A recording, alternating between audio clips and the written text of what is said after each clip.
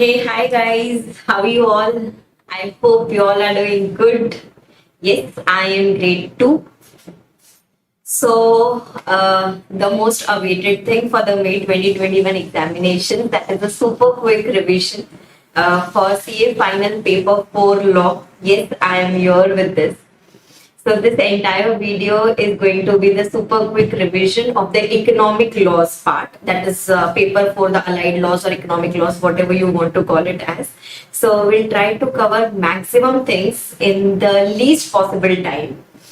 And yes, these videos are super quick revision videos. Okay, so these cannot be used if you are reading law for the first time or if you are doing a self-reading or something like that. It should not be used at that particular point of time, because here we are going to cover the most important concepts in a super quick manner. Okay, so this has to be ideally used for your revision purpose and not for the first reading purpose.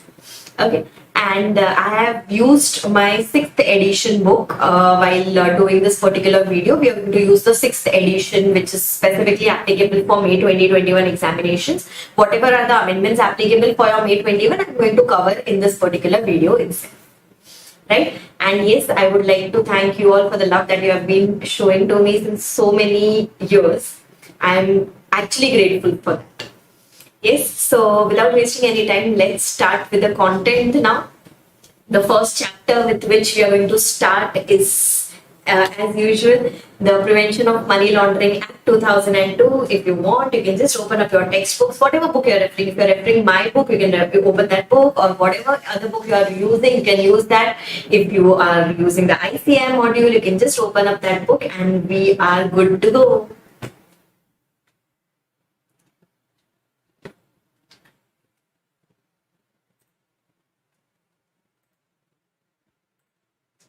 Yes,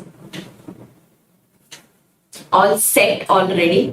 Let's start with the first chapter, that is the Prevention of Money Laundering Act 2002. The chapter has got, on an average, generally we get one question from this particular chapter. So on an average, the weightage is of 4 marks. Anyway, let's start. Now, first of all, the law talks about, this particular act talks about how are we going to prevent, or how, what steps is the central government going to take, or what steps has the central government already taken to prevent this particular offense of money laundering. Okay, the first thing that I would like to ask you is, what do you mean by the term money laundering? So money laundering is such an act, it is such an act, or we can say it is such an activity where we are just trying to show the money that we have earned from illegal sources. We are trying to cover it up and we are trying to show it as if we have earned it from the lawful sources, that is, as if we have earned it from the legal sources. So the activity where we are just trying to portray the money which has been earned from the illegal sources, we are trying to portray as if it has been earned from the legal sources, that is nothing but the activity of money laundering. So now what steps has the government taken? The government is trying to prevent this activity of money laundering. The government is trying to, confiscate the properties which are involved in this money laundering, and the government is trying to put such measures or implement such measures in the economy by which people indulge less. We cannot totally remove it from the economy, but yes, the government is trying that people indulge less into such type of activities. This is the motive of the entire law, that is Prevention of Money Laundering Act 2002. So first thing is we are trying to prevent it. Second thing is, if any person indulges into such type of things, then and if any property gets involved in such offense, then in that case, even that property can be confiscated. That person would be punished for doing this offense of money laundering, and we'll try to reduce channelizing of money which happens into illegal sources. Right? Now, coming on to the content now, which is relevant from our exam point of view. Now, money laundering is such a process which involves 3 stages. Okay, chronologically, the first stage is placement, second stage is layering, and the third stage is integration. Okay, now what happens in case of placement? First of all, some particular crime is done, and that particular person earns some money from illegal sources. Okay, that is the first thing that happens. So the money comes into the system. Okay, the money comes into the system. we try to show as if the money has been earned from legal sources. Actually, the money has been earned from illegal sources, but we try to show as if the money has been earned from legal sources. So we just try to divide that particular transaction or divide that particular amount into small transaction, which makes it very difficult for the system to understand and to identify that whether this money was earned from illegal sources or not. Okay. Now, say for example, if we divide a 1 crore rupees amount into 5,000 rupees installment, and if we keep on depositing such amount in the bank, then the transaction is generally not questionable because we have layered it. We have layered this particular amount over a series of transactions or over a number of transactions. That is nothing but your layering. And the last one is integration. By doing this, the money which we had earned from illegal sources, that money gets mixed with the white money that you call, with the white money or with the money which you had earned from legal sources, and now the illegal money has got mixed up with the legal money, which is shown as if the entire amount, all the amounts have been earned from legal sources. This is nothing but the entire process of what we call in our languages converting the black money into white money. So it involves these three stages. First one is placement, second one is layering, and the third one is integration. Integration means mixing. Right? These are the three these are the three stages of the money laundering process. Okay. Few very basic examples of money laundering can be kidnapping, it can be stock market scams, it can be murders, it can be bribery, it can be corruption, etc. These are the very live examples of our money laundering process. Right? We earn money, like people indulge into bribery, people indulge into corruption, they earn illegal money, they try to convert this illegal money into legal money, and they try to portray as if this money has been earned from legal sources only. Right? Okay, now going on to the definition part. Now, in definition, the first one, that is the definition of money laundering. Okay, the definition of money laundering, this term has been given, the definitions as usual, it is given in section number 2.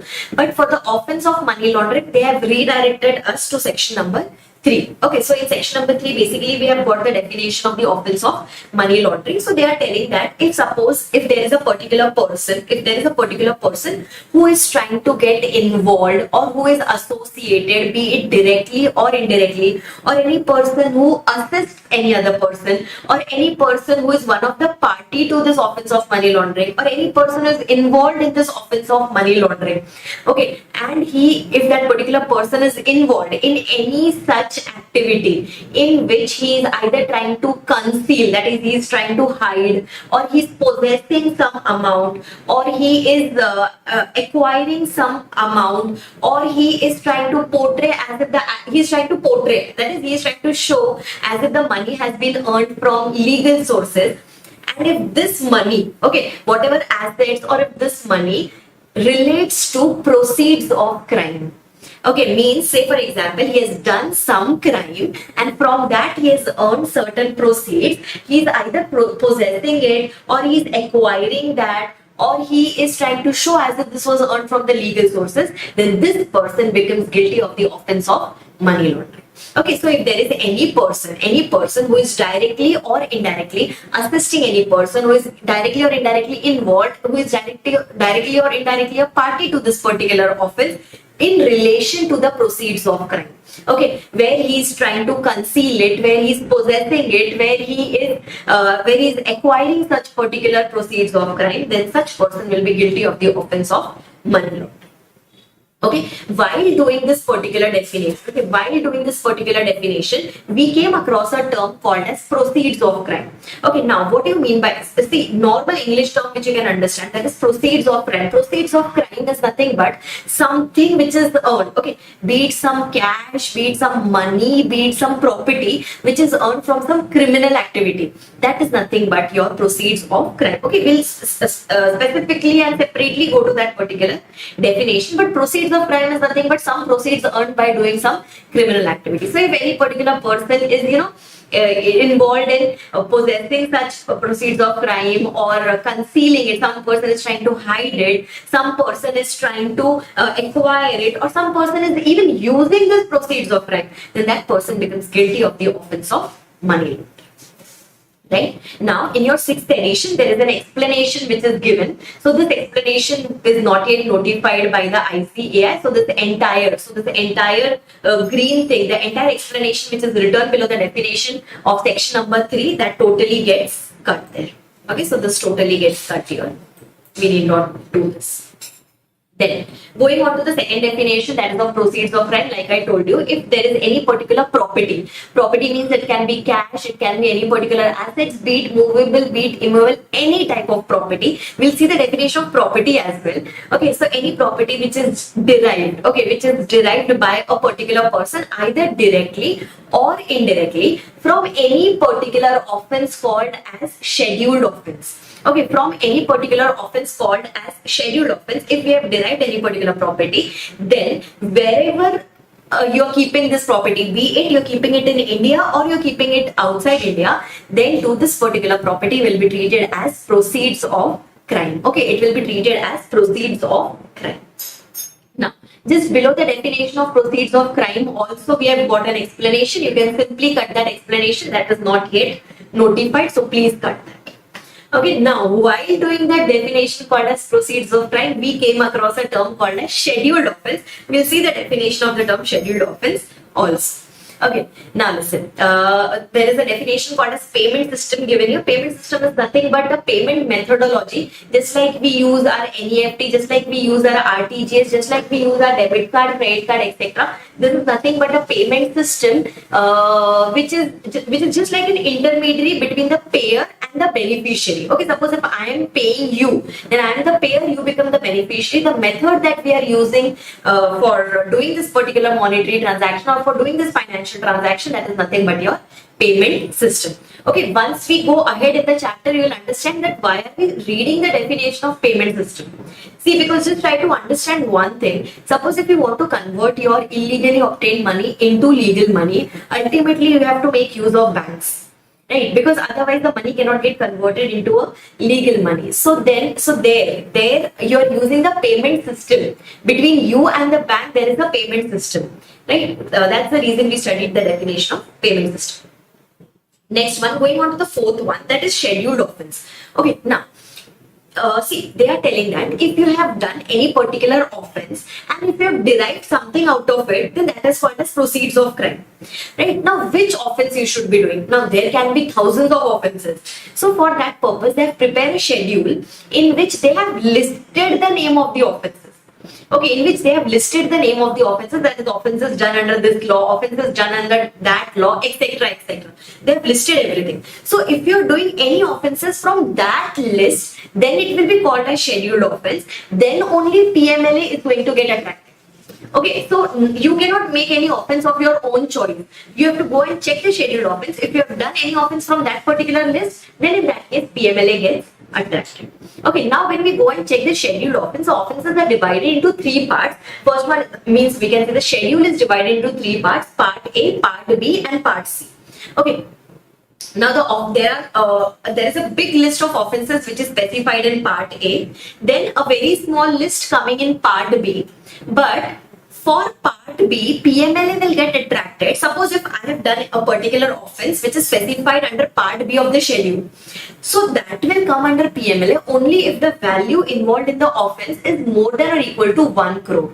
Okay, so they have kind of given some relief there that only if the value involved in the offense is more than or equal to 1 crore for the offense which is specified in part B of the schedule, then in that case it will be called as a scheduled offense, and then only your PMLA is going to get attracted. Okay, for part A there was no such threshold. For part B we have got a threshold of more than or equal to 1 crore rupees, and then we have got the part C, that is the offenses which is specified under part C, for which also for part C also we do not have any threshold limit. So for A and C, no threshold limit. For part B, they say that if the value involved in the offense is more than or equal to 1 crore, then only it will be called as a scheduled offense, and then only PMLA is going to get attracted. Okay, if you are inquisitive of knowing that which offenses come under this particular PMLA, then at the end of this book we have got the schedule given there. So if you want, you can just refer that particular schedule. Okay, now going on to the last one, that is the definition of the term property. Okay, you remember while doing the definition of proceeds of crime, we had got this term called as property, any property derived. So what do you mean by property? Property can be anything. It can be cash, it can be any assets. Assets can be tangible, intangible, movable, immovable. Corporeal or incorporeal means material or immaterial, lower value or higher value, whether located in India or whether located outside India, whatever, wherever you have acquired. But if you have acquired by doing any scheduled offense, then in that case, yes, this thing will be treated as a property and it will be also treated as a proceeds of crime. Okay, so basically this is your entire definition. This is the entire definition. I have just covered the important definitions which are relevant from exam point of view. Now, if any particular person is found guilty of the offense of money laundering, means we know that this particular person has done the offense of money laundering, then that person would be punishable. See, his properties will be confiscated, etc. That's a different thing. I haven't come to that yet. Okay, but first of all, that person, that individual person should be punished. That individual person or the company or its directors, etc. That person should be punished first of all. So what is the punishment? The punishment is first of all given in section number 4.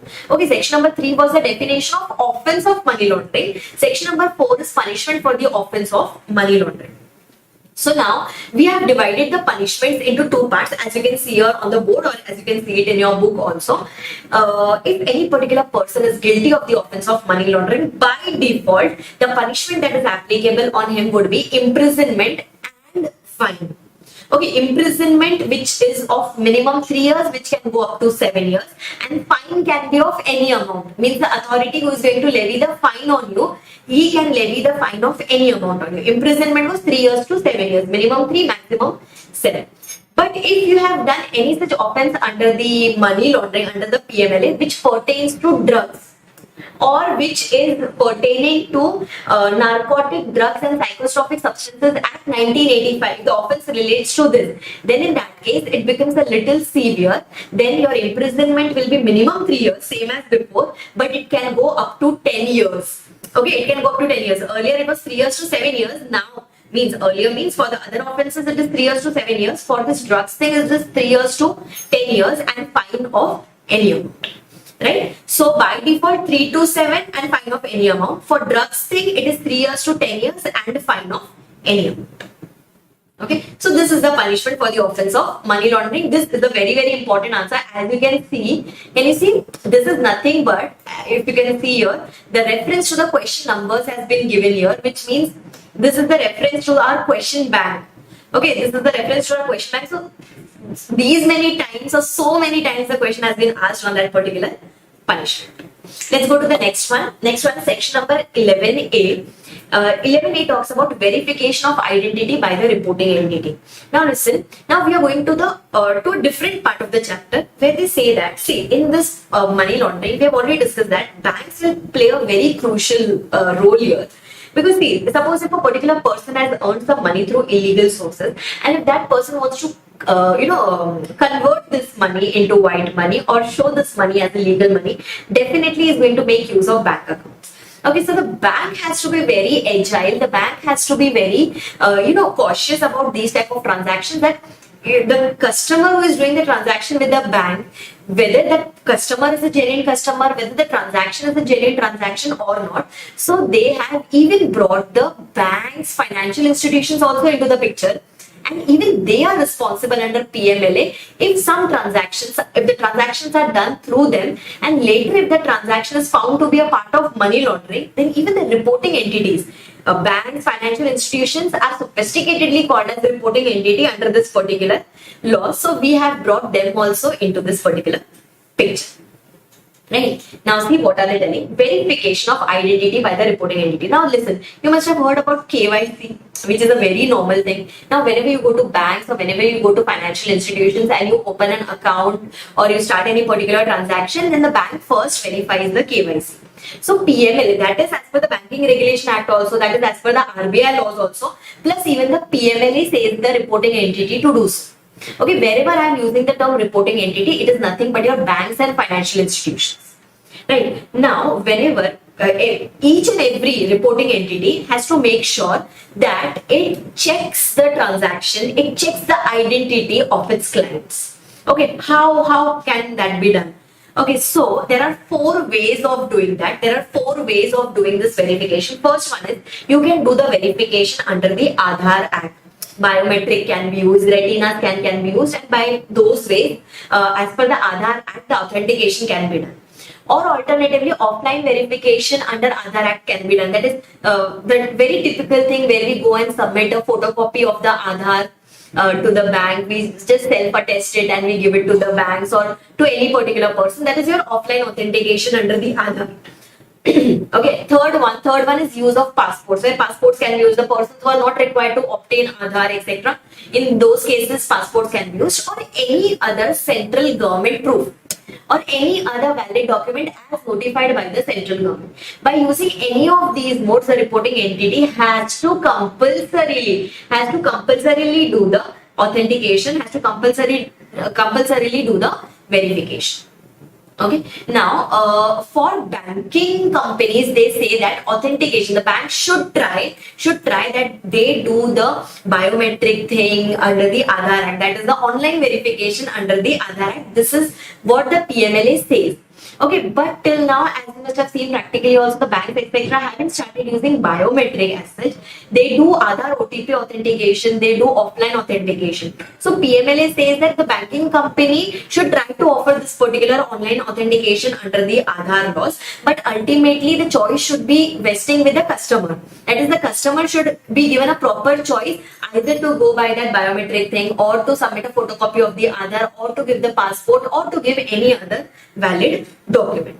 Okay, and for the other entities, that is apart from the banking companies, if we talk about any financial institutions or if we talk about any financial corporations, non-banking financial corporations, etc., whenever they are using these methods or whenever they are using this biometric thing or retina scan thing, etc., they have to make sure that they are meeting the standards of privacy.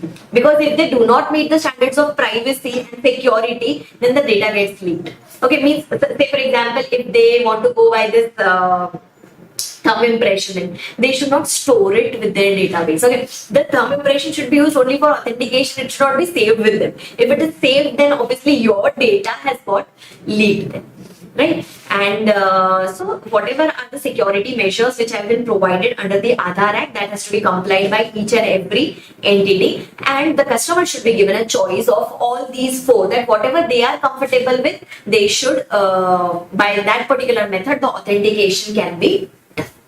I hope I am very, very clear with this. So the most important thing to be remembered here is what are the 4 modes of doing the authentication. First one is authentication as per the Aadhaar Act if it's a banking company. See, for other financial corporations and institutions, they are telling that even if they do not offer the online authentication, that's okay, because those entities are at a lower level than banks. So they can offer the other method, that is offline authentication, passports, and any other valid documents. Okay, so first one was authentication under the Aadhaar Act.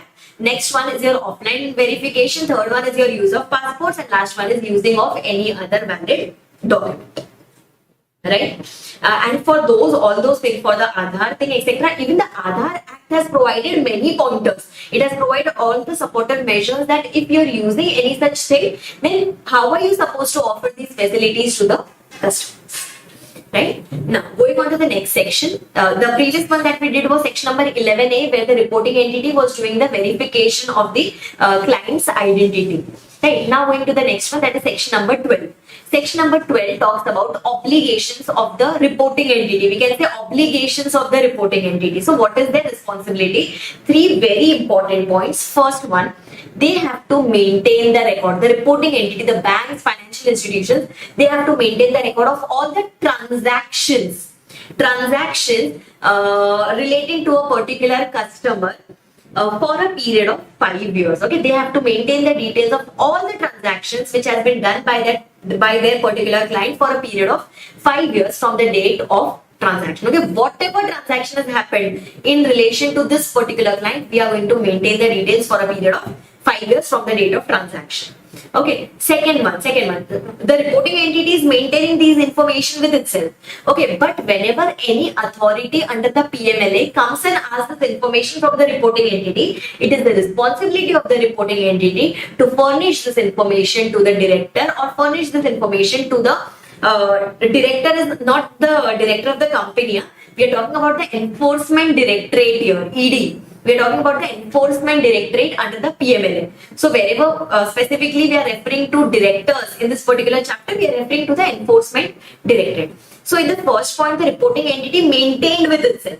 In the second point, it is going to furnish it. It is going to furnish it to the director whenever they call for this particular information. And the last one, they also have to maintain record of some documents. Okay, in the first point, it was maintaining the record of transactions. In the third point, it is maintaining the record of documents between the bank and that particular client. All the business correspondences, all the documents which has been anytime submitted by the client to the reporting entity, that has to be maintained by the reporting entity for a period of 5 years. I'll give you a very simple example. Now, say for example, whenever we go and take a housing loan or whenever we, open any account, so we submit some extra documents to the bank. Like whenever we go and take a housing loan, we submit 3 years the ITR, we submit the agreement copy and many other things. Similarly, when we open our bank account, we submit we give our Aadhaar, we give our PAN, we give declarations or whatever is required by the bank. We forget, right? But that has to be maintained by the bank for a period of 5 years. Now, this is important for which 5 years? Okay, so now this 5 years will be counted after the business relationship between the bank and the client has ended, or when the account has been closed, whichever is later. So say for example, if we have just opened a saving account with the bank and after few years, suppose if we go and close it. So from the date of closure, it has to be maintained for a period of 5 years. So till the time the account was opened, the bank has to maintain the information. Even once the account has been closed, even after that for a period of 5 years, the records have to be maintained. Okay, similarly, say for example, if we have a loan account with any particular bank, so once that relationship ends, even after that for a period of 5 years, we are supposed to maintain it. Okay, so these are the 3 obligations, or we can call it as duties of the reporting entity. First one, maintain a record of all the transactions. Maintain a record of all the transactions between the client and the reporting entity, and this has to be maintained for a period of 5 years from the date of transaction. Then first point, we maintained it. Second point, if the director asks for it, then we are supposed to furnish this particular information to the director. And third one, we have to maintain the record of all the documents for a period of 5 years after the business relationship has ended or the account has been closed, whichever is late. Right? These are the obligations of the reporting entity, and yes, reporting entity has to keep all this information confidential, because this is your client information. You cannot share it with general public. Confidential means obviously if the ED comes and asks for the information, you have to submit it, but you cannot just expose it in the general public. So all this information must be kept confidential. Right? These were the 3 very, very important pointers relating to obligations of the reporting entity. Right? Going on to the next section, section number 12A, which is not really very important because more or less we have already covered this information. Now listen, whatever information is maintained by the reporting entity, the director, the enforcement directorate can anytime call for that particular information. It can call for the information from the reporting entity. So first point is director may call for the information. If it calls, then what should be our obligation? Our obligation should be to furnish this information within the specified time and manner. Right? And all these information which is now kept with the director. Earlier the information was with the reporting entity. Now the information has been shared with the director. So now even the director has to make sure that the reports or the documents or the information etc. is kept confidential. So confidentiality has to be maintained by both of them, by the reporting entity also and by the director also. Okay, this was section number 12A. Okay, now let's go to the next section. Yes, so let's start with the next section, that is section number 12AA, which was a new section. Important section, can be tested in the exams. 12AA, which talks about the enhanced due diligence, right? Enhanced due diligence. Now, what are they trying to tell us here is, see, already in the previous section, section number 12, etc., The reporting entity had a responsibility on its head that it has to maintain the information about its client, it has to give it to the ED whenever they ask for it, it has to maintain the record of all the documents, etc. It already has some responsibility on itself. Now, for certain transactions, or we can say for certain high value transactions or certain special type of transactions, the PMLA has put even more level of responsibility on this particular reporting entity. Okay, only for specific transactions. This is not a common section. Okay, section number 12, which we had studied on the last page, that was a common provision. But 12AA is not a common, it is not a general section. So now, for the purpose of this section number 12AA, 12AA talks about enhanced due diligence. This is applicable only for specific transactions exceeding a particular limit. It is applicable for certain forex transactions exceeding a certain limit. It talks about transactions which involve the risk of money laundering. Okay, for these transactions, section number 12AA becomes applicable. Now, so what is the responsibility of the reporting entity in case of such transactions? For these transactions also, the reporting entity has to make sure that whenever the client is entering into any transaction with any third party, say for example, our client is entering into any transaction, any forex transactions, then the reporting entity has to make sure that it has checked the identity of the clients as per the Aadhaar Act thing. Okay, if suppose the Aadhaar number is not there with that particular client, then any other mode should be used for verification of identity. The most important thing here is the identity of the client must be verified. The KYC should be done. Next one, we should take further step, that is the reporting entity should take further step to identify what is the financial position of the client. Okay, or whether the client is actually financially capable of doing this particular transaction, or is it just a window dressing, or is he just trying to divert the funds from here and there. So you have to understand and identify the ownership and financial position of your client. Okay, you have to identify the relationship between the client and the third party. What type of relationship? Why is this transaction happening? So basically, the reporting entity is, in short, it is scrutinizing the client also, it is scrutinizing the transaction also which is happening. Right? These three things has to be done by the reporting entity. Means the reporting entity has to make sure that identity verification is done. It has to make sure that financial position of the client is checked. It has to make sure that the relationship between the client and the third party is tested. If all these things are okay, then no problem, the reporting entity should allow the client to proceed with the transaction. If in any of the points the reporting entity has got any doubt, then the reporting entity should not allow this particular transaction should be carried out because the conditions are not met. Okay, and if the reporting entity finds that something is suspicious about this particular transaction, then it has to make sure that it scrutinizes properly into this particular transaction, and then only it should allow the client to proceed with this particular transaction. So basically, three outcomes. If everything is okay, no problem, allow the client to do this transaction. If something is not okay, do not allow the client to proceed with this particular transaction. If something is suspicious, means where we are not sure, then the reporting entity should do more scrutiny in this particular type of transaction, and then only it should decide whether to allow it or not to allow it. Okay, but just remember one thing, the bank is not going to scrutinize each and every transaction, and that's why I said this is applicable only for specified transactions. Okay, this is not applicable for all the transactions, this is applicable only for the specified transaction. And see, while doing all the entire process, while doing entire scrutiny, etc., we have to make sure, whatever information the reporting entity is getting, the reporting entity has to store it for a period of 5 years. Okay, the reporting entity has to store it for a period of 5 years from the date of transaction. Like whenever this particular transaction happens, whenever our client is doing this transaction through us, through the reporting entity, from that day for a period of 5 years, the data that we have got while scrutinizing the transaction, we have to store it. Right? This was all about your section number 12. AA, where in case of certain specified transaction, the reporting entity did due diligence. Right? Now, let's go to the next one. That is section number 13, which talks about the powers of the directors. Directors means the enforcement directorate. What powers has the ED got there? We are talking about that.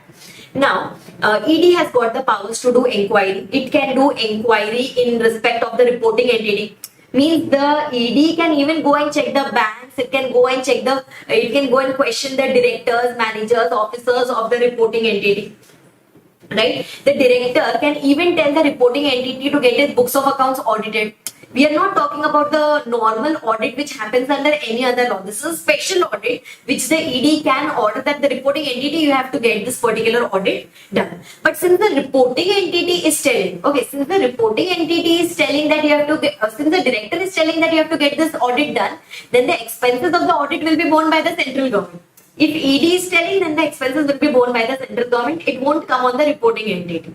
Right? And the last one, if suppose the reporting entity or its directors or the employees of this reporting entity, directors of this reporting entity, if they are not complying with the directions which is given by the enforcement directorate, then the ED can issue warnings. The ED can tell them, please comply with these instructions or please comply with these directions. It can tell them to do periodic reporting, that you have to keep on reporting us from time to time so that you are in the loop. Or if nothing works, it can even impose a penalty which ranges between rupees 10,000 to rupees 1 lakh for each failure. Okay, all these are done by whom, on whom? All these are done by the director, that is the enforcement directorate on the reporting entity, just because the reporting entity is not listening to the director.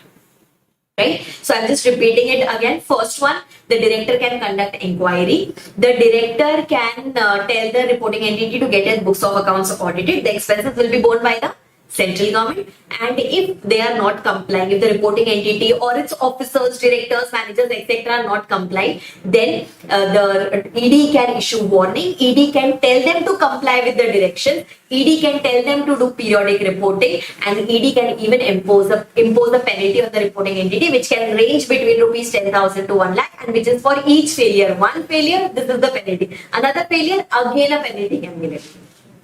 Right? These powers are there with whom? These powers are there with the enforcement directorate, which it is exercising on the reporting entity. Right? Okay. Next. Now here, going on to the further provisions. Now here they are telling that whenever we are not submitting any particular information. Remember, in section number 12A we had done that it is a responsibility of the reporting entity to maintain the information, then to furnish it to the director whenever he asks for it, and even the director has to keep it confidential. If suppose the director is not furnishing, then that will not lead to an offense. That will not lead to a new offense. See, penalty will be imposed on the reporting entity, that is okay, but it will not create a new offense out of it. So no criminal or civil liability will arise on that particular reporting entity, or no civil or criminal liability will arise on the officers of the reporting entity. Yes, penalty ranging between 10,000 to 1 lakh, etc. that will be applicable, but it will not be treated as a new offense. Right? Sure.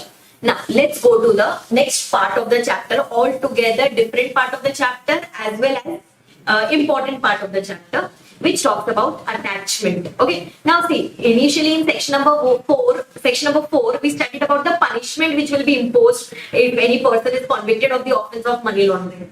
Now suppose that by doing kidnapping, by doing corruption, or by indulging in corruption, or by doing murder, etc., if I have acquired any property, say I got jewelry in return of that, or say for example I got some shares, or I got some asset, I got some land, etc. out of it, then what about that property? Can that property be confiscated? So yes, we had seen it in the beginning of the chapter that yes, that can be confiscated, right? That can happen.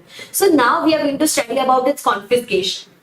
Right? Now let's start with that. We are doing section number 5 now. Okay, as you can see here on the board, we are doing section number 5, which talks about attachment of the property. Now there are going to be 3 stages here. Just try to understand. The first stage is going to be something called as provisional attachment. The second stage is going to be something called as attachment. And the third stage is going to be something called as confiscation. First one is provisional attachment, second one is attachment, and the third one is confiscation. Okay, now provisional attachment is something where the authorities are not sure whether the property is actually involved in the offense of money laundering or not. They are not sure. We can say that they have this suspicion thing that yes, the property is involved in money laundering, but they are not yet sure about it. So maybe they do provisional attachment. Okay, once they are sure about it, they do attachment. Okay, and after attachment, it compulsory leads to confiscation. That way, right? So now, first of all, see, the person who was working on the ground level was the director. That is the enforcement directorate. In director also we have different categories: assistant director, deputy director, all those things. Okay, so now here they are telling that where a particular director, okay, where a director or not below the rank of deputy director, not below the rank of deputy director, means deputy director or above, this particular person, if they have got reasons to believe, they should be having firm reasons to believe that yes, this particular person is having some property which was derived out of proceeds of crime, and this can lead to, this is 100% going to lead to the offense of money laundering. Who is sure about it? The director or any officer not below the rank of deputy director, if they are sure about it, that yes, this particular person is guilty of the offense of money laundering and he is having some property in his possession, and it is advisable to take this property from him or to have a control over this particular property, then in that case, this director or the deputy director or any person above the deputy director, they can proceed for provisional attachment. Okay, they can proceed for what? They can proceed for provisional attachment. But before doing this provisional attachment, there is a small formality which is applicable there. The formality is the director or the person who is doing this provisional attachment, that person should forward a report to the magistrate. Okay, that person should forward a report or a complaint to the magistrate that we are going to do so and so provisional attachment. It is just like an intimation that we have to do. But suppose if the court is closed that day, or if the magistrate is not available on that particular day, and you think that it's an emergency case that we should do provisional attachment immediately, then in that case you can first do the provisional attachment and later you can go and submit the report or the complaint to the magistrate. So first they say that ideally before doing provisional attachment you have to go and file the complaint. But suppose if it is not feasible to go and file the complaint beforehand, then first do the provisional attachment, later you can complete the formality of submitting that particular complaint. Right? Now this provisional attachment thing was done by the director. Now, once he does this provisional attachment has got a validity of 180 days. Okay, means the property cannot be sold. This is the restriction which comes along with provisional attachment, that we cannot deal in that particular property, and the provisional attachment here is valid for a period of 180 days maximum. Right? Now see, we can enjoy the possession of the property, means the person who was the owner can enjoy the possession, that person can use the property, everything is okay. But he cannot sell it off because the authorities have got a doubt that this property was acquired out of the proceeds of crime. Right? Now, while calculating this 180 days, suppose if there is any stay which is given by the High Court in between, suppose if there is any stay on this particular SSC, then in that case, this 180 days time period will be extended by the stay period. Suppose if the stay comes for 45 days, then 180 days will be extended by 45 days. Plus, you will get ad hoc free period of 30 days. See, because whenever the stay is levied and whenever the stay is lifted, it involves certain formalities and hence some more time gets wasted because of all those formalities, etc. So they give you ad hoc plus 30 days time period. Okay, so say for example, I'm just giving an example. Suppose if there is a stay of 30 days, suppose if there is a stay of 45 days in between, say for example, then your provisional attachment will be valid for 180 days plus 45 days plus 30 days. Okay, suppose if there is no stay at all, then only 180 days. If at all there is a stay, then stay period plus 30 days. This is the extra time period that you get there. I hope I am very, very clear with this. Yes. So now provisional attachment is done. During provisional attachment, we cannot deal in the property, we cannot sell it. Okay, and once this time period ends, once this 180 days ends, or once the conclusion comes of the higher authorities, this provisional attachment is going to be completed, or it is going to be vacated. Just remember one thing, provisional attachment is done by whom? Provisional attachment is done by the director. means it is done by the director level or any officer not below the rank of deputy director, means it is not done by any very higher authority, it is done by the director. Right. Then comes a next level person into the picture called as adjudicating authority, that is AA. Okay, adjudicating authority is not a single person. Adjudicating authority is basically a group. Okay, it is a group of one chairperson plus two other members. Likewise, we form many such groups. Okay, each group is called as an adjudicating authority, which is going to consist of three persons. First one is a chairperson, and you have two other members. Okay, one chairperson and two other members, and these two members will have experience, should have the experience from the field LAFA. Okay, law, accounts, finance, administration. Any of these fields you can have the experience. So AA is formed in this way. AA is at a higher level than director. If director is at this level, AA is going to be at a higher level. Director was an individual person, whereas adjudicating authority is a group. Right? Now, what is the purpose of bringing this AA into picture? Let's understand that. So now, till now, the director was doing everything. He was managing the reporting entity. He was doing the provisional attachment in case of assets of the client, etc. He was doing everything. Now we go to the next level where we are going to bring the adjudicating authority into picture. Okay. Now listen. The provisional attachment was done by the director. Right? Director has reasons to believe that yes, the property is involved in money laundering. But that is not the conclusion. He has reasons to believe. So now this will be checked by the adjudicating authority. So now once the provisional attachment was done by the director, from the day he did the provisional attachment, from that day, within a period of 30 days. Okay, within a period of 30 days, the director should take the matter to the adjudicating authority stating that, sir, I have the reasons to believe that this property is involved in money laundering. Now you check it at your end. Okay, who tells this to whom? This is told by the director to the adjudicating authority. So now the case comes from director to the adjudicating authority. Now the adjudicating authority will start this work. Adjudicating authority will issue a show cause notice of at least 30 days. Okay, it will issue a show cause notice of at least 30 days on this particular person who is, on whom we have a doubt that he is involved in the offense of money laundering. So we'll serve a notice on him. We'll serve a show cause notice that within a period of 30 days, you have to tell us that why this property, you have to show us the cause that why such property should not be declared as involved in money laundering and why they should not be confiscated. These are generally the wordings of the show cause notice, right? Show us the cause that why we should not treat as if the property is involved in money laundering. Please show us the sources from where did you purchase this particular asset, right? This notice is issued by the adjudicating authority on that accused person, right? Then now after this, suppose if the property is jointly held by multiple persons, the notice will be issued on all of them, and it is the responsibility of that accused person to reply. If he does not reply, then it is a clear-cut thing that yes, the property is involved in money laundering, and then that leads to actual attachment. Okay, till now it was provisional attachment, now it will lead to actual attachment. But if suppose that person reverts back, then accused person reverts back, and if he gives the satisfactory reply, then no problem, then we will vacate the provisional attachment. We will say that the provisional attachment was totally invalid. So depending upon the reply that we receive from that particular person, depending upon that we are going to decide whether attachment will happen or attachment will not happen.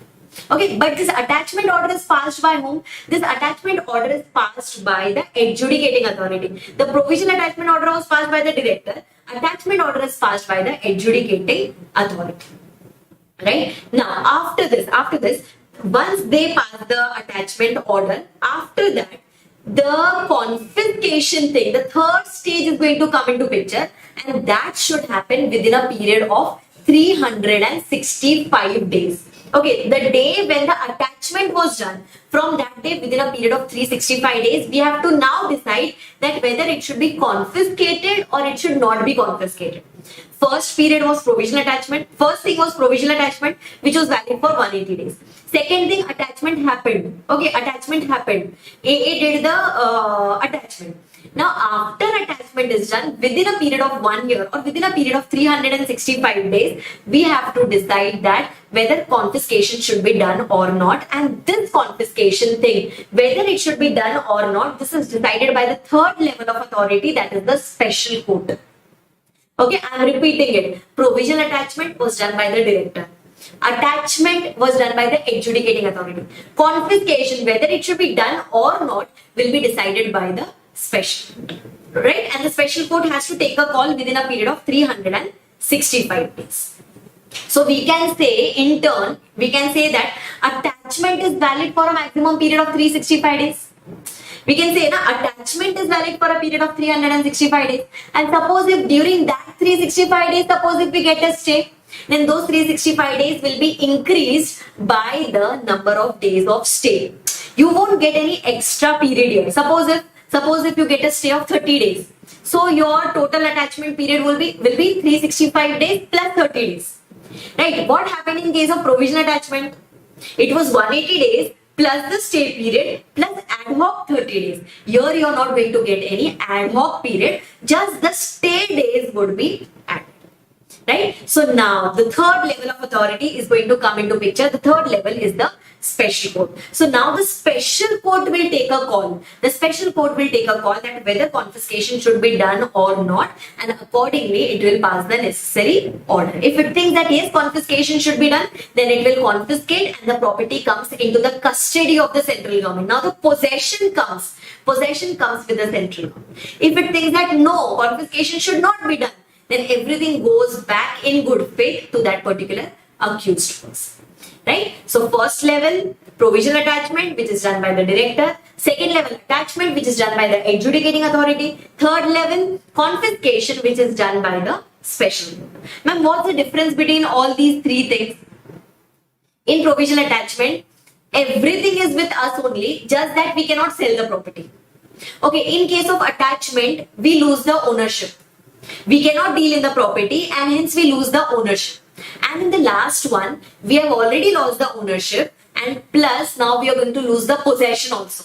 That is, the property gets confiscated and it gets vested. It gets vested in the central government. Means everything gets transferred to the central government. That property, all the rights in the property, all the positive things in the property gets transferred to the central government.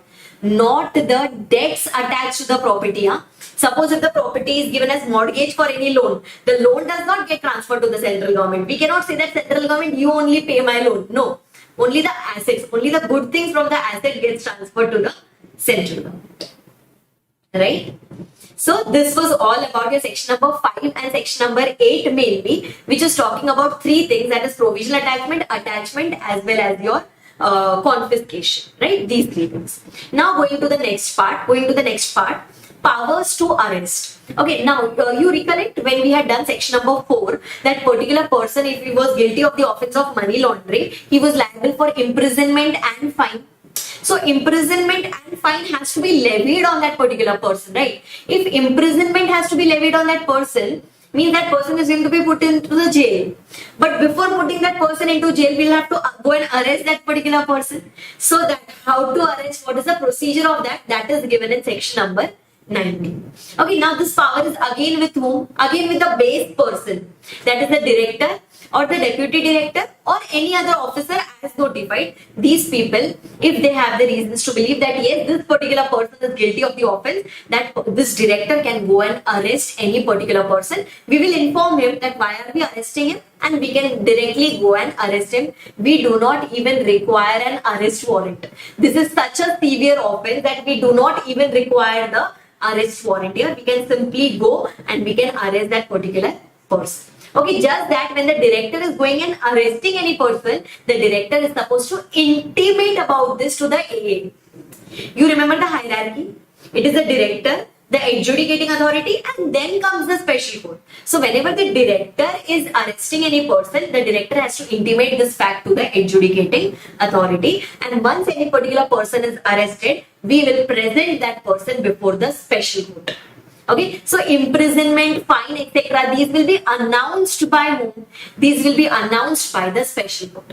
Just like confiscation was done by whom? Confiscation was also done by the special court, right? So here, The imprisonment, etc. will be announced by the special court. Okay, for temporary period or for places where the special court is not yet notified, there we will take the person to the judicial magistrate or the metropolitan magistrate, JM or the MM. Suppose if in Mumbai, if you have special court, take that person to the special court. If in any rural area, suppose if you do not have special court, take that person to the JM or the MM within a period of 24 hours from the arrest.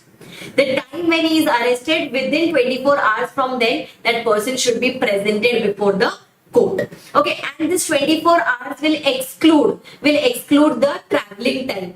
The travelling time which is required between the place of arrest to the court, that much time will be excluded, and he is going to get clear 24 hours for presenting before the court. Right? So basically, we had reasons to believe, so we arrested. After arresting, we are just throwing that person before the court. Now the decision will be given by the courts. Right? So till here, your concepts part is totally done. And after this, whatever we have are the procedures. Okay, so now let's start with the procedures, everyone. Let's start with the procedures. Now, first of all, we are going to the appeal provisions. Okay, first of all, we are going to the appeal provisions. Now, see, you must have already studied, I know that, but we need to keep appeal provisions in every law, because see, at every level, whenever the AA passed any order, whenever the director passed any order, the other party might be aggrieved. Right? If the other party is aggrieved, then that person should be given a right to appeal, right to go and speak to some higher authority, and that's why we have got the appeal provisions here. Who is the appellate tribunal here? So PMLA does not have its own appellate tribunal. It takes the reference from a different law called as Smugglers and Foreign Exchange Manipulators Act. Smugglers and Foreign Exchange Manipulators Act. From that law, we have taken the appellate tribunal, and same appellate tribunal is used under PMLA. So PMLA does not have its own appellate tribunal. Right? Now, who all can go and file an appeal before the appellate tribunal? Let's understand that. Okay. Now, say for example, you remember enforcement director was exercising certain powers on the banks, reporting entity, etc. It was telling them to comply with directions. It was telling them to get the books audited, etc. So who can be aggrieved? The reporting entity can be aggrieved. So the reporting entity can go and file an appeal against the director's order. To whom are we going and filing the appeal? We are going and filing the appeal to the appellate tribunal. Okay, so reporting entity can go against the order of the director. Similarly, can the director be aggrieved by the order of adjudicating authority? Yes. Suppose if the director said that yes, provisional attachment is valid, but AA says that no, there is no need, then the director can be aggrieved by the order of AA. Similarly, the accused person can also be aggrieved by the order of AA. Suppose if AA says that the attachment should be done, but the person is aggrieved, he says that no, my property should not be attached. So there also he can go and file an appeal before the adjudicating authority. Okay, in such cases, the appeal can be filed before the AT within a period of 45 days from the receipt of order. Whenever the aggrieved person receives the order, from that day, within a period of 45 days, we can go and file an appeal. Suppose if we are not able to file it within a period of 45 days, then condonation can be provided of any period, but only if there is a sufficient cause. Okay, only if we have got a genuine reason for this delay, only then the delay can be condoned. Right? Then the case is before the appellate tribunal now. The appellate tribunal will listen to both the parties and it will pass the necessary order. Either it can confirm the earlier order, or it can modify, or it can set aside. All these types of orders can be passed by the appellate tribunal.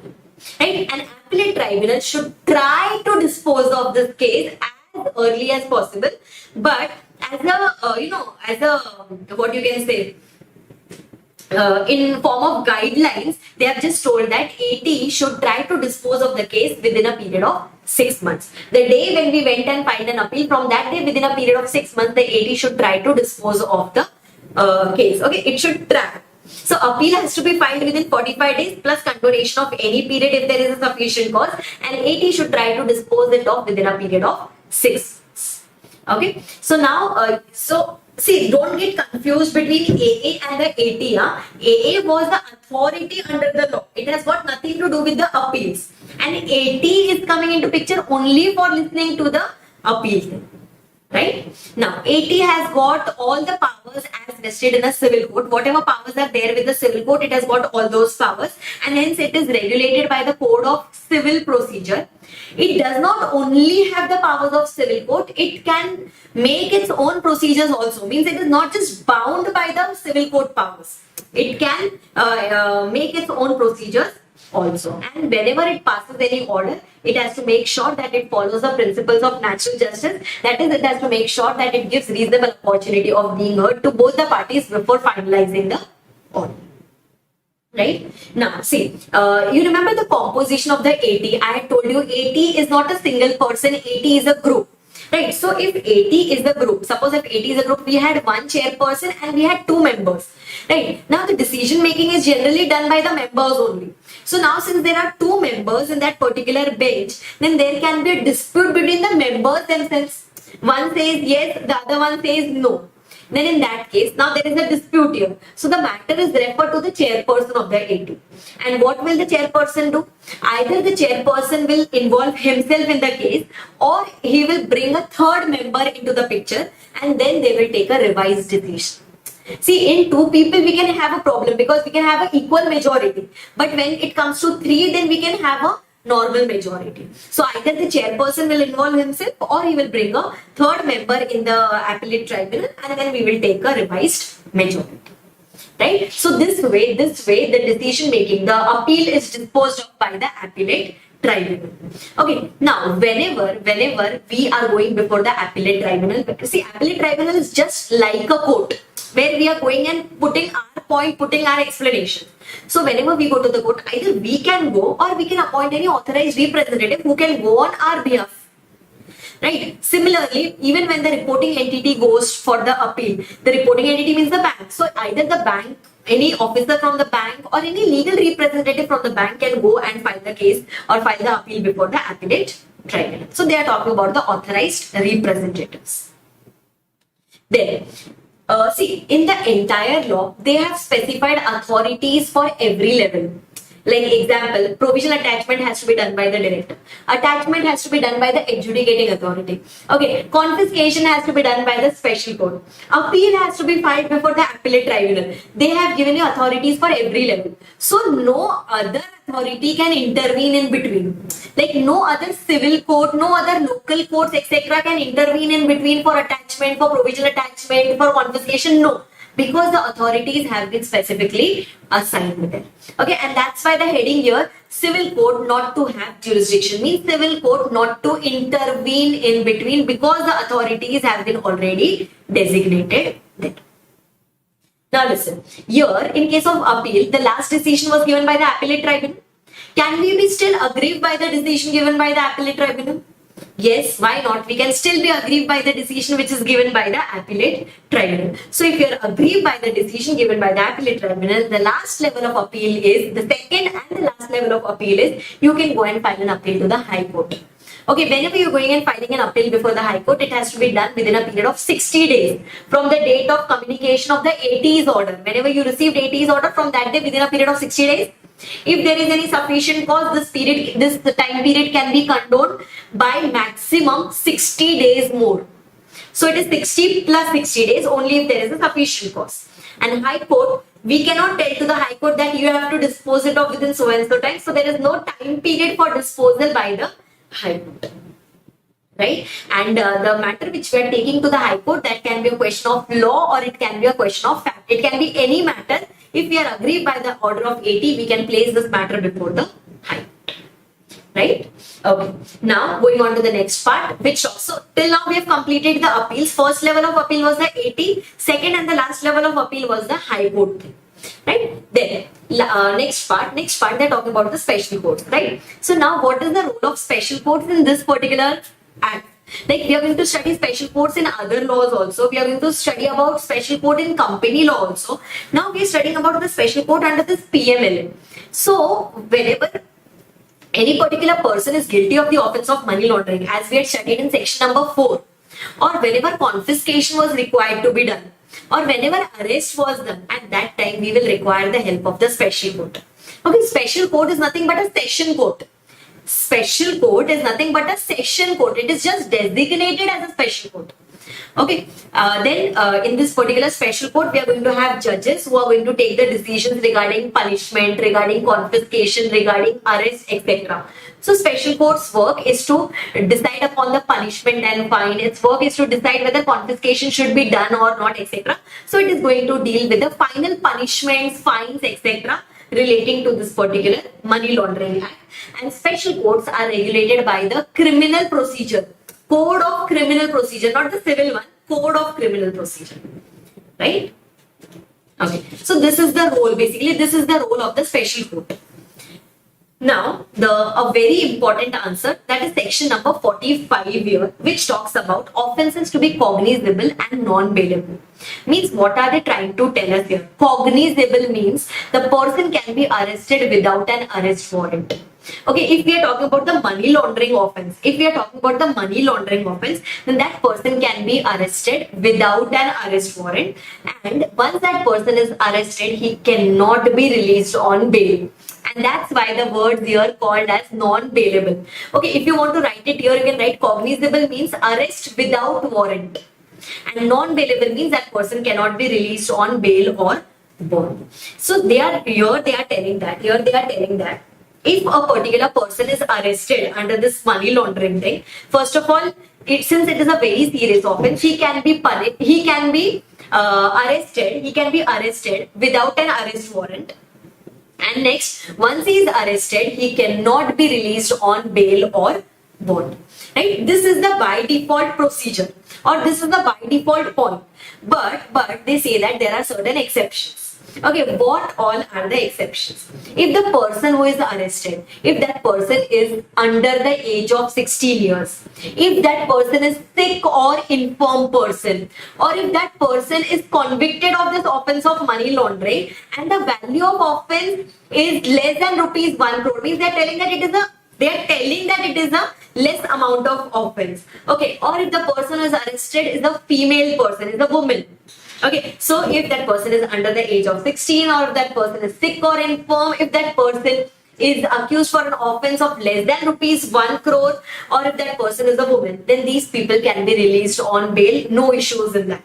Okay, that person can be released on bail.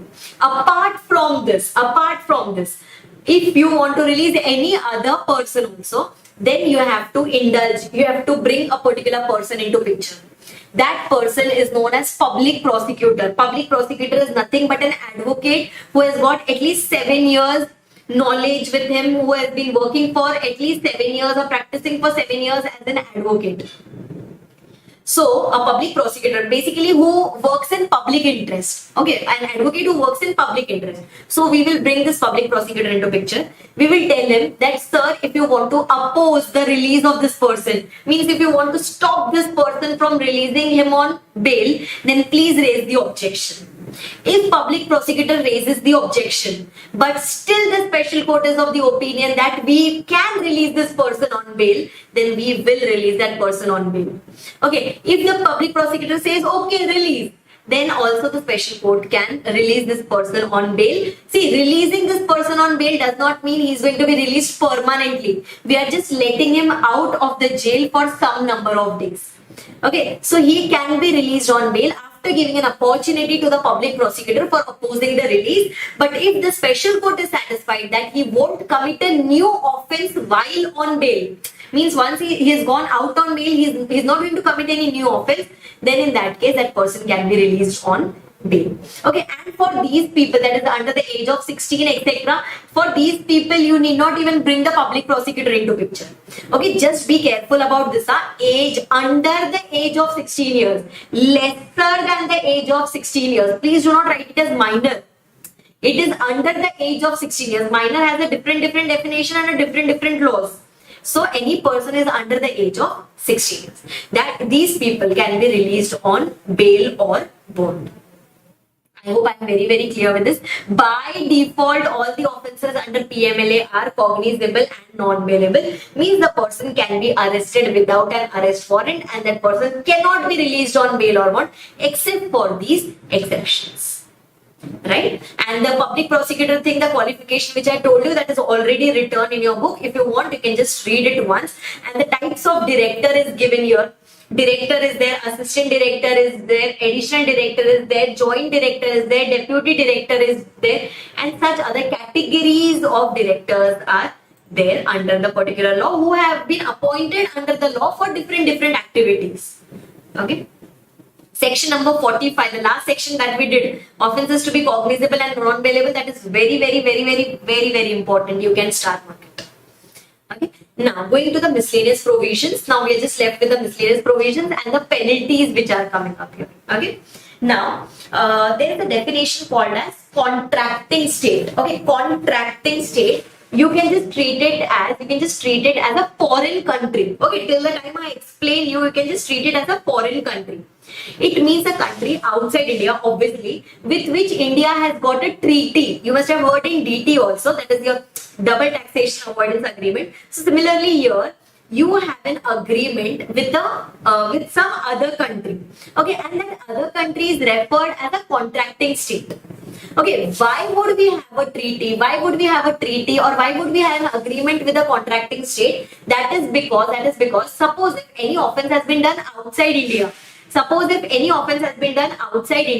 then in that case, we might need the help of the other country's government.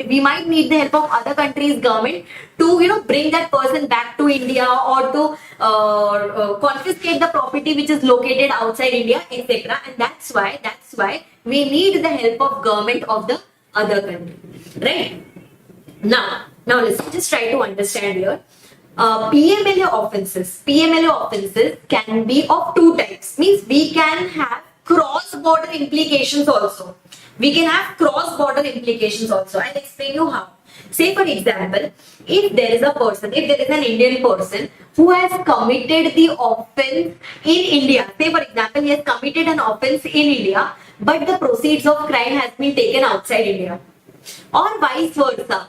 The offence has been done outside India and the proceeds of crime has been brought to India. Then this is called as offences of cross-border implication. For that purpose, we enter into treaty with the contracting state. Okay, we enter into agreement with the contracting state so that we can try to prevent such type of offences, so that we can gather the information from the other country, so that the other country can also take the information from India, so that we can recover the property from the other country. For all these purposes, we enter into agreements with the other countries. Right? Now, there is a term called as letter of request. Means, say for example, if some offence has been done in India, but the proceeds of crime has been taken outside India, then in that case, suppose if we want to bring that person back to India who has maybe absconded, who has just run away from India, or if his properties are kept outside India, if we want to recover that, you do not have the powers to directly go to that other country, bring that property to India. No. For that, we require the help of other countries' government. Okay, for that purpose, we will issue a letter of request. You can understand from the name itself. We will issue what? We will issue letter of request, requesting the other countries' authorities that, sir, so and so person has done some offense of money laundering, so and so properties are kept in your country, we require the information about him, or we require the evidence regarding him, or any such thing. So we will issue a letter of request to the contracting state asking for the information. Similarly, if some other person has committed some offense in India, or the proceeds of crime are kept in India, then in that case, we might even receive the letter of request from the other country. The other country's government would want the information from us. So if we have the information, then we have to provide the information to the other country's government, just because we have got a treaty with them, just because we have got an exchange agreement with them. Right? So either we can take a letter of request, or we can assist the other country by responding to their letter of request. I hope I am very clear till here. Yes, so here we were mainly talking about the cross-border implication, because of which we studied the definition of contracting state. Contracting state is nothing but the other country with whom we have got the agreement, and either we can receive a letter of request or we can assist to the other country in response to the letter of request that we have received from.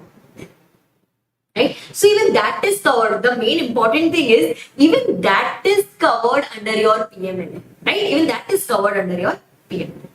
Now, going to the next one, going to the punishments and some other penalties. Now, say for example, here there are two sections. One is section number 62 and the next one is section number 63. The punishment given here is same. What are they telling is, now say for example, you remember the director has got the power to do provisional attachment. The director has got the power to inspect the reporting entity, etc. Now, if the director is doing search seizure, or if the director is doing some inquiries, etc., he should have some reasons to believe that something is not proper. He cannot simply go and enter that particular premises and say, I want to do the search and seizure. No. He should have proper reasons to believe to do all these things. Suppose if he has, without any reasons, if he is going and he is doing, the officer, the enforcement directorate, if he is entering any particular person, if he is searching any person, if he is searching any premises without any reason, then that enforcement directorate would be punishable for imprisonment up to 2 years or fine up to 50,000 or both. Imprisonment up to 2 years or fine up to 50,000 or both. This is the punishment which can be levied on the directors for doing anything without reason. Right? Similarly, if I have given any wrong information to the director, if I have given any false information to the director, sir, he has done some murder. I know that he has done some murder. Sir, I know if he has done some kidnapping, etc.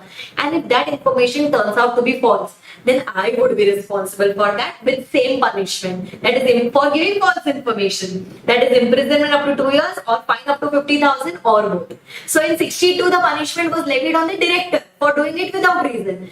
In 63, it is levied on me because I have given certain wrong information. Right? Achha, similarly, in section number 63, suppose if the accused person or if any other person, if he has done any other default, example, on inquiry, he is not giving proper answers. If he was supposed to sign any particular document, he is not signing it. Or if he is not giving the books of accounts access to the authorities, etc. If he is, forging anything, then in that case, he will be liable for penalty which ranges between rupees 500 to 10,000.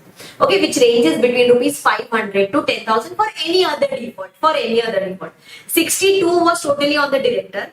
63 first part was on the person who has given a false information about some other person, and 63 second part is about any other default. There the penalty is going to range between rupees 500 to rupees 10,000 for each default. Right? So one punishment we had studied in section number 4, which was on the offense of money laundering. Then we studied about that powers of the director, 10,000 to 1 lakh. Then we studied in 62 and now we studied in 63. These are the punishments that we have studied. Right? Now listen.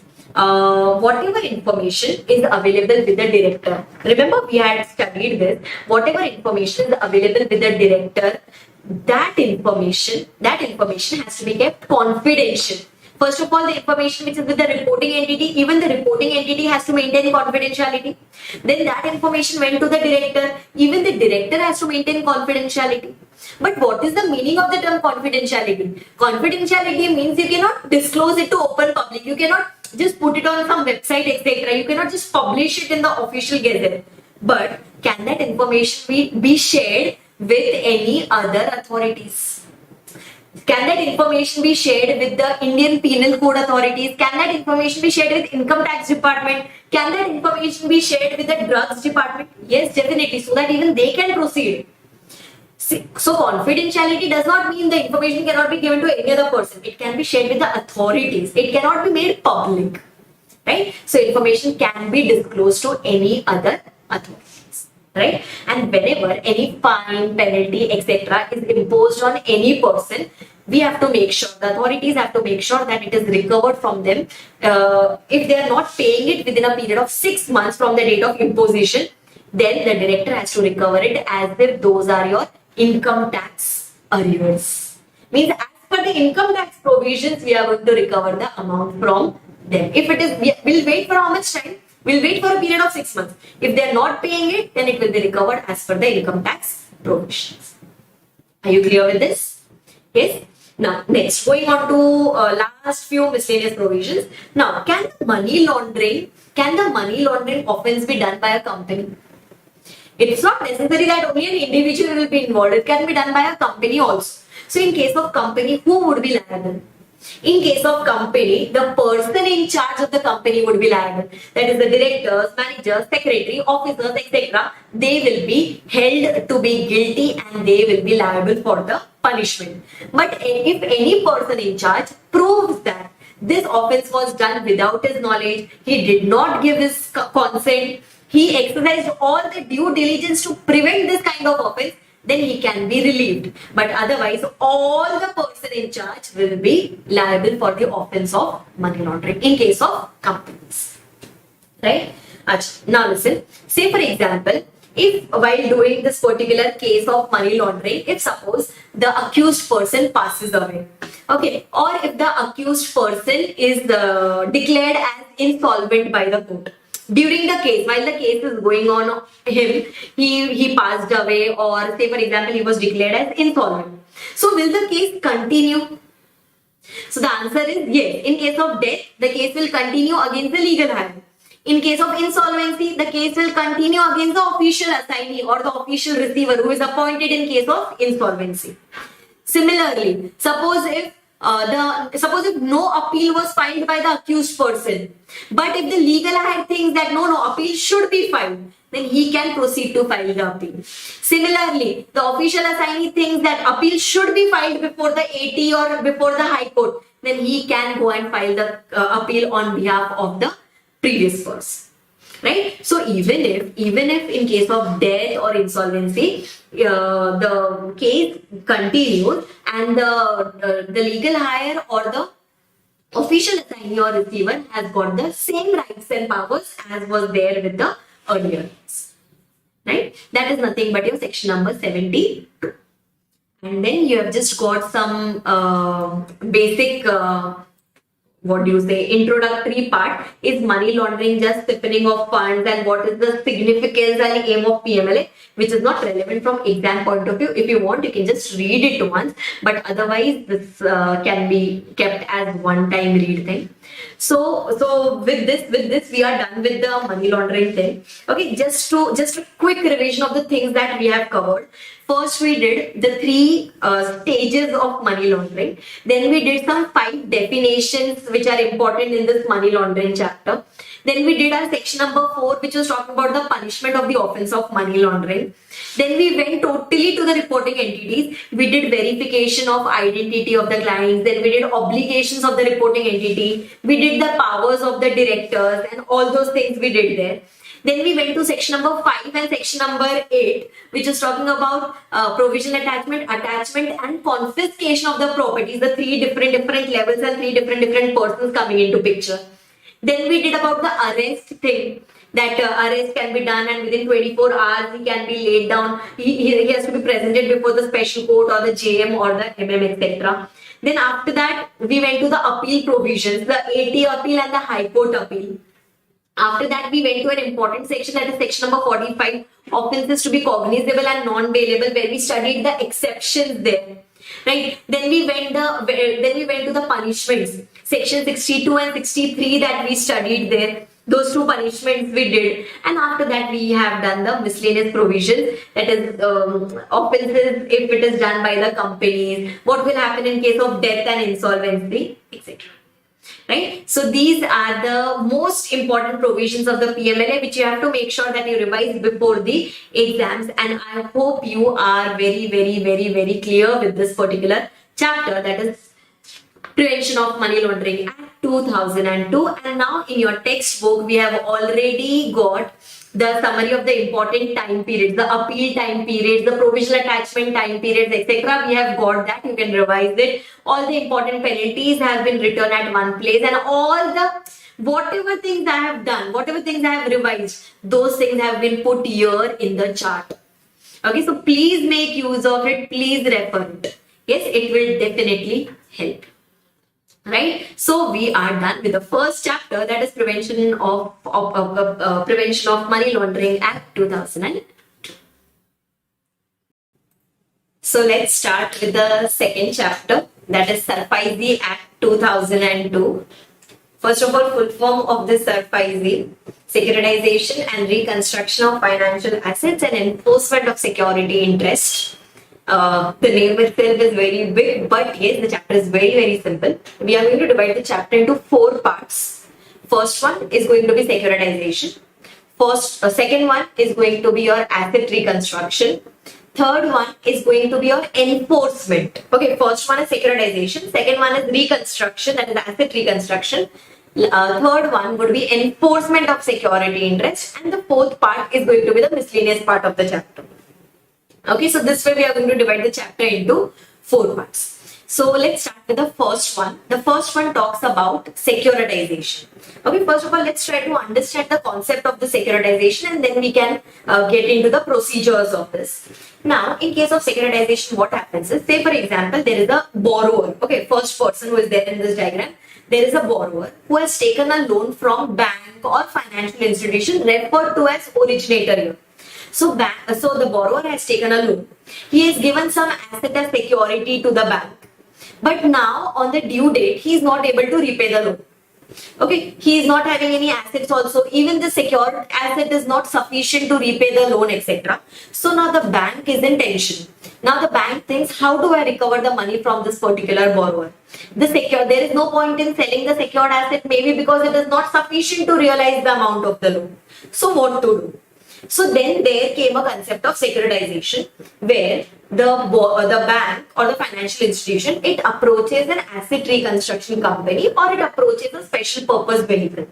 Okay, we can say that it approaches the asset reconstruction company, or it approaches a special purpose vehicle who is going to help the banks or the financial institution to recover the money from the borrower, but in a different manner. Okay, now what is going to happen here is, see, for bank, the borrower is an asset. From the point of view of bank, the borrower is an asset because we have given the loan to the borrower and we have to recover that amount. So now this bank or the financial institution will sell off its headache. It will sell off its financial assets to the asset reconstruction company. Means the loan which was taken from the borrower, that will be sold to the asset reconstruction company. In short, the bank is trying to pass on its headache to the asset reconstruction company. Okay, if it is passing on the headache to the asset reconstruction company, can I say the only motive there is to recover the money? But we are not able to recover. The originator is not able to recover the money from the borrower. So the originator will now try to recover the money from the asset reconstruction company. So the bank will now get the money. This particular bank will now get the money from the asset reconstruction company instead of the borrower. Okay, now this is the principal work. This is the principal work of the asset reconstruction company. How does it operate? Now, asset reconstruction company raises funds. Okay, it raises funds from the investors. It raises funds from the investors. It issues securities to the investors, just like the companies issue shares.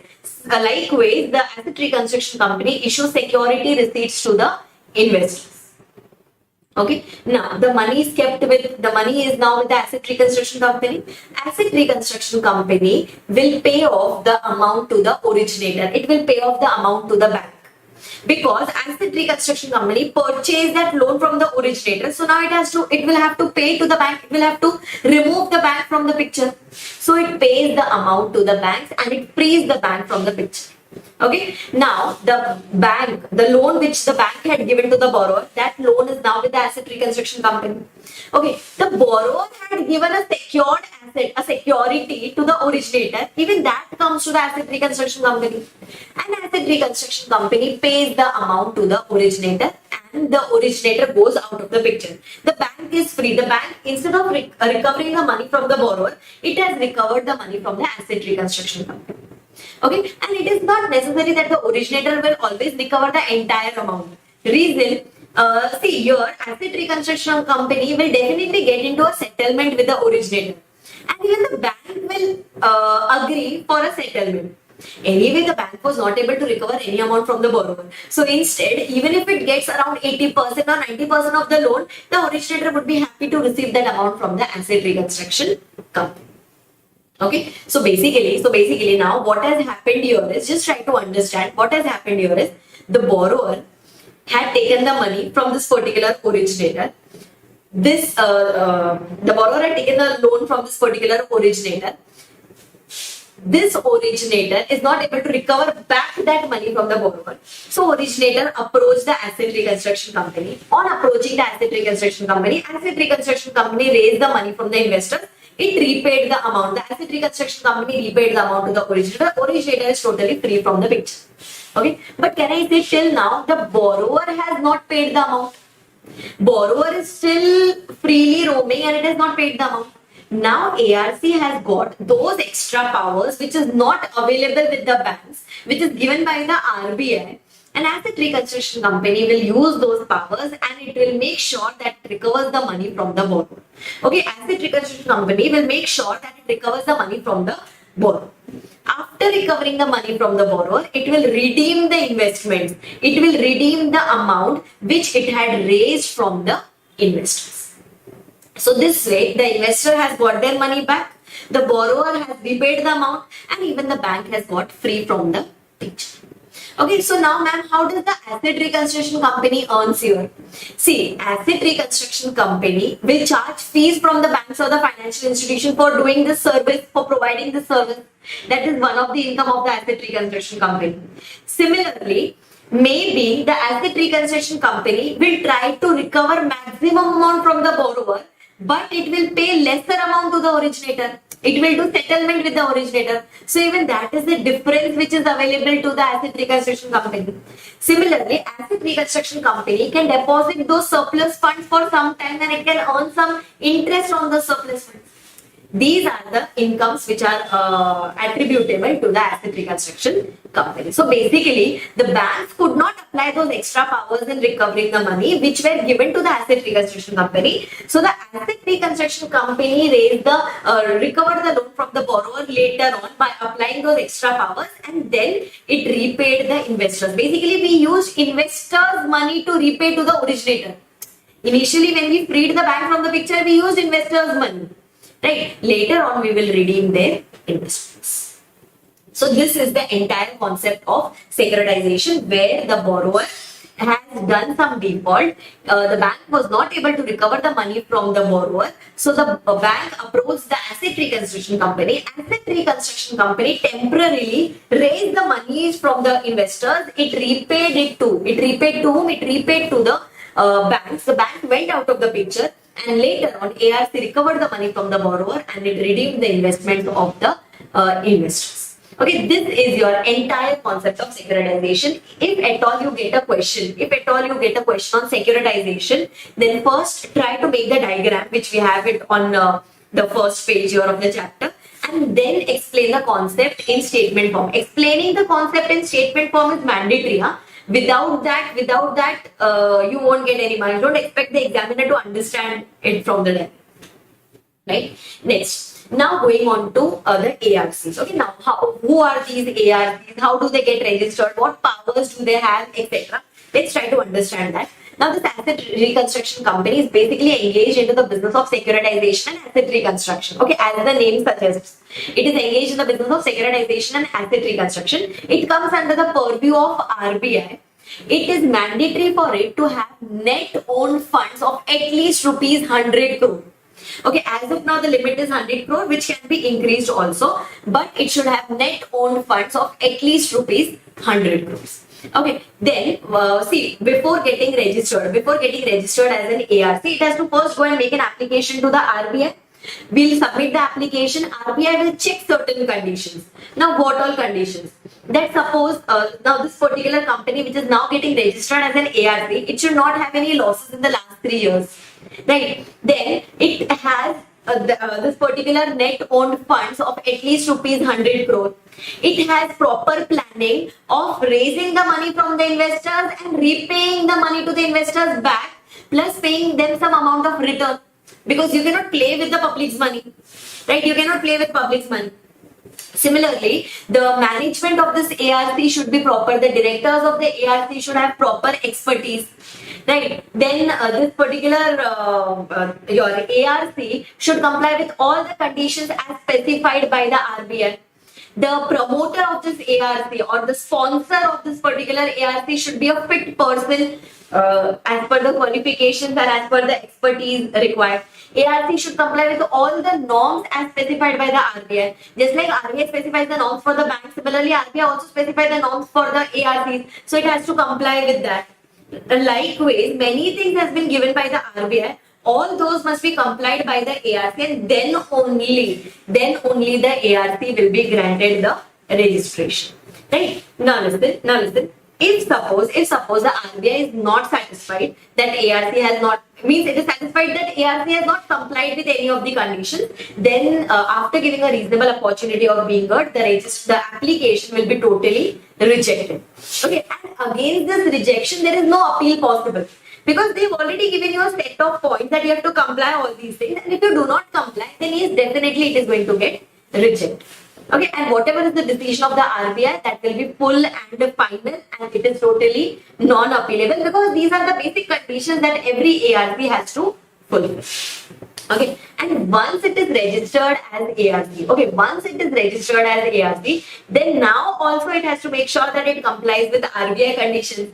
Okay, whenever there is any change in name, whenever there is any change in management, and whenever there is any change in address, it has to make sure, specifically for these 3 points, it has to make sure that it takes the prior approval of the RBI. Change of name, change of address, and the change of directorship, or we can say the change in management. For all these 3 things, it has to make sure that it takes the prior approval of the RBI. Right? So if all these conditions are fulfilled, then only the RBI is going to grant a certificate to the ARC, and the ARC has to indulge itself only into the specific business of asset reconstruction and securitization. It cannot indulge itself in any other business. Okay, if any of these conditions are later on not qualified, or later on if any of the disqualifications get attracted, then yes, that certificate can be cancelled, for which we have got 7 points in all, which talks about 2 times seized to and 5 times failed to.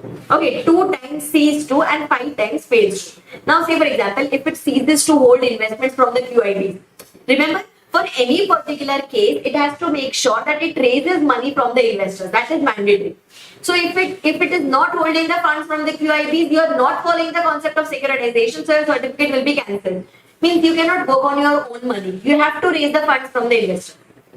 Next, if you cease to do this business of asset reconstruction and securitization, then what's the point of calling you as an ARC? Your certificate will be cancelled.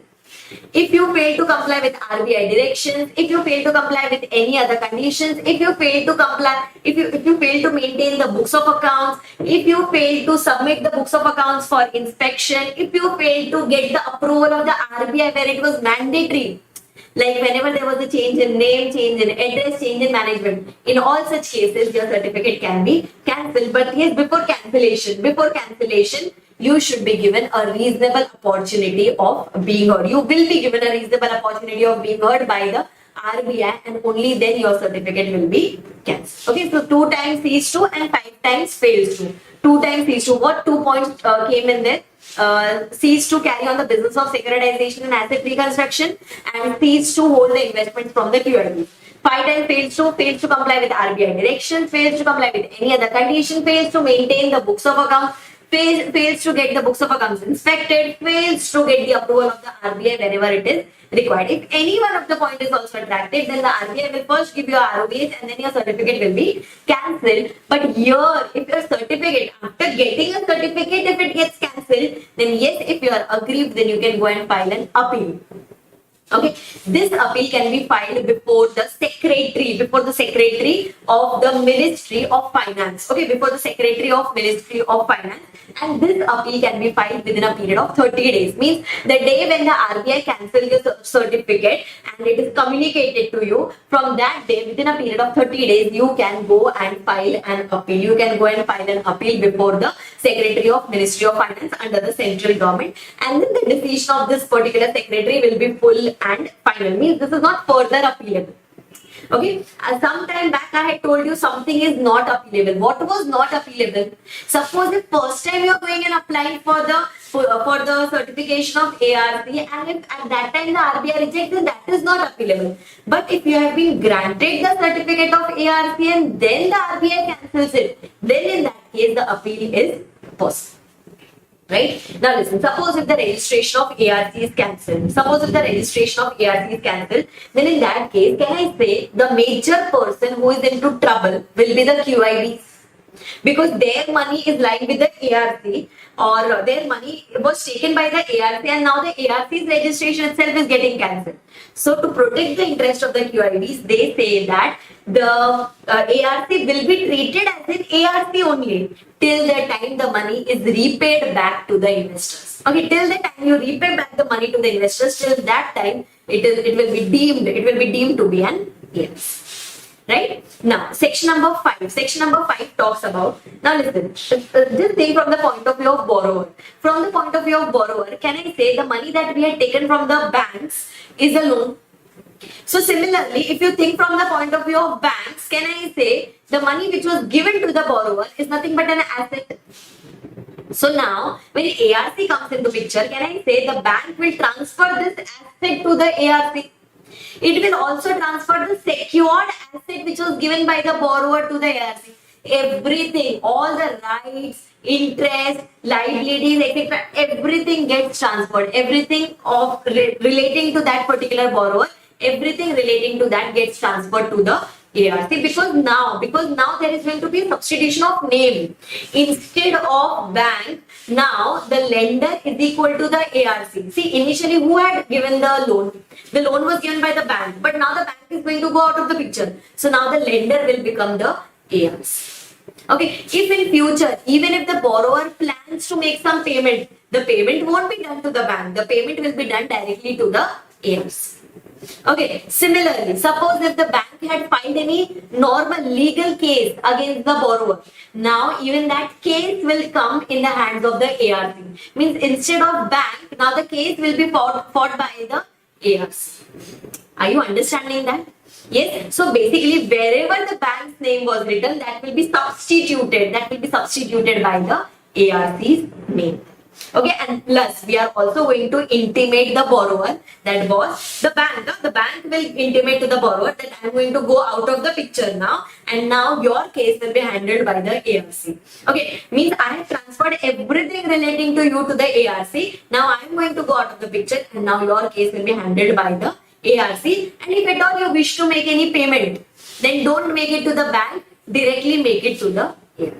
So basically you are totally cutting off the bank from the picture, and now it is only going to be between the borrower and between the ARC. Are you clear with this? Yes? Okay. Now, next, similarly, now just try to understand the relation between the ARC and between the QIB. Okay, just try to understand the relationship between the ARC and the QIB. Can I say ARC raised the money from the QIB? In lieu of that, the ARC is going to issue security receipts. And on these security receipts, just like when we purchase shares, can I say we expect some dividend, etc. on that? Similarly, even the QIBs will expect some return on this particular amount from the ARC, and it is the duty of the ARC to pay the return. Otherwise, why would the QIBs even give the money to the ARC? Right? That is given in section number 7. And whenever the security receipts are issued, by the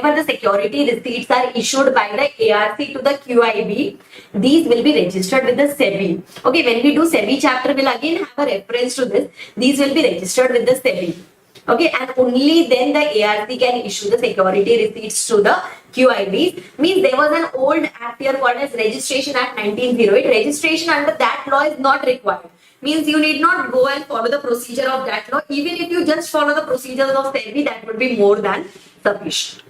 See, whenever we issue shares, whenever we issue debentures, etc., we follow the SEBI norms. Similarly, whenever here also, when we are issuing the security receipts, we are supposed to follow the SEBI norms, and the norms of Registration Act 1908 need not be complete. Right? So this was all about your securitization process. Initially, we just studied the concept of securitization. Then we studied about the registration of ARC, cancellation, and its appeal. Right. Then we went to the few miscellaneous provisions which were there between section number 5 to section number 8. Right. Now let's go to the next concept. Next concept is talking about asset reconstruction. Okay, the second part of the chapter, that is your asset reconstruction. Now asset reconstruction is very, very simple. This is nothing but a modern method by which we try to recover the money. Okay, by which we try to recover the money from the borrower. Securitization was a typical different method altogether. In asset reconstruction, they are going to give us many options as to how do we recover the money from the borrower. Okay, for this, we have got 7 points. Okay, for this, we have got 7 points in all. There is a code for it called as management sale reschedules the specs. Okay, management sale reschedules the specs. I have it written here in the book also. I'll just show it to you here also. Management sale reschedules the specs. This is the code. Okay, now here, first point, that is management. Management stands for what? Now, here also we can appoint the ARC to do this asset reconstruction. See, there are always 2 persons in the picture. One is the borrower and the other one is the lender. The lender is not able to recover the money back from the borrower. So now the lender takes the help of ARC either to recover the money by securitization method or to recover the money by way of asset reconstruction. Okay, when it is recovering by way of asset reconstruction, first option is the ARC can take over. The ARC or the lender. This can be done by the lender also directly. Huh? It need not appoint the ARC. These powers are there with the lender also.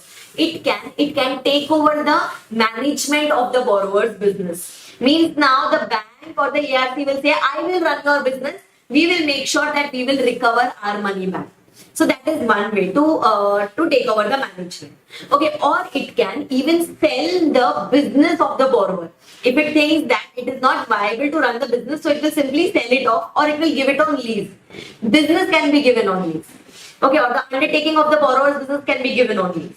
So first one, takeover of management. Second one, to sell or lease whole or part of the undertaking. Then next one, it can get into rescheduling the debt. Means it will tell to the borrower, okay fine, no problem.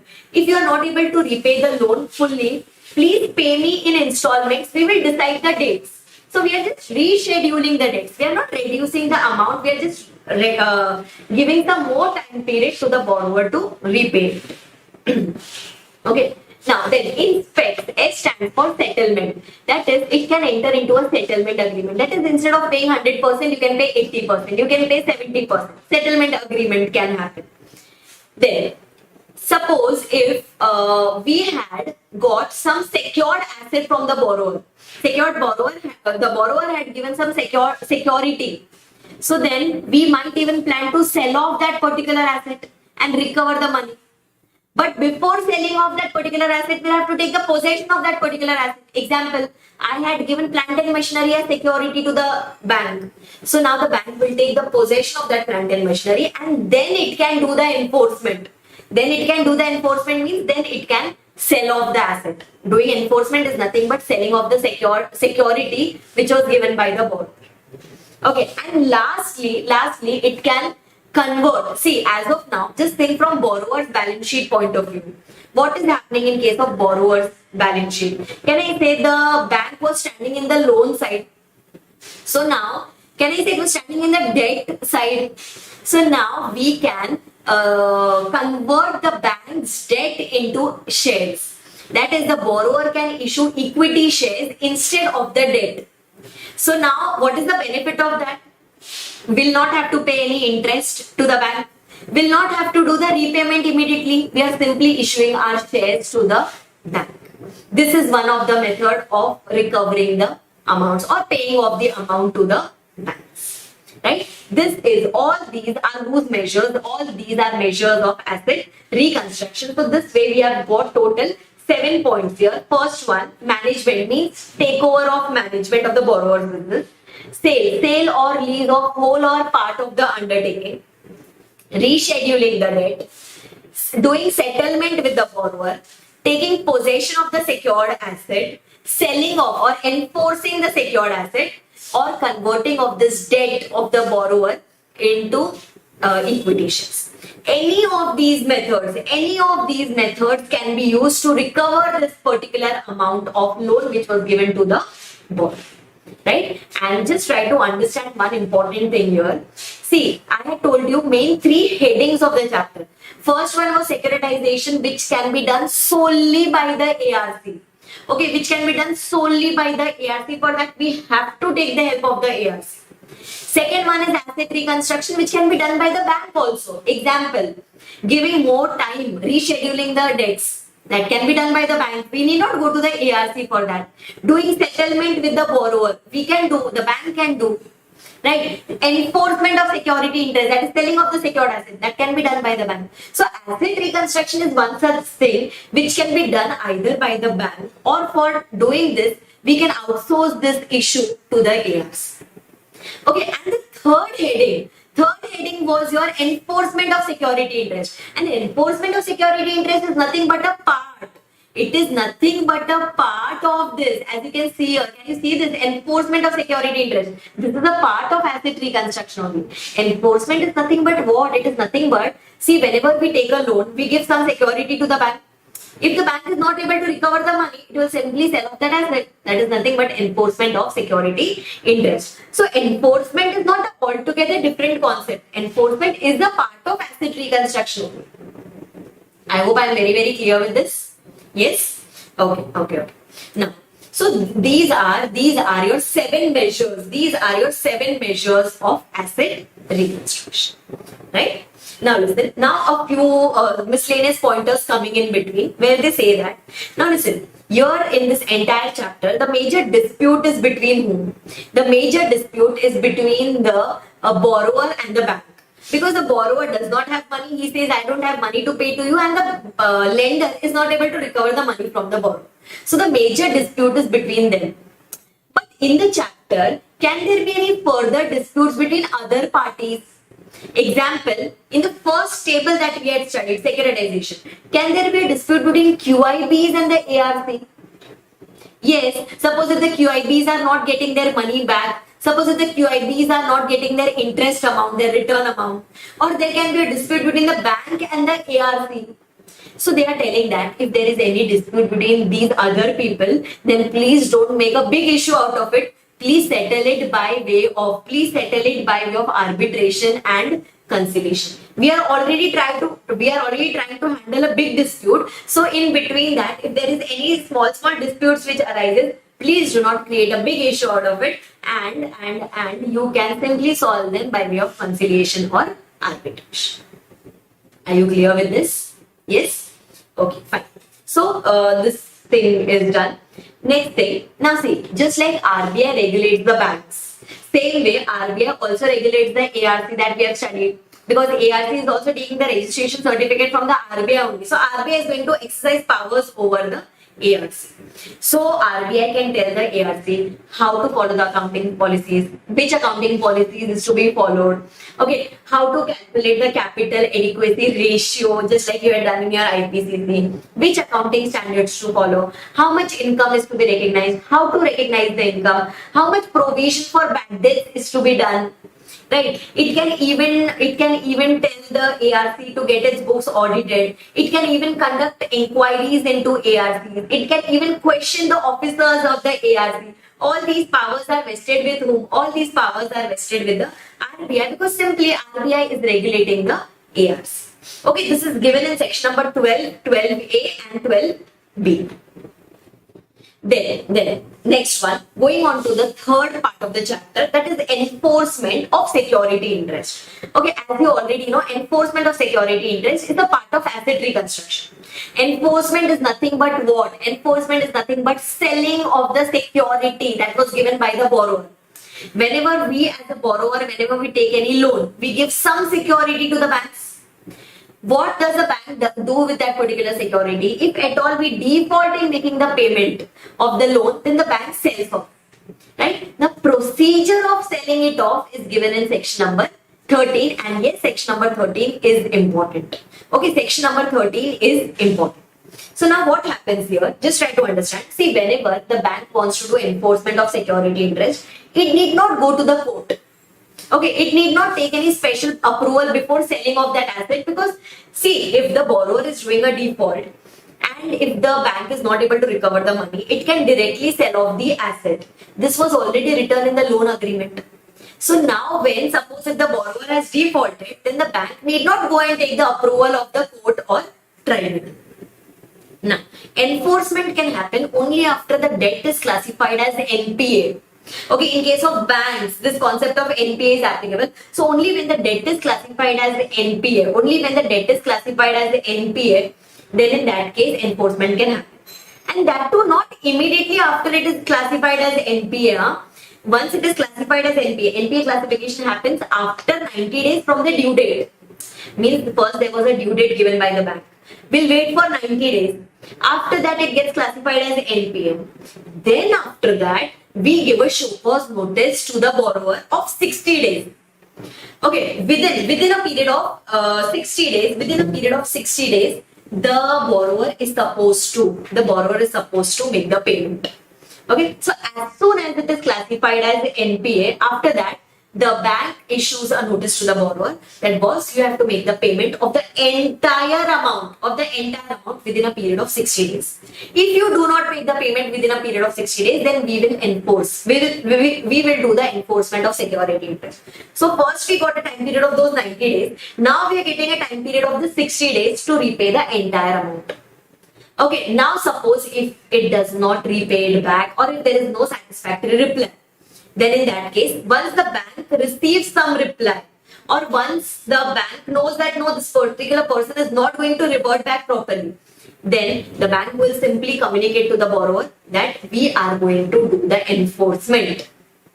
Okay, say for example, if the borrower says, no, you cannot do the enforcement, and if the bank is not satisfied with this objection, then the bank will simply communicate to the borrower within 15 days of the receipt of the objection that your objection was nonsense, and now we are going to do the enforcement of security interest. Okay, no further appeal is possible in this particular section. Who would be aggrieved here?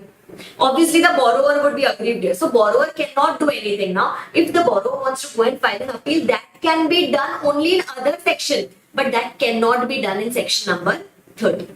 I hope I am very clear with this. Yes. Now listen. Going on to the next part, that is, say for example, once the bank decides to do enforcement. Okay, once the bank decides to do enforcement of security interest, in that case, what will be the steps which will be taken by the bank? See, if it wants to do enforcement, before doing enforcement, can I say it will have to take the possession of the asset? It will take the assets into its possession. So first point is possession. After the assets are taken into possession, after that we do enforcement of security interest. That is, we'll sell it off. But for selling it off, can I say the bank, who will sell? Like the manager will take the asset and sell it in the market like this? No, obviously. So it will appoint a person called as manager. To handle all the sale of the assets. So first we take the possession of the asset, then we appoint a person called as manager to manage the secured asset. It can so happen that if this secured asset is not sufficient, then some amount we will recover from the asset. For the balance amount, we can even take over the management. Did we study this takeover of management? Yes, that was a part of asset reconstruction. So we can even take over the management of the borrower's business, right? Or if, say for example, if suppose the borrower was supposed to recover the amount from a third party. If the borrower was supposed to recover the amount from a third party, then the bank will directly approach that third party and we will recover the amount from that person. Okay, now say for example, bank is there, borrower is there. Okay, borrower has to recover 1 crore rupees from Mr. X. So now the bank will directly go and approach Mr. X and it will say, please don't pay it to the borrower, directly pay it to me. That is the garnishee order. This is one of the example of garnishee order. So it can issue a demand notice to that Mr. X that please do not pay the amount to the borrower. He is the defaulter. Directly pay the amount to him. So these are the 4 steps which can be taken whenever enforcement of security interest happens. Okay, whenever enforcement of security interest happens, these are the 4 steps which can be taken. First one, taking the possession of the asset, appointing any person as manager for managing these assets, taking over the possession of the, management of the borrower's business, and the last one is issuing demand notice to a third party to recover the money. Right? Okay, so these were the most important points which are coming into your enforcement. So basically, first we waited till the debt was classified as NPA. Then we gave more 60 days time period to do the repayment. If that does not work, then whenever you receive the objection from the borrower, within a period of 15 days, you intimate to the borrower that your objection is not sustainable and you can start with the enforcement directly. You need not even go and take any approval from the court or tribunal also. And whenever you are doing enforcement, any of these 4 steps can be taken. Right? Okay, now assume if it's a case of your consortium financing. If it's a case of consortium financing where many of the banks have come together and they have given the loan to a particular borrower, then in that case there can be a dispute in their opinion that one will say that let's do enforcement, other one will say that let's wait for it. So they are telling that those banks or those lenders who are having at least 60% of the value of outstanding debt, if those many people say that yes, enforcement should happen, then the enforcement will happen. Okay, so we are not taking the majority here. Here the majority would be any person who is having at least 60% of the outstanding debt. Right? This is applicable in case of consortium and you can expect a MCQ on this. Okay, in case of consortium financing, if at least 60% of the value of the lenders agree that yes, enforcement should be done, then in that case the enforcement will be done. Right? Then going on to the next one. Now, see, listen, whenever we are supposed to take the possession of the secured asset, like we took it in case of asset reconstruction also, we took it in case of enforcement of security asset also. Whenever we have to take the possession of any secured asset, it might happen that we are not able to do it. The bank is not able to do it or the ARC is not able to take the possession from the borrower. So there we can take the help of law. Okay, there we can take the help of law. The persons called as Chief Metropolitan Magistrate or District Magistrate. These are the authorities under the law from whom we can take the help that, sir, please help us to take the possession of asset from the borrower. If we go and apply to them, then they help us within a period of 30 days and plus this 30 days can be further extended by another 30 days. So they will help us either within 30 days or within 30 plus 30 days. So we can go and take the help from the CMM or the DM if we want to take the possession. If the bank or the ARC is not able to directly go and take the possession of the secured asset, we can take the help of CMM or DM.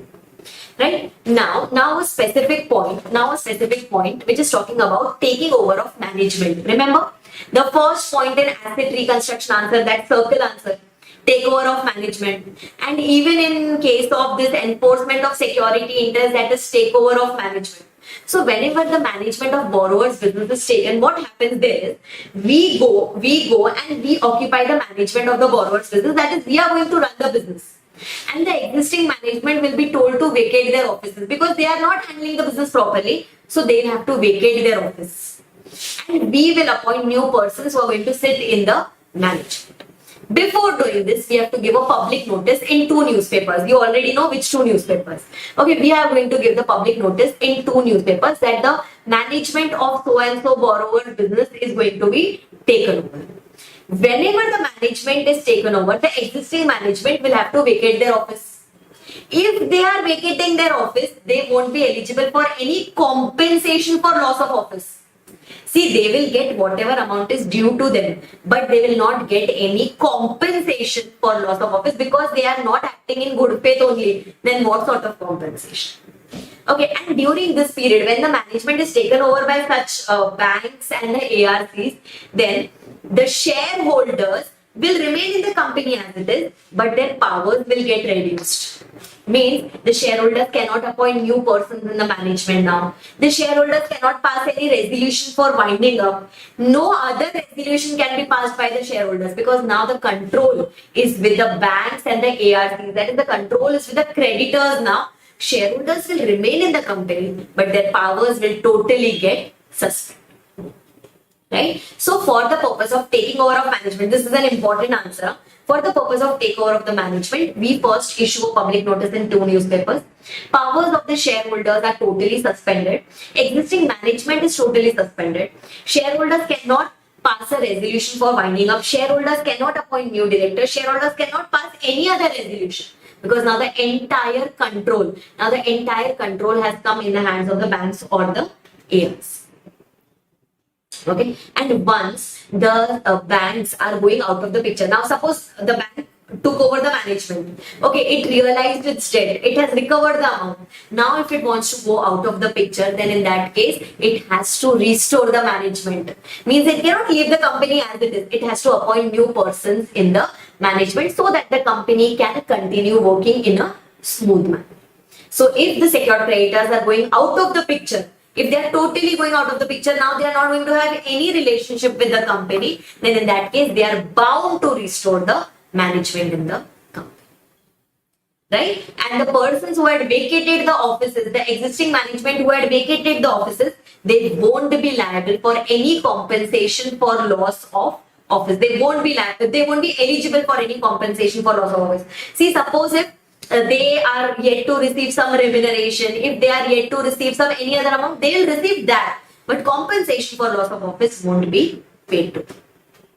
Right? This was all about your first 3 concepts, that is securitization, asset reconstruction, and enforcement of security interest. Okay, now we are going to the miscellaneous provisions. Now in miscellaneous provisions, first point is appeal.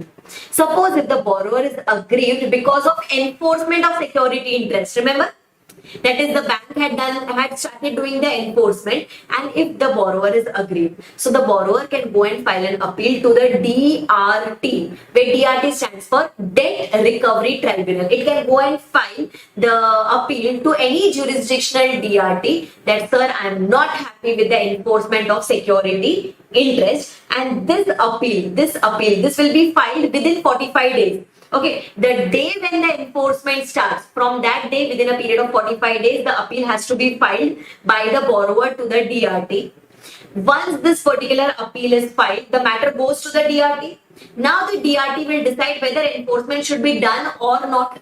So DRT has to now pass the order within a period of 60 days from the date of application. So whenever the case went in the hands of DRT, from that day within a period of 60 days, it has to close the case. This 60 days period can be extended, but the total period, including the original period, okay, the total period, including the original period, that cannot exceed a period of 4 months. So the time limit for going and filing an appeal is 45 days, but the time period for disposal is 60 days. But anyway, the total period for disposal cannot exceed a time period of 4 months. It is not 60 days plus 4 months. It is 4 months including the original period of 60 days. Right? Okay. So here the appeal went to the DRT and the DRT tried to dispose of the appeal. Right? If suppose we are still not happy with the decision which is given by the DRT, then in that case we can go and file an appeal to the Appellate Tribunal. Okay, we can go and file an appeal to the Appellate Tribunal. Please do not write it as DRAT. We can go and file an appeal to the Appellate Tribunal within a period of 30 days. The moment we receive DRT's order, if we are not satisfied, then we can go and file an appeal to the appellate tribunal within 30 days. And whenever you go and file an appeal to the appellate tribunal, you as a borrower, you have to deposit at least 50% of your outstanding amount with the appellate tribunal. Then only your appeal will be accepted. So they are making sure that only the genuine borrowers who actually are aggrieved, only those people should go and file an appeal. So they have to deposit at least 50% of the outstanding debt with the appellate tribunal, and then only their appeal will be accepted. Now they have reduced this 50%, or they can reduce this 50% to any percentage up to 25%. Like it is 50%. The AT can say, okay, deposit 40%, okay, deposit 35%, or okay, deposit any percentage up to 25%. That way. Okay. See, just understand one thing. When you had filed an appeal to the DRT, at that time the appeal was filed only by the borrower, because only the borrower can be aggrieved. But when you are going to the appellate tribunal, the appeal can be filed by the borrower also, or the appeal can be filed by the bank also. When the borrower goes, he has to give this deposit of 50 and 25%. Or 25 to 50%. But when the appeal is filed by the bank, then obviously no security deposit is required. Okay, and this appeal will be filed within a period of 30 days, and the appellate tribunal will try to dispose it off as early as possible. No exact time period specified, but it will try to dispose it off as early as possible. Are you clear with this? So the first level of appeal was DRT. The next level of appeal is the appellate tribunal. Okay, no further levels. Okay, now suppose if the borrower is residing in the state of Jammu and Kashmir. Suppose if the borrower is residing in the state of Jammu and Kashmir, to them the DRT provisions are not applicable. So they can go and file this appeal application. Instead of DRT, they can go and file the application to the district court. Okay, they can go and file the application to the district court, appeal application. Instead of DRT, it will simply go to the district court. And if it is aggrieved by the decision given by the district court, it can go and file an appeal to the high court. So there, for other people, it is DRT and appellate tribunal. For these people, it is the district court and the high court. Okay, when you are going to the high court, also you have to go within a period of 30 days. You have to deposit that 50 and 25%. Right? So this district court and high court is going to come into picture only. It is going to come into picture only for the purpose of the borrowers who are residing in the state of Jammu and Kashmir. For all the other persons, that DRT and the appellate tribunal provision will be applicable. I hope I am very, very clear till here. Yes. So, and yes, one more thing, the appeal is possible only for enforcement. Only if you are aggrieved by enforcement, then only appeal is possible. No appeal is possible for securitization, asset reconstruction, etc. No, it is applicable only for enforcement of security interest. Right? Okay. So this was all about. This caveat thing, you can just read it once. I'll explain you in short what is that. After that, you can just read it once. Not very important.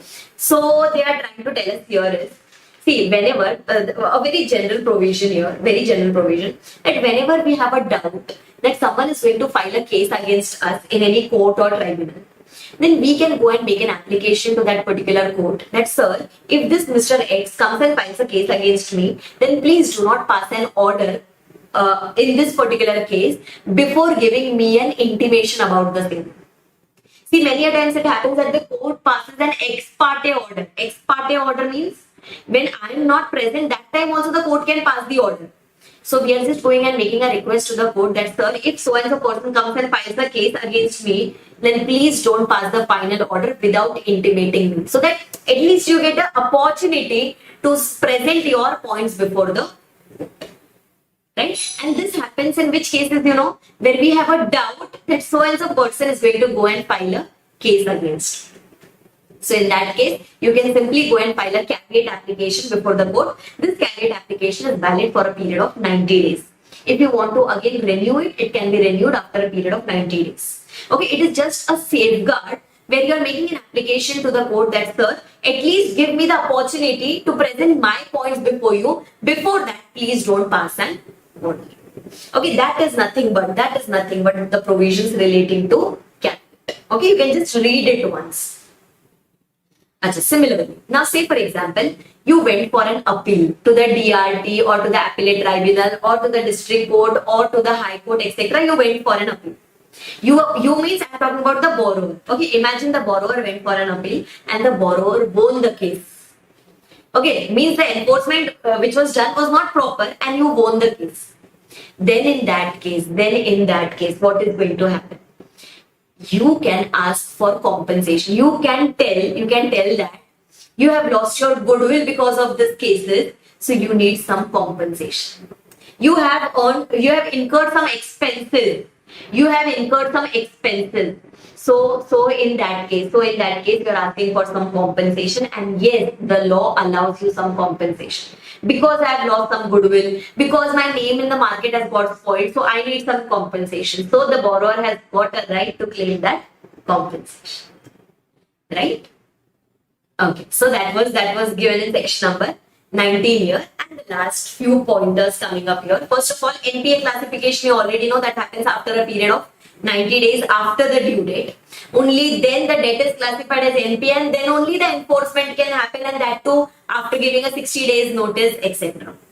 Okay, SARFAESI is applicable to NBFCs also. Just like we took the example of banks everywhere, at that same time it is applicable to NBFCs also, but only if the case amount is more than rupees 1 crore. Individual borrower's case is more than rupees 1 crore, and that particular NBFC has an asset base of at least rupees 500 crore. Means only if it is a big NBFC and plus the case of the borrower is more than rupees 1 crore, then only the SARFAESI, then only the NBFCs can go for this SARFAESI. Right? And the date of applicability of the law is given, that is 21st June 2002, which can be used for your MCQ. And the pointers which are given here in green, these are not yet notified, so this can be totally cut. The things which are given in green. Actually, I have mentioned all these things in the amendment sheet. Amendment sheet is available on the website. It is available on the Commerce EduWorld app also. So you can see from there also, or simply you can just mark. If you have not marked, then you can just mark from the revision lecture. Right? So SARFAESI is applicable to banks, it is applicable to financial institutions, it will be applicable to NBFCs only if it is a bigger one. That is, its asset base is more than or equal to 500 crore, and the individual borrower's case should be more than rupees 1 crore, then only SARFAESI will be applicable to NBFCs. Okay, and here they have given you certain definitions which are totally one-time read definitions. So just to summarize, we divided the chapter into 4 parts. First one was your securitization. Second one was asset reconstruction. Third one was enforcement of security interest. Fourth one was miscellaneous.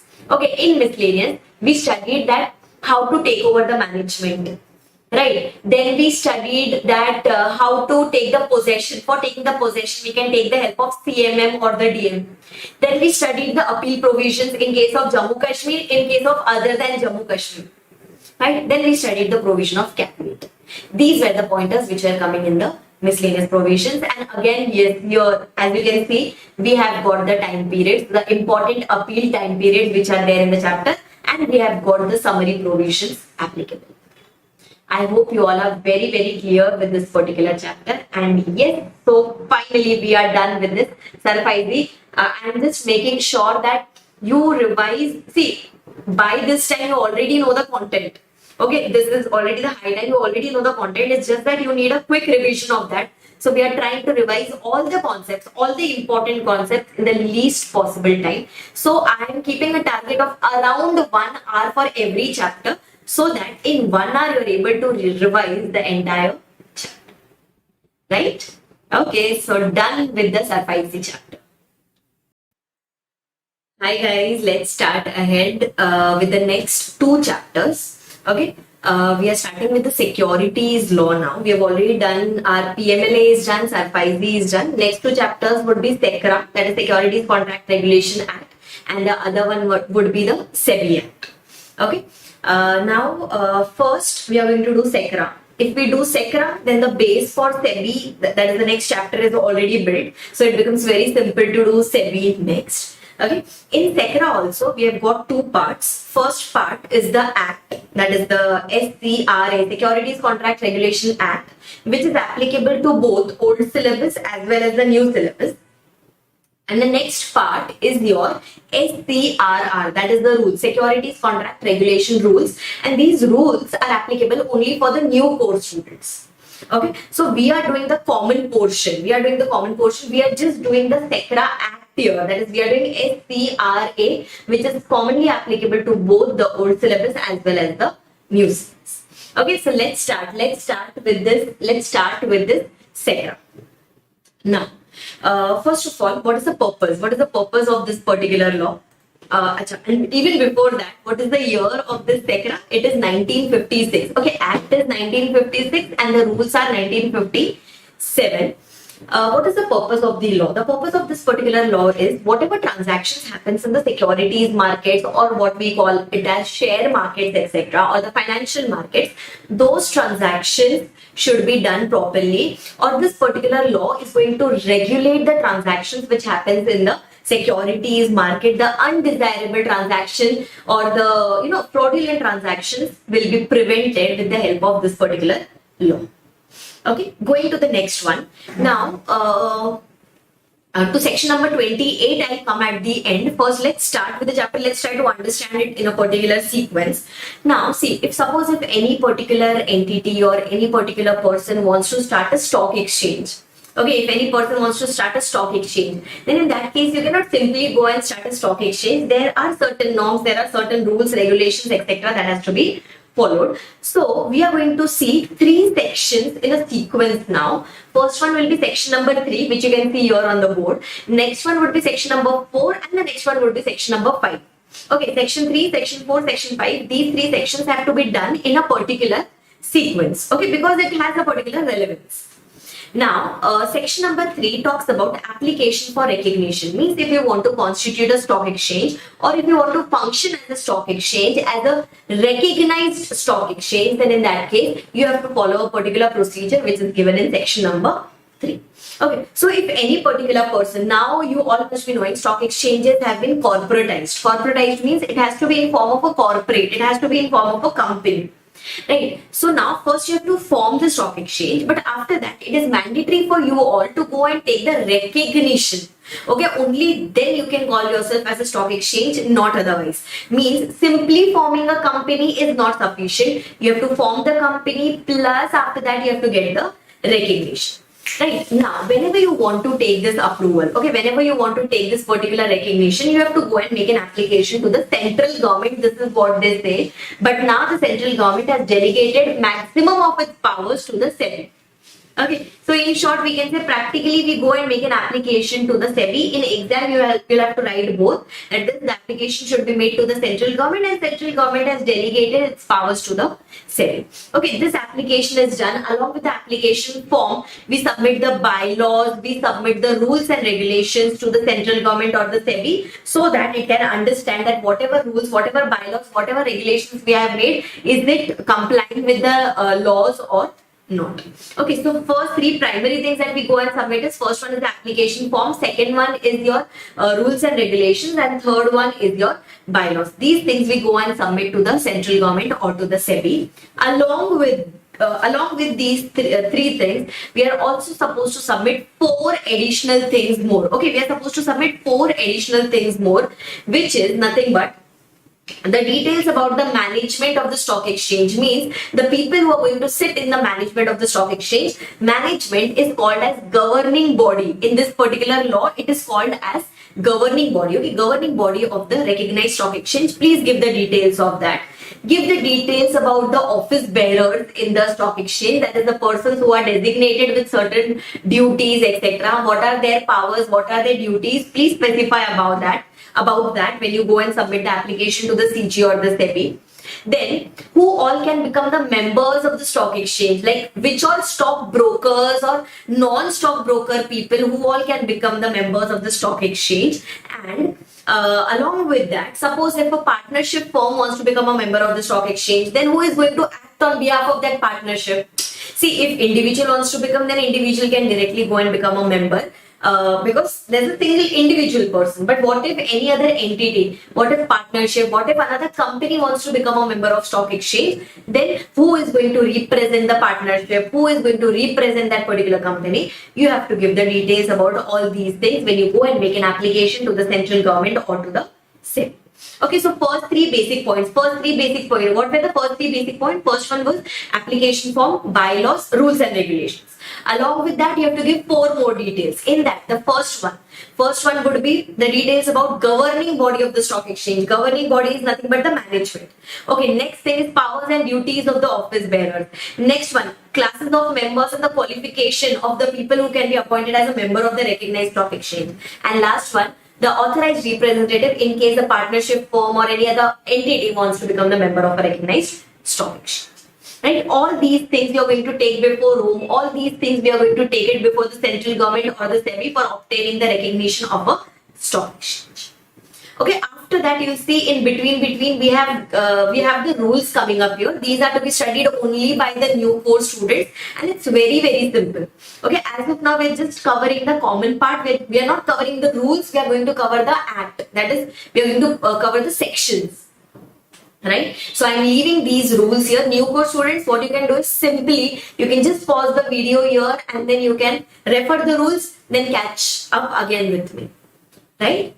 Okay, so now in section number 3, you just went and made an application. So now the application form is lying with the central government or the SEBI as the case may be. Now they will decide whether they should give us the recognition or not. Now they will decide it on certain factors. What are those factors? First, they'll check our application form. They'll check about our bylaws, rules and regulations, whether they are proper or not. Okay, whether they are conforming with the laws or not. If yes, then no issues. Okay, then they will check whether giving this recognition is in the interest of trade or public or not. Like whether it will be beneficial for the trade industry, whether it will be beneficial for the general public or not. If yes, very good. Okay, then it will also check whether the stock exchange is willing to comply in future, whether it is willing to comply with any more conditions which the central government or SEBI may impose. Means it can so happen that CG or the SEBI may impose certain conditions on the stock exchange, and the stock exchange should be willing to comply with those conditions today itself. Means stock exchange will have to give a declaration to the CG or the SEBI that yes, if in future also if you put any restrictions on us or if you put any conditions on us, we will be ready to comply with those. If you get a yes for all the 3 points, okay, for all the 3 points, then in that case, yes, the recognition will be granted too. Okay, the recognition will be granted. Now, what all can be those conditions which the CG or SEBI may impose in the near future? Like CG or SEBI can say that in your governing body, in your management, we will have some representation from the central government. So that central government has some control over the governing body of the stock exchange. It can tell how to enter into contracts. It can tell how to maintain the books of accounts. It can tell how to get the audit done.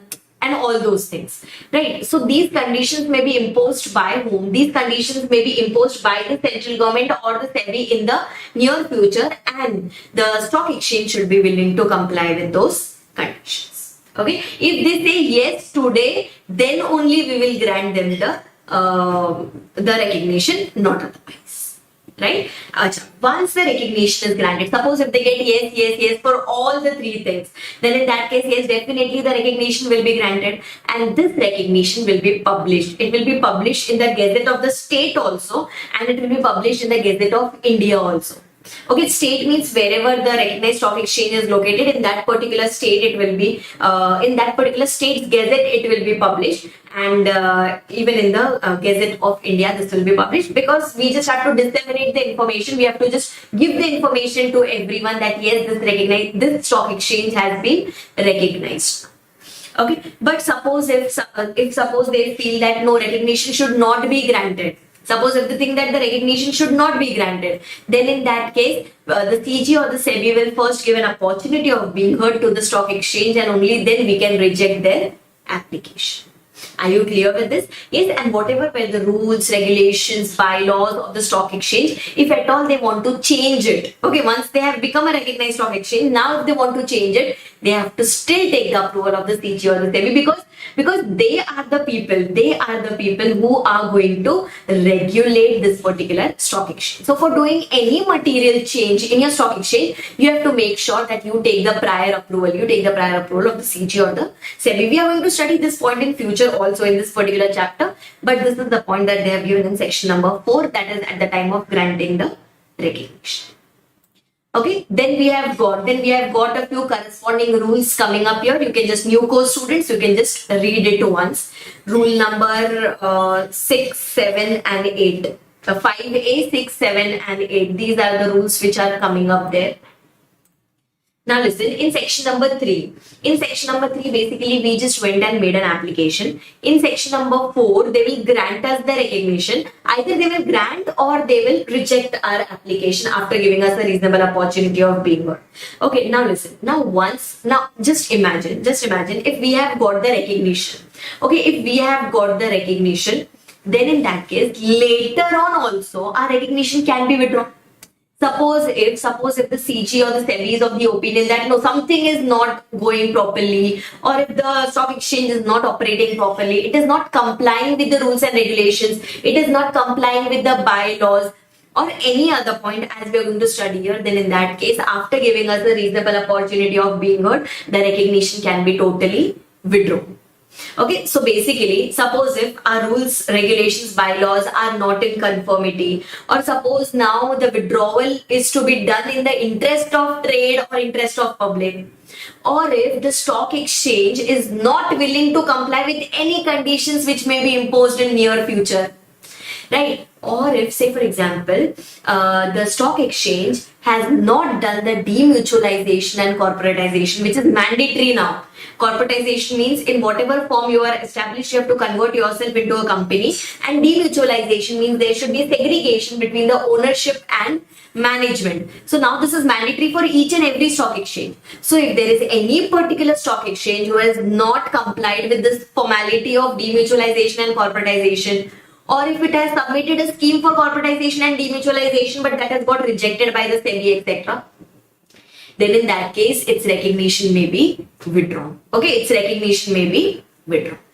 So these are some cases where, these are the a few cases where the recognition of a stock exchange can be withdrawn. But yes, this will be done only after giving a reasonable opportunity of being heard. Also, once the recognition is withdrawn, we have to disseminate this information to everyone. Means we are supposed to publish it in the state gazette also, and plus we are going to submit it in the, or publish it in the Gazette of India also, so that everyone comes to know about this, that the recognition of so and so stock exchange has been withdrawn and we are not supposed to do any transaction through this particular stock exchange. I hope I am very, very clear with this. Yes. So withdrawal, section 3 was talking about application, section number 4 was talking about granting of recognition, and section number 5 was talking about withdrawal of recognition. Right?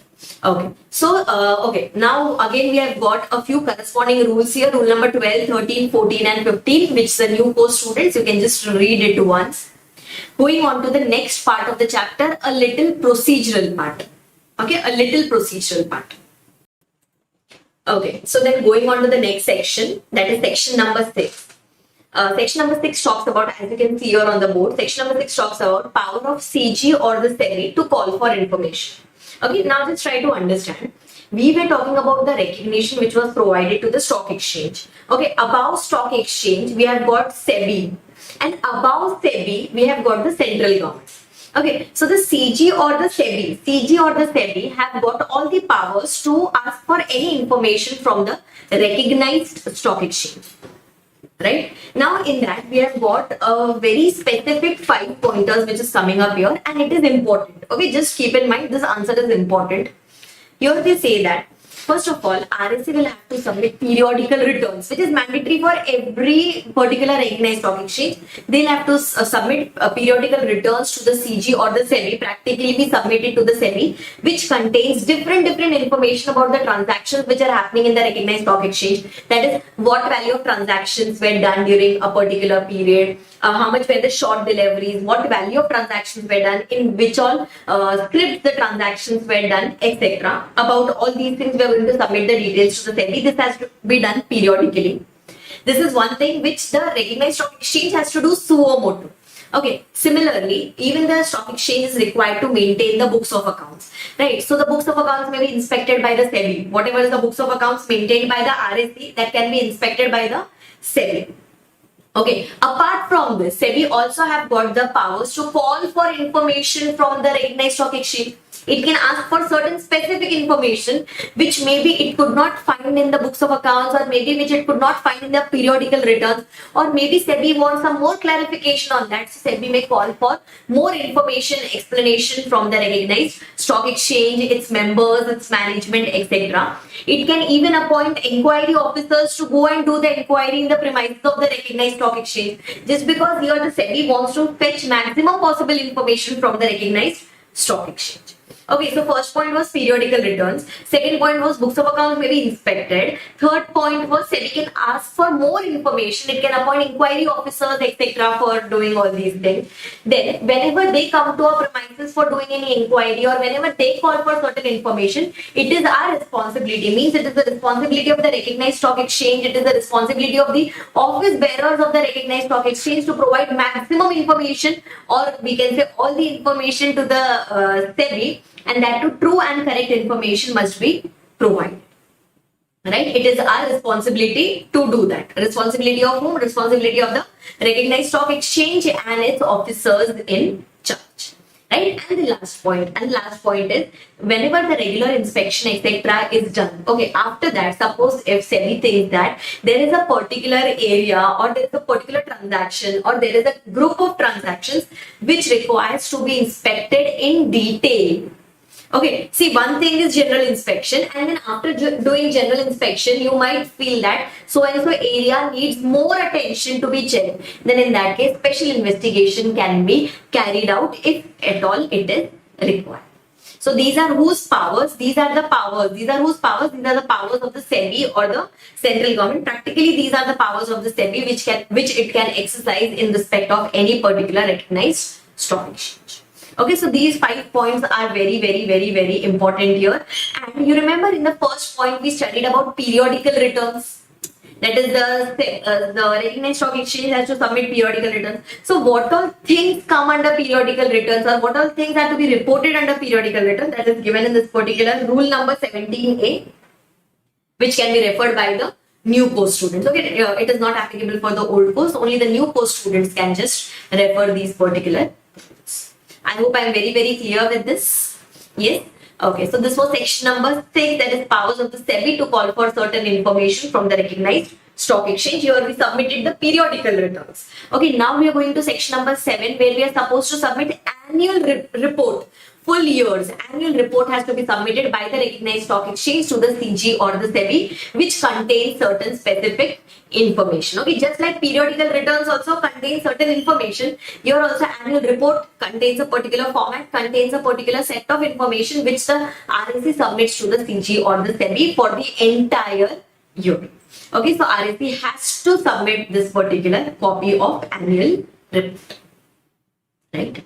Going on to the next section, that is section number 7A. Section number 7A talks about what? It talks about restricting voting rights. Okay, very, very important answer. Restricting voting rights. Now listen. Here, your recognized stock exchange is in form of a company, right? Just now I spoke about this corporatization. So it is just like a company. If it is a company, can I say the people sitting in the owners, the people sitting in the ownership, that is the people who are holding the shares of this particular recognized stock exchange, they'll have certain voting rights. Right? Now, in case of stock exchange, there can be 2 types of members, or there can be 2 types of owners, we can say. One is the people who are also the brokers of the recognized stock exchange, and the other person would be non-brokers. Okay, one person is such who is having the trading rights, who can trade in the recognized stock exchange. Even they can hold the shares of the recognized stock exchange, and the other persons is your non-brokers. So who is going to have the voting rights, or the voting rights will be restricted to which category of members? That will be decided by the recognized stock exchange, and the recognized stock exchange can make or amend the rules with regards to the voting rights. Okay, means whatever is written in the rules, okay, whatever is written in the rules, that will be final, and these rules will be framed by whom? These rules will be framed by the recognized stock exchange and will be subsequently approved by the CG or the SEBI. So voting rights, yes, it can be restricted to any particular category of members, but the rules regarding to that will be made by the recognized stock exchange. Similarly, here the voting rights is not depending upon the number of shares that you are holding. It's like one person, one vote. Means even if there are two different members of the recognized stock exchange holding different value of shares, they both are going to carry one vote each. Means here we are going as per the head count. We are not going as per the number of shares held. Right. And the last one, the rules of the recognized stock exchange will specify whether proxy is allowed to attend the meeting or not. Okay, this will be specified where? This will be specified in the rules of the recognized stock exchange. I hope I am very clear with this. So RSE has got all the powers to make the rules or amend the rules for all these things. That is to restrict the voting rights. One person should be carrying one vote, and whether the proxy can be appointed to attend the meeting or not. All these things will be specified in the rules. Okay, and if RSE wants to change the rules, it can change the rules. Now listen, by default, the bylaws, rules and regulations, etc. are made by the recognized stock exchange, and then the recognized stock exchange gets it approved. Okay, recognized stock exchange gets it approved from the CG or the SEBI. But later on, suppose if CG or SEBI wants the recognized stock exchange to make any new rules. Okay, to make any new rules or to amend any rules. See, generally this power is there with the RSE itself. But even the higher authorities can come and say that please make this new rule or please amend this rule, it is not proper, etc. So CG or SEBI will go and tell, CG and SEBI will go and tell this to the recognized stock exchange that you need to change this. Okay, recognized stock exchange has to change it within a period of 2 months. The day when the CG or SEBI told us that please change it, from that day I have to change it within a period of 2 months. Okay, see, they are the regulating authority. If they say you have to change, means we'll have to change our rules. If we do not change, then this amendment is done by the CG or SEBI themselves. Means it is a forceful section that if the RSE is not amending the rules which has been told to do by the CG or the SEBI, then it will be done by the CG or the SEBI itself. Okay, it will be done forcefully, and that too it will be deemed as if the rules have been made or the rules have been amended by the RSE itself. So basically, CG or the SEBI told the RSE to make some new rules or to amend the rules. Stock exchange has to do it within a period of 2 months. If it does not do it, if it does, then no issues. If it does not changes the rules and regulations, then in that case, it will be deemed as if the rules and regulations have been already amended, and it will be deemed as if it has been amended by the stock exchange itself. Means practically it is done by the CG or the SEBI, but it is shown as if it is done by the recognized stock exchange. Okay, so basically whenever we get an order from that day, we have to do it within a period of 2 months anyhow. And once it is changed, it will be published in the Gazette that so and so rules and so regulations have been amended. Right? I hope I am very clear till here. This was with section number 8, where we were talking about powers of the CG or the SEBI to make the rules. Right? Next section number 8A, not very important. It's a one-time read section, clearing corporation, which they are just trying to tell you that initially, before this corporatization and demutualization thing happened, before that we had something called as clearing house. Okay, it was called as a clearing house. Then even that got corporatized, and all the clearing houses were converted into clearing corporation, which is in form of a corporate here, and all the powers, duties, etc., functions, etc. of the clearing house will come in the hands of the clearing corporation now. Okay, and what is the work of this clearing house or the clearing corporation? The work of them will be to do all the back office things, that is doing the periodic settlement, then delivery of the securities or crediting the securities in your demat account, etc. All these things are done by the clearing corporation, right? So this is a one-time read answer. You can just read it once from the textbook. Then going on to the last two sections, which is talking about the bylaws and the rules and regulations, etc. Section number 9 and section number 10. Okay, very simple section. Section number 9 and section number 10. Section number 9 says that RSE, Recognized Stock Exchange, has got the powers to make the bylaws. Okay, to make the bylaws. See, initially we only make our bylaws, we only make our rules and regulations. So RSE has got those powers. It will make the rules and regulations with it will make the bylaws in regards to how the transaction is to be done, how the contract will be entered into, etc. Plus, it will be written in those bylaws itself that you cannot contravene the bylaws. Obviously, if you're making a bylaw for yourself, then that cannot be contravened. And if you contravene that particular bylaw, then that particular act will be treated as a void act. Then the persons in charge of the recognized stock exchange, those persons will be liable for punishment if at all you do not fulfill your own bylaws. Okay, so once the recognized stock exchange makes any bylaws for itself, it goes and takes the approval of the CG or the SEBI, and then it is published in the Gazette that so and so are our bylaws. I hope I'm very clear with this. And see, making of the bylaws was primarily done by the recognized stock exchange. But SEBI has got the powers to tell you, please amend this bylaw. Please add this new point in the bylaws. This can be done by whom? This power is available with the SEBI. But your forceful thing does not happen. Okay, forceful thing was happening in case of rules. Here we are studying about the bylaws. Okay, so SEBI will consult the recognized stock exchange, and then they will decide whether we should amend the bylaws or not. Okay, suppose if SEBI says that please amend your bylaws, and we as RSE, we amend our bylaws. But later we realize that no, this amendment was not proper. Then we can go and make an application to the SEBI, and we can request the SEBI to please do the revision of those bylaws. Means here forcefully nothing is happening. We changed it because initially we thought it is correct. But later we come to know that no, these bylaws are not proper. Then you can simply go and make an application to the SEBI for revision of those bylaws. Means the SEBI can do some plus minus in those particular bylaws so that the SEBI as well as the RSE is compatible with the new bylaws which have been made in respect of the recognized stock exchange. Right? And once the bylaws are made or once the bylaws are amended, it will be published in the Gazette. Same two gazettes, Gazette of the state as well as Gazette of the country. Right? Going on to the next one, that is next two sections to be done together. Simple section but important sections. First one is superseding of stock exchange. Superseding of stock exchange means what? Now listen, just try to understand. Stock exchange, in its management, we had governing body. Some people were sitting in the management of the stock exchange, which was called as a governing body. Now, suppose if the management is not working properly. Okay, suppose if the management is not working properly, then the CG is going to intervene now. Okay, directly the CG, the topmost authority, is going to intervene now. It will tell, first it will give opportunity of being heard to the existing management of the RSE.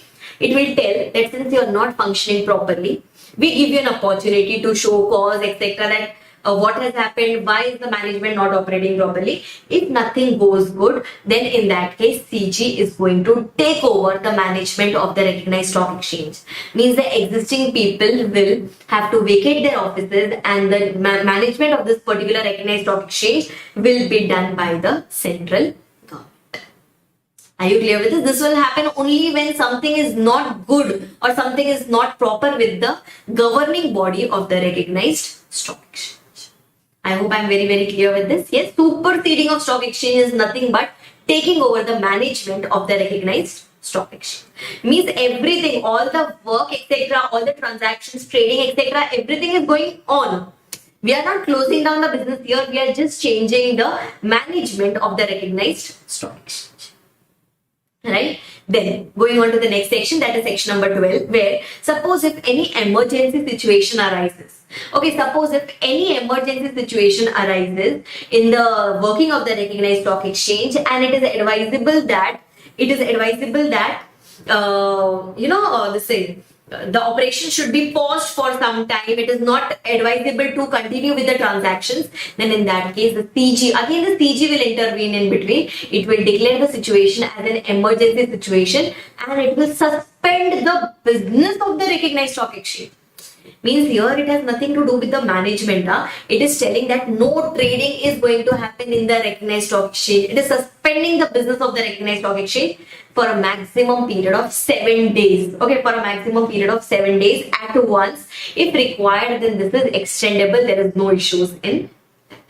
Okay, so the difference between section number 11 and section number 12. Section number 11, what was it saying? Section number 11 was saying that the management of the recognized stock exchange will be superseded, means it will be taken over by the central government.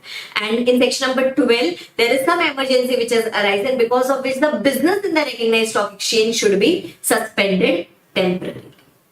I hope I am very, very clear till here. Yes, so till here we are done with section number 12. Okay, so let's go to the next section, that is section number 12A, very important section. Same section is going to be repeated in your SEBI chapter also. Okay, 12A talks about powers of the SEBI. SEBI is superior to your recognized stock exchange. So powers of the SEBI to issue directions. SEBI can issue directions to the recognized stock exchange in 3 specific circumstances. Okay, first one, whenever it is required to do so in the interest of the investors. Means SEBI thinks that it is in the interest of the investors to issue directions to the recognized stock exchange, it will do that. Or suppose if there is any issue which the SEBI is observing in the management of the recognized stock exchange, that is to prevent the affairs of the recognized stock exchange which is conducted in a detrimental manner, means not in a good manner, or whenever to secure proper management, whenever it wishes to secure proper management in the recognized stock exchange, at that time the SEBI can issue directions to the recognized stock exchange, and whatever are the directions issued by the SEBI on the recognized stock exchange, that becomes binding, means the recognized stock exchange has to comply with those directions. Okay, now SEBI can give this direction to the stock exchange. SEBI can give this direction to the clearing house or the clearing corporation that we just studied now. It can issue directions to any other listed company. It can issue directions to any proposed to be listed company. All these people come under whose purview? All these people come under the purview of SEBI only. Right? So SEBI can issue directions to any of those persons. Right? Now just try to understand. Suppose if any person has contravened the SCRA law. Okay, any person has contravened this particular SCR law, then in that case SEBI has also got the power. See, one of the power with SEBI is it can issue directions. Plus SEBI has also got the power that if you have contravened the SCRA and if you have earned any wrongful profit out of it, or if you have averted any losses or avoided any losses by contravening the provisions of SCR, then in that case SEBI also has the power to recover that much amount from you. The wrongful profit that you have earned, or the amount that you have avoided, or the losses amount that you have avoided by contravening the provisions of SCR, or this can be recovered by the SEBI. That power is also available with the SEBI. Right? So SEBI can issue you the directions, plus SEBI can also recover the equivalent amount of wrongful profit made or loss avoided. Right?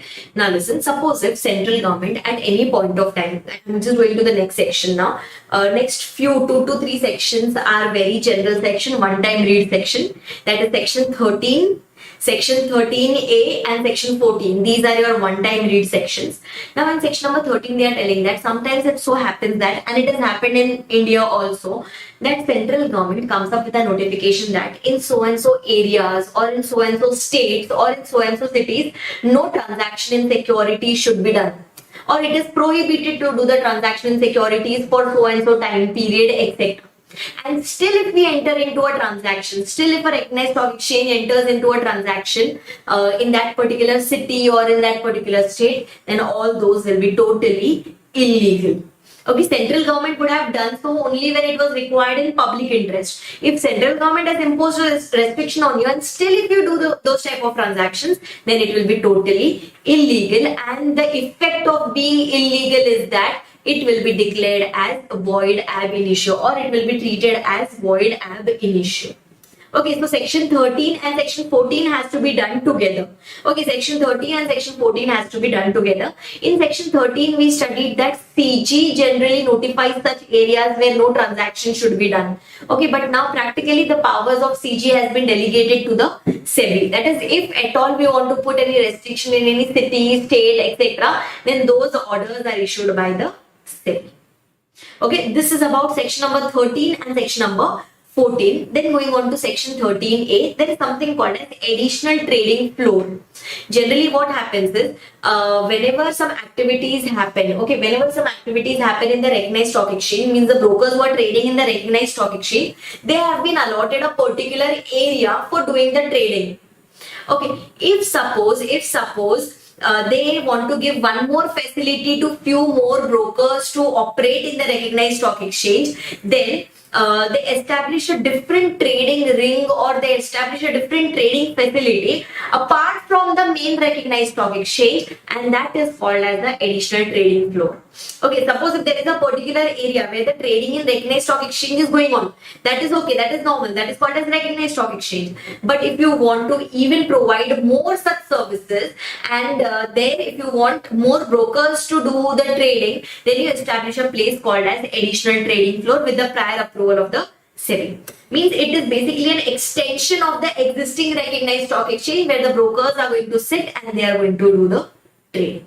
Okay, that is nothing but your additional trading floor. It comes under the purview of the same recognized stock exchange, and it has got the same powers. It has got the same powers as available with the recognized stock exchange. Right? Okay, so this was all about your section number 13, 13A and section number 14. Next section, section number 15 is very, very important. Section number 15 talks about, this is very, very important section, members not to act as principals. This is what they are trying to tell us. See, now just try to understand here, members means they are referring to the brokers. Okay, whenever brokers do any transaction, they do these transactions on behalf of the clients or on behalf of the investors.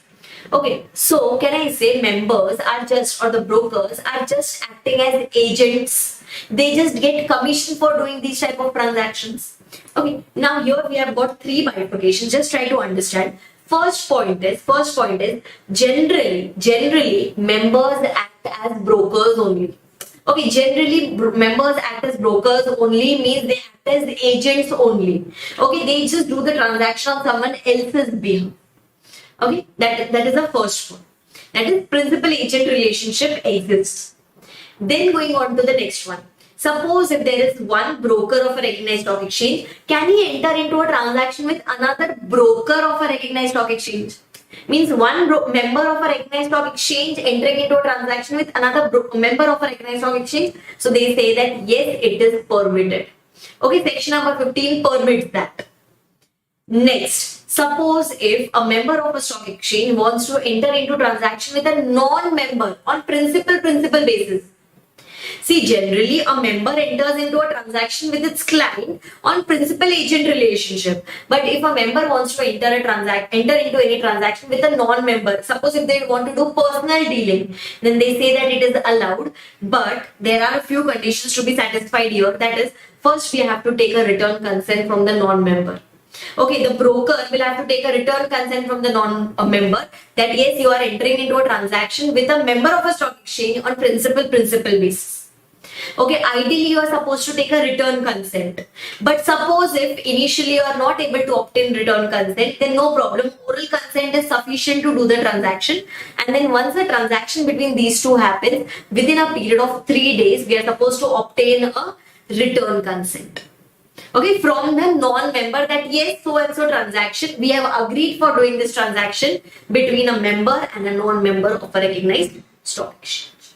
Okay, so this answer is very, very important. By default, members act as agent only, but a member can enter into transaction with another member of a stock exchange. A member can even enter into a transaction with a non-member of a stock exchange. Right? Okay. Sometimes it so happens. Again, section number 16 and section number 17, 16, 17 and 17A. All the three sections are one-time read sections. Okay, 16, 17 and 17A. Now in section number 16 they say that sometimes it so happens that central government or the SEBI does not want speculation, undesirable. See, many a times brokers or group of brokers in form of cartels, etc., they try to regulate the market. They try to increase the value in shares, they try to reduce the value of shares by forming a cartel. So if central government, maybe if you would have seen that scam movie, Harshul Mehta, so there you'll come to know about it. So suppose if the CG or SEBI does not want that undesirable speculation which happens in the market, then it can restrict the transactions. It can say that no transaction will be done for few number of days in that particular state or in that particular area, and still if you enter into any contracts, then those contracts will be totally illegal, right? Just to prevent undesirable speculation in the securities. Okay, now listen. Suppose if there is any particular member, okay, suppose if there is any particular member who wants to do any transaction, suppose if there is any particular broker, say for example, who wants to do any transaction, he has to be registered with the SEBI. Unless he is not registered, he cannot enter into any sort of transactions. Okay, means license from SEBI is mandatory. Just like your normal brokers, maybe you can just take the example of angel broking, you can take the example of Zerodha, you can take the example of Sher Khan, Asad Mehta, etc. Any Motilal Oswal, etc. Any such brokers, they have to mandatorily obtain the license from the SEBI. Otherwise, they cannot enter into the transactions relating to securities market. Okay. Now, similarly, section number 17A. Section number 17A talks about what? It talks about public issue and listing of securities. Now, listen, whenever the SPV issues any securities to the QIBs, whenever the special purpose vehicle issues any securities to the investors, they have to make sure that they comply with the SEBI requirements. This we had discussed in the SARFAESI chapter also. Remember in SARFAESI, ARC was issuing securities to the investors. So they have to make sure that they comply with the SEBI requirement. Minimum subscription should be met. They should issue security receipts to the investors. Suppose if the SEBI requirements are not met, suppose if the minimum subscription is not fulfilled, then in that case, the SPV will have to return back the money to the investors within a period of 8 days. Okay, and if there is a delay beyond a period of 8 days, then in that case, the SPV and its officers will be liable to pay interest at the rate of 15% beyond the delay for 8 days.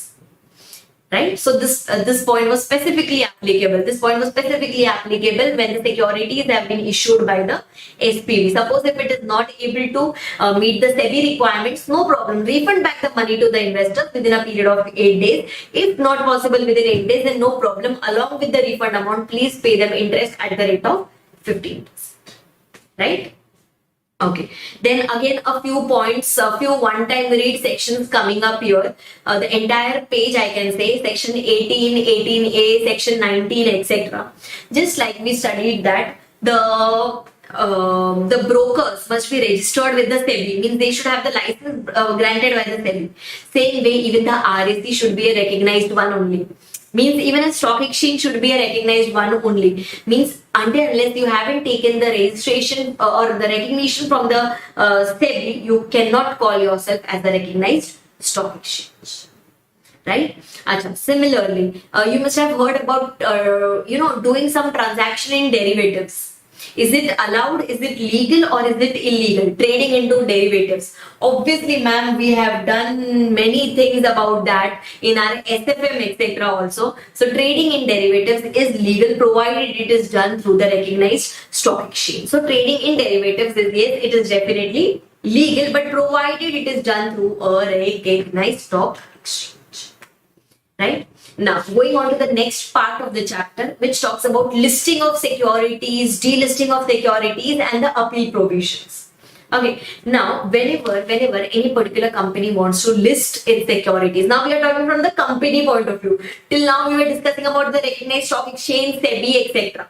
Now, suppose if there is any particular company who wants to get its securities listed with the recognized stock exchange, then it has to make sure that it goes and makes an application to the RSC about it. It will have to fulfill many other conditions about listing. It will have to comply with all the conditions which are written in the listing agreement.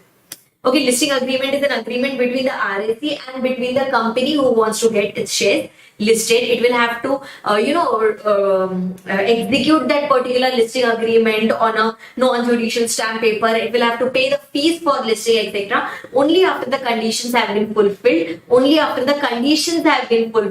then only the securities can get listed on the recognized stock exchange.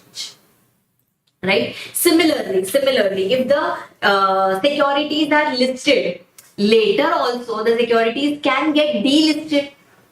Okay, one thing is listing of securities, another thing is delisting of securities. Suppose if you are not complying with the conditions of the recognized stock exchange, or suppose if you are not complying with any provisions of the SCR law, you as a company, means your securities, then in such cases, after giving a ROBH, obviously your securities can be delisted. Right? I hope you are understanding all these things. Okay, generally for listing, we approach the recognized stock exchange, and so similarly, the delisting is done by the recognized stock exchange itself. Generally, the SEBI, central government, does not intervene in between, so the delisting power vests with the recognized stock exchange. So if the RAC is satisfied that certain conditions are not met, or certain pointers are not fulfilled, or certain provisions of the SCR law is not met, then in that case it can lead to delisting of securities. Okay, suppose if the securities have got delisted, then who will be aggrieved? Obviously that particular listed company would be aggrieved. The listed company would be aggrieved, or we can say the shareholders of this listed company can also be aggrieved, because ultimately their shares are going to go now, means its value is going to drop drastically now. So in that case, if the company or the aggrieved shareholder, if they are aggrieved with this delisting, then they can go and file an appeal. Before the SAT, where SAT stands for Securities Appellate Tribunal. Till now we were just studying about Appellate Tribunal. Now I am telling you about Securities Appellate Tribunal. So if we are not happy with the delisting, we can simply go and file an appeal. Before the SAT within a period of 15 days, within a period of 15 days from the day of delisting. Okay, this 15 days time period, as it is very short, then in that case we can be allowed a continuation of maximum 1 month.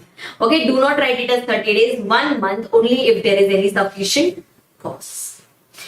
I hope I am very clear with this. So delisting can happen on certain grounds, but if you are not happy with delisting, then in that case you can go and file an appeal before the SAT within a time period of 15 days plus the maximum period of 1. I hope I am very clear with this delisting thing. Yes, and on what basis delisting can happen, for that the grounds have been given. This rule number 21, please remember, for new course students especially, obviously this rule number 21 is very important, which talks about your delisting process, that in which all cases your delisting of shares can happen. Okay, this grounds for delisting is applicable only for the new course students. Section 21A is applicable to all. It is applicable to new course also as well as old course also, because it is a section. It is a provision of the law. So till here we have discussed about listing, that for listing we have to enter into that listing agreement. For delisting the grounds have been given, so the RAC can delist your securities and then you can go and file an appeal before the SAT within 15 days plus one more period of 1 month. I hope I am very clear with this. Yes. Okay. One small point here before we go to the, or before we enter into the miscellaneous provisions. Okay. Now just try to understand. The first thing is you will apply for listing. Okay. You will enter into that listing agreement with the RAC, etc. You will apply that you want to list your securities. At that time, can the RAC tell you no, your securities cannot be listed? Can the RAC come and tell you that your securities cannot be listed? Answer is yes. So if RAC says that no, your securities cannot be listed, the RAC will have to give you some reasons to believe. Okay, or it will have to give you certain reasons that why it is not allowing you to list your securities. Okay, if suppose we have got the reasons, within the specific time period, then can we be aggrieved because of those reasons? Answer is yes. We can be aggrieved that why they are not allowing us to list our securities. Then in that case, if we are aggrieved because of listing, okay, if we are aggrieved because of listing, then in that case, we can go and file an appeal again to the same authorities, that is the Securities Appellate Tribunal. Okay, we can go and file an appeal to them. See, as soon as we receive the reasons, whatever, suppose if there is a particular time period for the RSC to give us the reasons. If we receive the reasons within a specific time period, then within 15 days, within 15 days of receiving the reasons, we'll go and submit an appeal to the SAT. Suppose if I do not receive the reasons on time, but you receive the reasons late from the recognized stock exchange that why it hasn't listed your securities, then whenever late also, whenever you have got the reasons, from that date within a period of 15 days plus 1 month, 15 days plus 1 month may be allowed to you to go and file an appeal before the SAT. So where you have received the reasons on time, then within 15 days. If you have received the reasons late, then 15 days plus 1 month. Okay, now the ball is in the court of the SAT. SAT is going to take the final decision, and the SAT, before giving any decision, now it will give a ROBH to the recognized stock exchange. Okay, it will give a reasonable opportunity of being heard to the recognized stock exchange that I am passing the final order. If you want to say something else, you can come and submit the extra facts. Right, now the matter is before whom? Now the matter is before the recognized stock exchange. Now the RSC will again decide whether it should allow the listing or not, and the final decision will be taken by the recognized stock exchange, and recognized stock exchange should try to dispose of this appeal within a period of 6 months. Okay, this time period was not given in case of delisting, but it is given in case of listing, where they denied us the listing of securities on the recognized stock exchange. Right? Okay, so we have done 2 appeals. That is, first one was in case of the securities which could not get delisted, the securities which were delisted by the recognized stock exchange.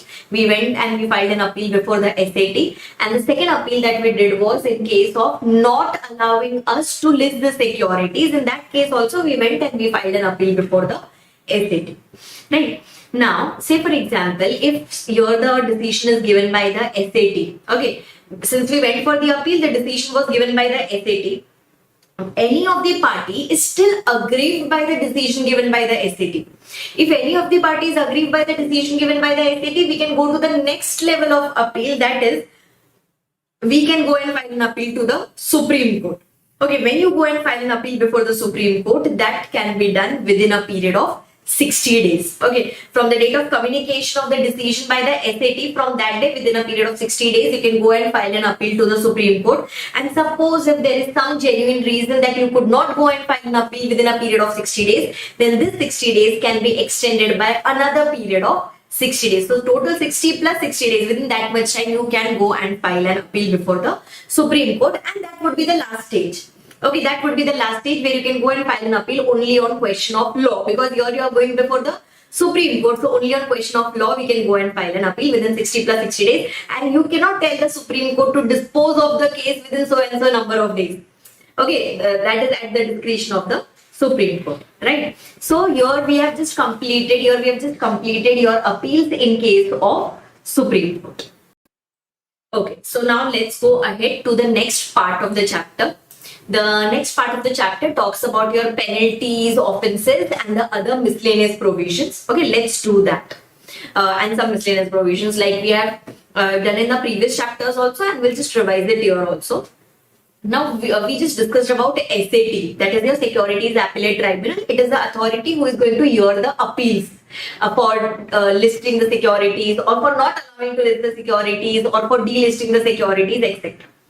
Now, SAT has got all the powers as vested in a civil court, but it is not bound by those powers. Means at least it has got the civil court powers, plus it can be regulated by its own procedures also. And it has got all the powers as vested in a civil court. Before passing any decisions or before giving any decisions, it has to make sure that it follows the principles of natural justice. That is, it has to give a reasonable opportunity of being heard before it gives the final decision. Right? Similarly, when the case goes before the SAT, Okay, suppose if the case goes before SAT, then there will be two parties before whom the dispute was there.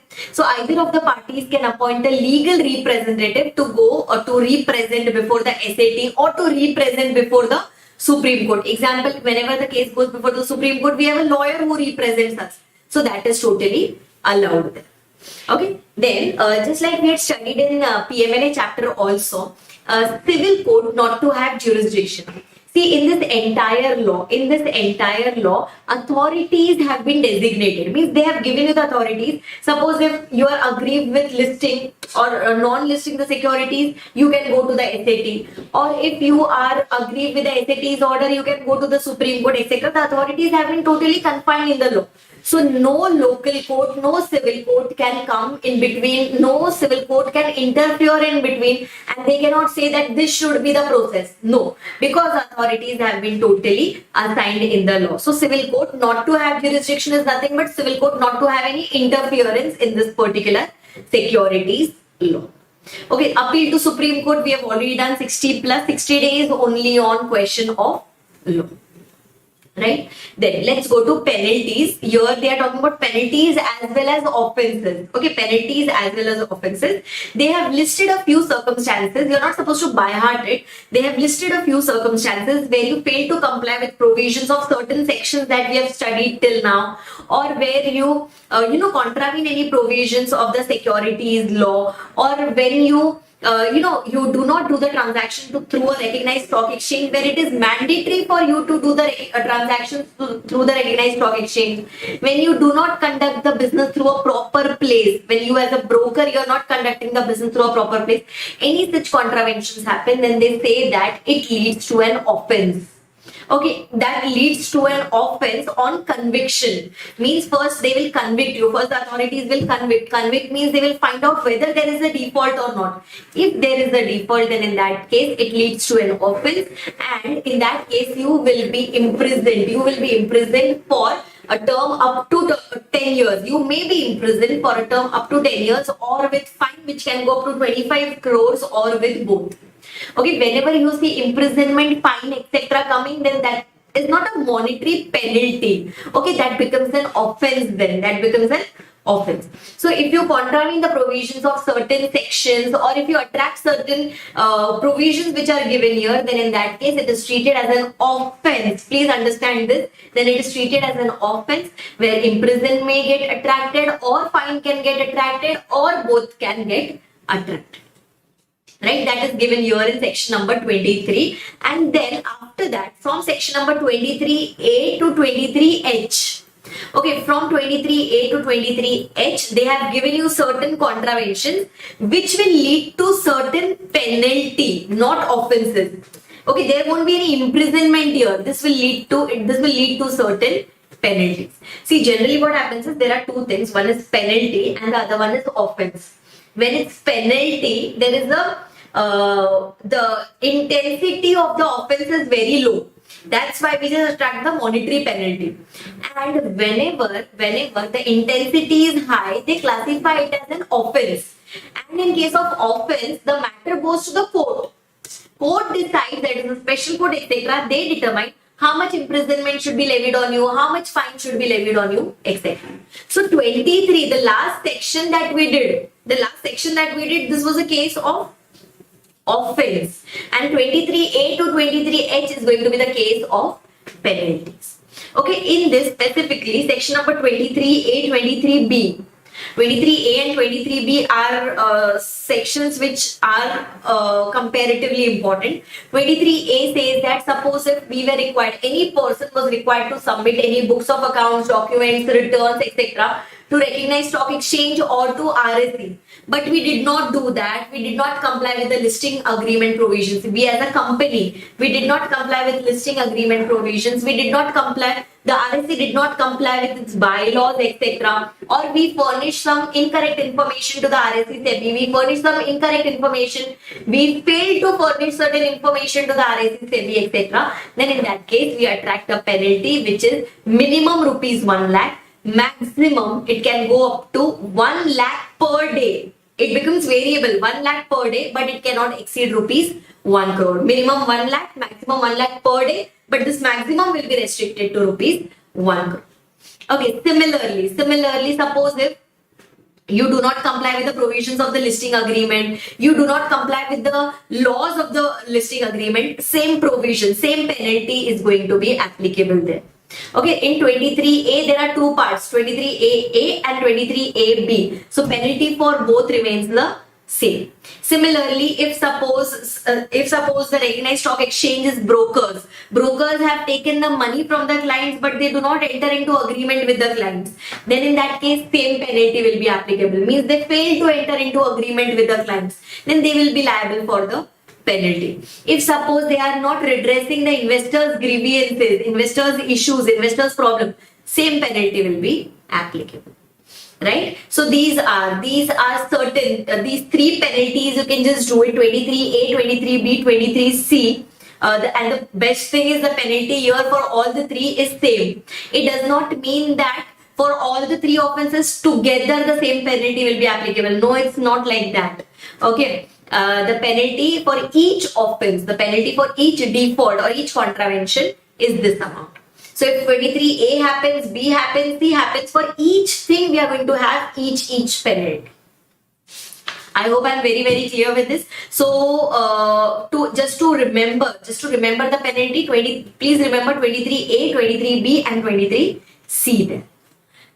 Right? Now just try to understand. In the penalty thing, we had this just now that we studied in 23A. We have a minimum penalty of rupees 1 lakh, which can go up to 1 lakh per day, and which can go up to maximum rupees 1 crore. So can I say they have given a range here that the penalty we can say overall, the penalty can range between 1 lakh to 1 crore. We can say like that, right? So this is determined by whom? Sorry. This is determined by whom? So now listen, for adjudicating this penalty, that is to determine the amount of penalty, SEBI appoints an officer called as adjudicating officer. Okay, SEBI appoints an officer called as adjudicating officer. Adjudicating means to determine. So it is the work of the adjudicating officer to determine whether there is a default or not. If there is a default, please check the necessary things. Please determine the amount of penalty. All this is done by whom? All this is done by the adjudicating officer. Okay, adjudicating officer's penalty cannot be reduced by the SEBI. Means if AO has determined the amount of penalty, SEBI cannot reduce it. But if SEBI wants to enhance it, the SEBI can enhance it within a period of 3 months. Means as soon as the AO passes an order, if SEBI wishes to enhance this amount of penalty, it can do it within a period of 3 months, not otherwise. So basically, AO is such a person who comes into picture, who determines the penalties, not the offences, okay? Who determines the amount of penalties. First, he determines whether there is a default or not, then he determines the amount of penalty. Now, while determining the amount of penalty, can I say, see, minimum was in some sections, the minimum amount of penalty is 1 lakh, maximum it can go up to 1 crore. So, the penalty can be 1 lakh, 2 lakh, 3 lakh, 4 lakh, anything. Right, and the maximum amount that it can go up to is rupees 1 crore. So how much penalty should be levied? Lesser penalty should be levied or higher penalty should be levied? That is to be determined by the adjudicating officer.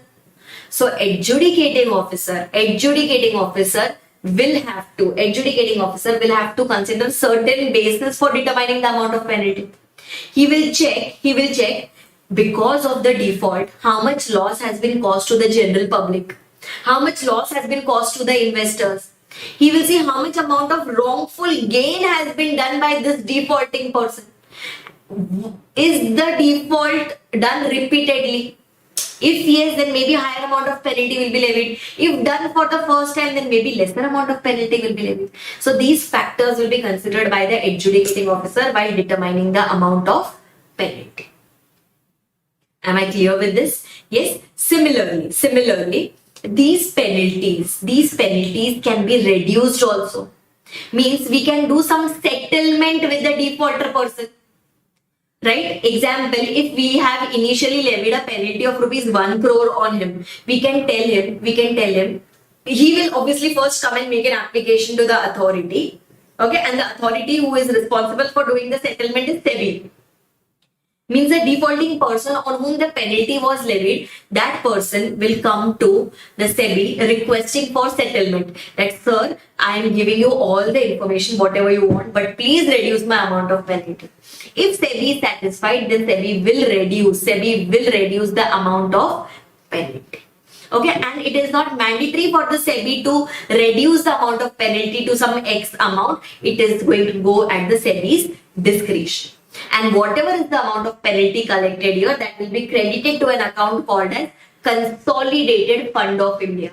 Okay, it will be credited to an account called as Consolidated Fund of India. Settlement means reducing the amount to a lower amount. Example, if the penalty levied was 1 crore, we might reduce it to, say for example, 60 lakhs. This is called as settlement, and this settled amount, whatever the 60 lakhs we are going to recover from him, this will get credited to the Consolidated Fund of India. If that person is not able to pay this reduced amount also, or suppose if we have not gone for settlement, then whatever was the penalty amount, we have to recover it from the defaulter. For that purpose, we can appoint a person called as recovery officer, who is going to recover the amount of penalty. We will issue him a recovery certificate. Okay, we will issue him a recovery certificate to the recovery officer that please go and recover so much amount of penalty from this Mr. XYZ. That amount can be recovered by sale of movable property, sale of immovable property, by freezing his bank account. We can arrest that particular person, we can detain that person in prison, etc. Right? So this is the way by which we are going to recover the amount of penalty from him.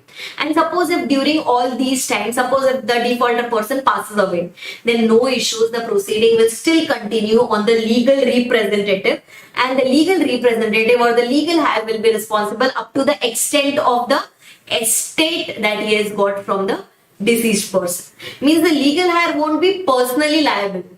Okay, obviously he won't be personally liable. He will be liable only to the extent of penalty, only to the extent of the estate that he has got from the deceased person. And whatever penalties we recover under this particular chapter, all the penalties always go to a fund called as Consolidated Fund of India. Right?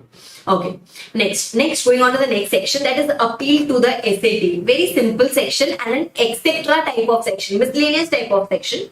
See, we have already studied two types of appeal. One was where the securities were delisted by the recognized stock exchange. Okay, and the next one was where the recognized stock exchange was not allowing us to list the securities. Right, in that case, since we were aggrieved, we went and filed an appeal before the SAT. Okay, in the entire chapter, if at all we are aggrieved by any other order, example, if we are aggrieved by the AO's order, Adjudicating Officer's order, if we are aggrieved by any other order of RAC, or if we are aggrieved by any other order of SEBI, then we can, in miscellaneous appeal, we can go and file an appeal before the SAT within a period of 45 days. Okay, within a period of 45 days, we can go and file an appeal before the SAT. And if SAT wants, this 45 days period can be condoned if there is a sufficient cause. Right? And SAT should try to dispose it off within a period of 6 months. So basically, three types of appeal that we have done. First one was delisting by the RAC. Second one was not allowing us to list the securities. And the last one was any other type of dispute. I hope I am very very clear with this. Yes, and then going to the next one, that is offences. You remember we had studied in section number 23 that if if any person contravenes the provisions of certain sections, or if it does not comply with the provisions of SCRA, etc., then in that case punishment will be applicable. Right? Punishment was applicable there. Imprisonment up to 10 years or fine up to 25 crores or both was applicable. So that was not a contravention, but that is an offense. So we'll take the matter to the special court. Special court will determine whether there is an offense or not, and then it will give the exact period of imprisonment and the exact period of fine, whatever is applicable. Right? Now, in this case also, compounding can happen. Just like in case of monetary penalty, settlement had happened. Here also in such cases, compounding can happen. If there is any such offense which is compoundable, means where imprisonment is not mandatory, then in that case it can be reduced. Okay, example, suppose if only fine is levied, then the offense can be compounded, means we can request to the authority, that is to the SAT or to the court, that please reduce my punishment. But suppose if it is such a type of offense which is non-compoundable means where imprisonment is 100% going to happen, then in that case you cannot apply for compounding. I hope I am very clear with this. Yes? Okay. So then going on to the next one.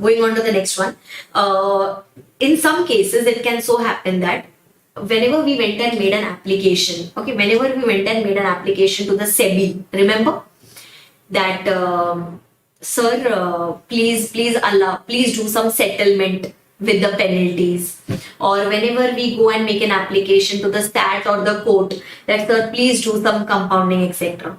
Then in that case, suppose if the SEBI recommends that yes, some immunity should be granted or some relief must be granted, then last level of authority, CG has the powers that yes, this person has disclosed all the information which is true, fair, correct, etc. So we may grant him some immunity from prosecution, we may grant him some immunity from the penalty, etc. Okay, but this is last level thing which can be done by the central government and only on recommendation of the SEBI. Again, it is not mandatory for the CG to do it. It is just doing it on recommendation of the SEBI. Right? Now, suppose if any particular offense, this section we have already done it in PMLA. Suppose if there is any particular offense which is done by the company, then the company will be liable, plus its officers in charge will be liable. But if they prove that they have exercised due diligence to prevent this offense and they were not aware about this particular offense, then they can be relieved. Okay? Then all these offenses, whatever offense is that imprisonment thing that we are studying, all these are cognizable. Cognizable means the police can come and arrest us without an arrest warrant. Just remember this, offenses under SCRA is cognizable, right? Then since this is an offense where imprisonment, fine, etc. will be announced, right? Then in that case, this will be announced by whom? This will be announced by the court. Ma'am, which court? Then we establish special courts. Ma'am, what are special courts? Special court is nothing but a session court. Remember, it is nothing but a session court where the court is going to determine that yes, whether there is the default or not, whether it is an offense or not, and then it will announce the imprisonment or fine or whatever is applicable. Okay. Now, till the time special courts are established in a particular area, session courts are going to act as special court. Okay. If in a particular area, if we have more than one special court, then in that case, we'll go to the High Court. High Court will tell us to which special court should we go. Suppose if in a particular jurisdiction we have more than one special court, then go and take the help of the High Court. High Court will tell you that you are supposed to go and approach to. Okay, this session court is going to be regulated by the Code of Criminal Procedure. So similarly, even since the session court is regulated by the Code of Criminal Procedure, even the special court will be regulated by the Code of Civil Procedure, and the person who conducts the prosecution before the special court, that person has to be a public prosecutor. Remember, that is any advocate having at least 7 years of experience in practicing. I hope I am very clear till you. Yes? Then, next one. Section number 27, which is important. Okay, title of dividends. If you understand section number 27, 27A and 27B, that is the next two sections, are very same. Okay. So now what are they trying to tell us here? In section number 27, they are telling us, in section number 27, they are telling us, see, whenever there is any transfer of securities, okay, whenever there is any transfer of securities from one shareholder to another, that is from one transferor to the transferee, who is eligible for dividend.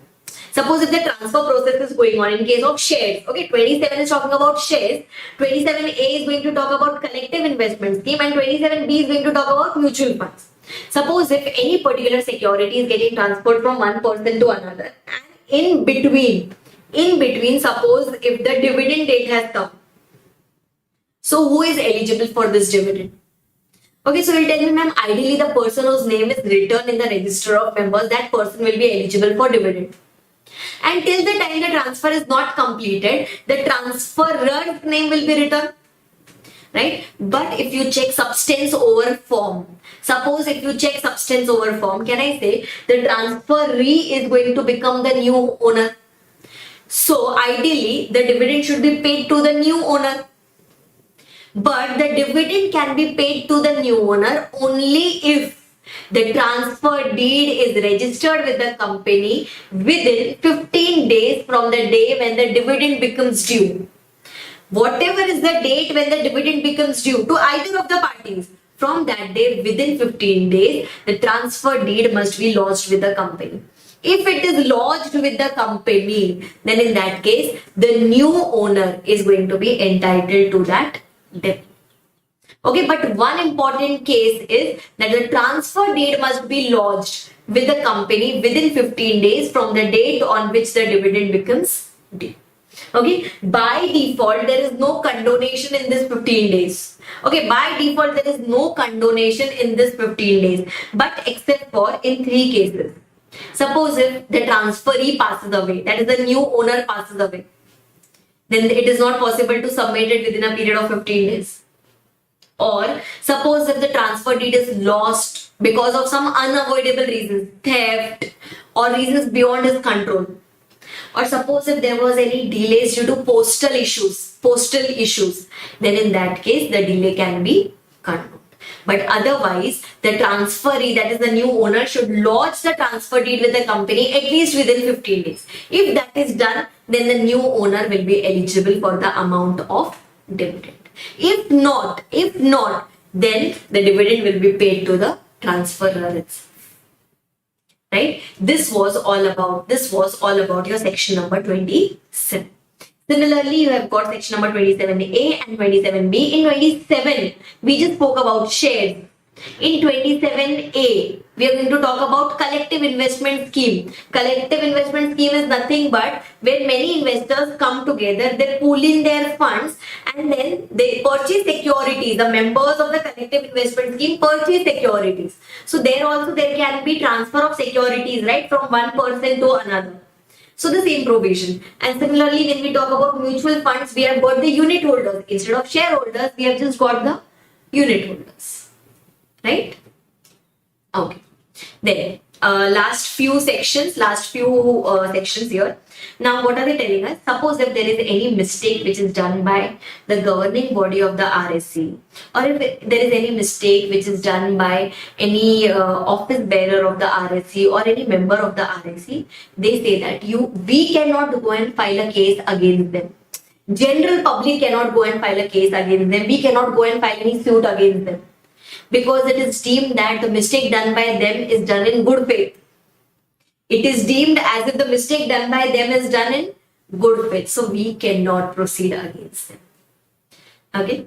Then this we have already studied. The thing which is given here in section number 29A, power to delegate. Whatever powers are there with the central government can delegate those to the SEBI or the RSC. We have seen at many places that SEBI has delegated its powers to the RSC, but one power that cannot be delegated is power to make the rules.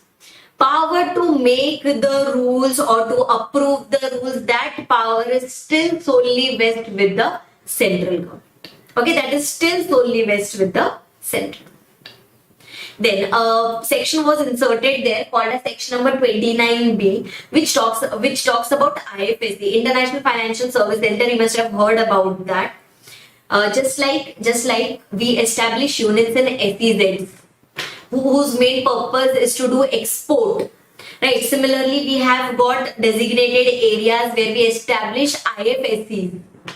Right. So they are telling that in this particular chapter, SEBI had all the powers, but SEBI is not going to exercise its powers on the IFSC.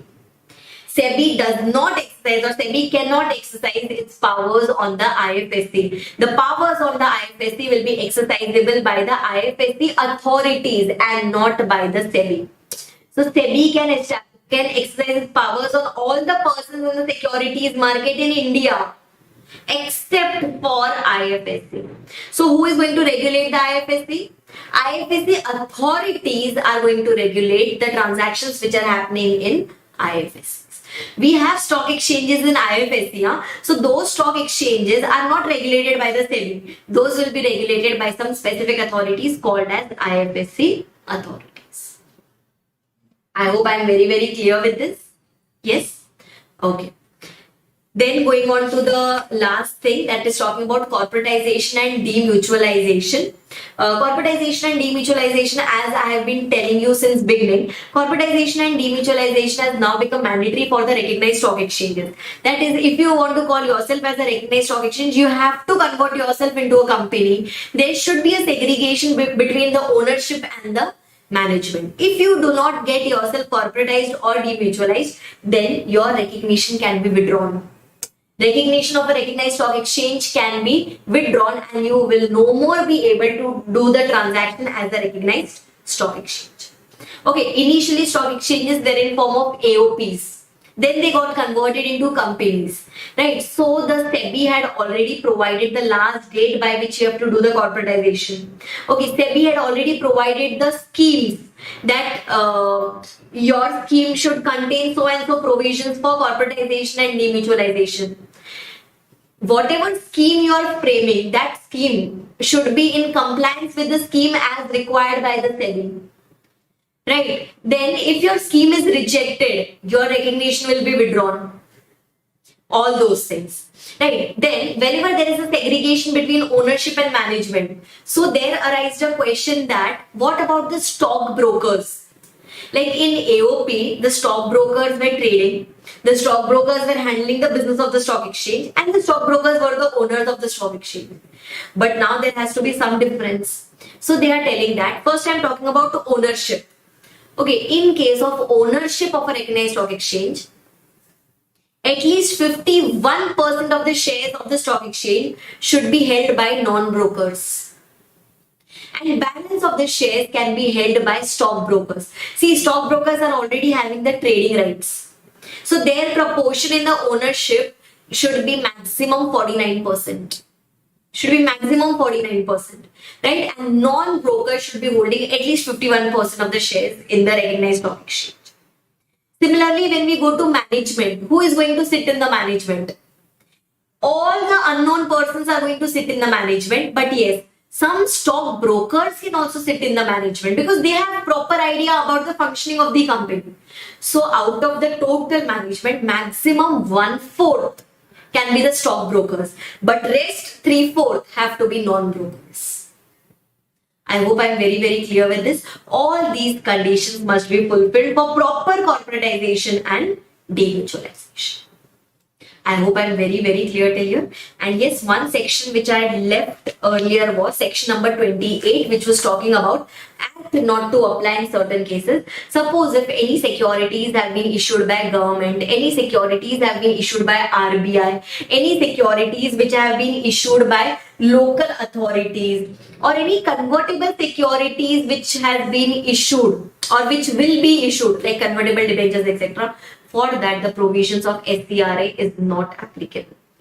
Okay, example, if government issues any securities, or if, say for example, any corporation which is regulated by a specific act, if they issue any securities, then their own laws will apply, not the second. Right? On this fourth point, many a time we have got a question. If there is any particular organization or if there is any particular corporation which is established under a specific law, if it is established under a specific law and if it wishes to issue securities, then the provisions of SCRA won't be applicable. I hope I am clear with this. Yes? Okay. So this was all about your SCRA, that is the Securities Contract Regulation. Right? I hope you are very, very clear till here. Make sure that you don't goof up in appeal provisions here. Okay, those 2 to 3 penalties which I had told you to remember, please remember those penalties. And yes, the provisions, definitely before that listing part starts, till there the provisions are really very, very important. Section 3, Section 4, Section 5, that is application for recognition, withdrawal of recognition, granting of recognition, etc. Those provisions are important. Superseding and suspending the business is important. Members not to act as principal, that answer is important. Restricting voting rights, that answer is important. So there are a few important provisions which we have in the chapter. Title of dividend, section number 27 is important. Please make sure that you revise those ones. Right? And with this we are done with our SCRA. Okay, let's start with the next chapter, that is the SEBI Act 1992. Now in the SEBI we have again got two parts. First one is the SEBI Act, which is applicable to both old syllabus as well as the new syllabus. The next part that we have got is the SEBI LODR regulations. Those LODR regulations, from law point of view, those are applicable only to the new course students. It is not applicable to the old course. Okay, so we are going to cover the common portion, that is the SEBI Act. Okay, we'll cover the SEBI Act. Let's start with that. Now, first of all, since we have already covered SCRA, SEBI should be very simple for you. We already know the hierarchy, we already know the appeal authorities, etc. Many of the things is going to be common in this particular chapter. Let's start with it. Okay, now first of all, what will be the objectives or what will be the motive of this particular act? Okay, now it is a little broader. It is a little broader as compared to your SCRA. SCRA was mainly focusing on the transactions which are done through the recognized stock exchange. Okay, now this SEBI is going to regulate the markets. It will see how can we develop the securities market, how can we regulate it, how can we protect the interest of the investors. It is going to monitor the persons who are working under the purview of SEBI. Example, it will monitor the recognized stock exchange, it will monitor the mutual fund companies, it will monitor the banks, the investment bankers, it will monitor the underwriters, depositories, etc. So the scope is a little wider as compared to your SCRA. Okay, now this first of all, this SEBI. SEBI is nothing but an authority. Okay, SEBI is nothing but an authority. It is in form of a company. Okay, it is in form of a company. It is a body corporate, normal, having perpetual succession, common seal. It can hold assets in its own name. It can sue any other person or it can be sued by any other person. So it is normally in form of a corporate. Just a minute. Yes. So now, going on to the composition, that is who all are going to sit in this particular SEBI. Okay, let's try to understand that. Now, since SEBI is in form of a company, so can I say we'll have to understand its composition, that is who all are going to sit in the management of the SEBI. Yes, let's understand this. Now, to remember this composition of SEBI, you have to remember it as 1, 2, 1, 5. Okay, 1, 2, 1, 5. You have to remember it this way. So 1 means one chairperson who is going to be appointed by the central government. 2 other officials from the central government, okay, who will be nominated by the central government. 1 person from the RBI officials and 5 other members, out of which at least 3 of them will be whole time. Okay, so this way 1, 2, 1, 5 is going to be whose composition? It is going to be the composition of the SEBI. Now we are going to understand their tenure, we are going to understand how can these members be removed, then we are going to understand what qualifications these people should be having, then in which cases these people can resign, their powers, etc. That we are going to study next. Okay, now see, what are they trying to tell? The chairperson, the first person who was there, and the whole time members, the last 3 whole time members who were there, these people can be appointed for a period of 5 years and they can hold office for a maximum period of 65 years. So at a time they can be appointed for a maximum period of 5 years. After that the reappointment can happen and maximum they can hold office is till 65 years of age. Okay, they should not have any interest in the SEBI, because if they have any financial interest in SEBI, then in that case we cannot ensure independence. Right? Those people, the chairperson and every other member of the SEBI, they should have proper abilities, integrity, standing, knowledge, experience in the related fields like law, accounts, finance, administration, economics, etc., so that they are able to discharge their functions effectively. Right? Now, just try to understand. We are talking about chairman and the last 5 members now. Okay, the chairman and the 5 other members who were appointed, these people can leave their office, means they can resign by giving 3 months. They can be removed. They can be removed either by giving 3 months notice in writing, means the central government can give them 3 months notice in writing that you are going to be removed after a period of 3 months. Or if we want to remove them immediately, we can remove them immediately by giving the salary and allowances for the next 3 months. So you have 2 options. Either you tell them today itself that you can continue for 3 months, but after 3 months you will be removed, or else you can remove them immediately by paying them next 3 months salary and allowances. Okay, central government, because since the appointment in SEBI was also done by the central government, so removal etc. will also be done by the central government only. Right? Similarly, those people, the chairperson and every other member of the SEBI, they can even resign. They can even resign. See, before this we did was about the removal.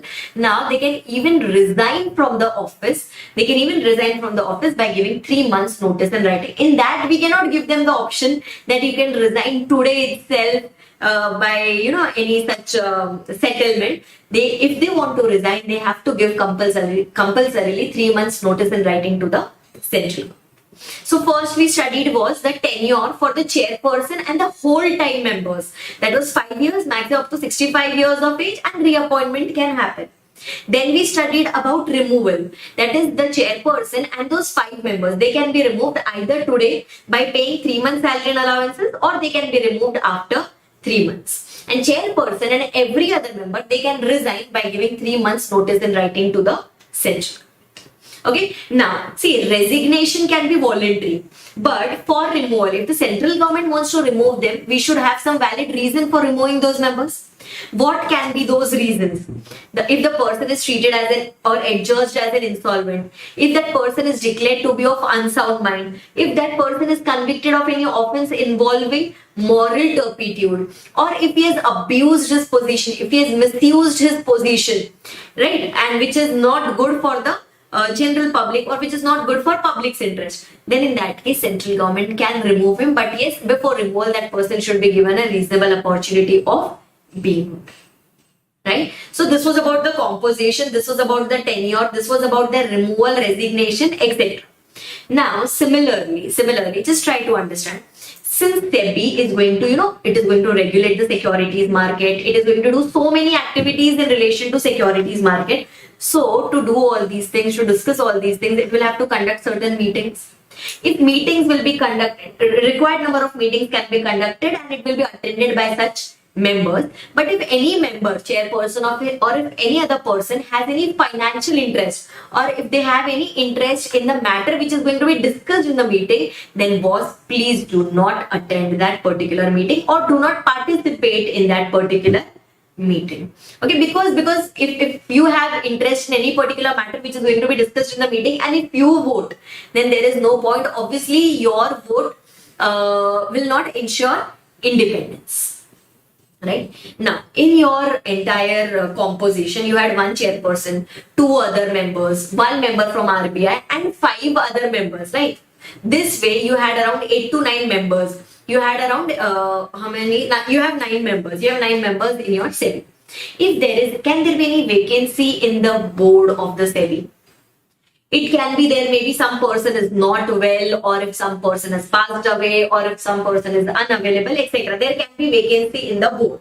So if at all there is any vacancy in the board, then for the time being, till the time the vacancy is filled, the other members can continue to take the decisions. Okay, the other members can continue to take the decision, means they need not wait. They need not wait that let's first fill the vacancy and then only we will take the decision. No, vacancy is not going to invalidate any proceedings.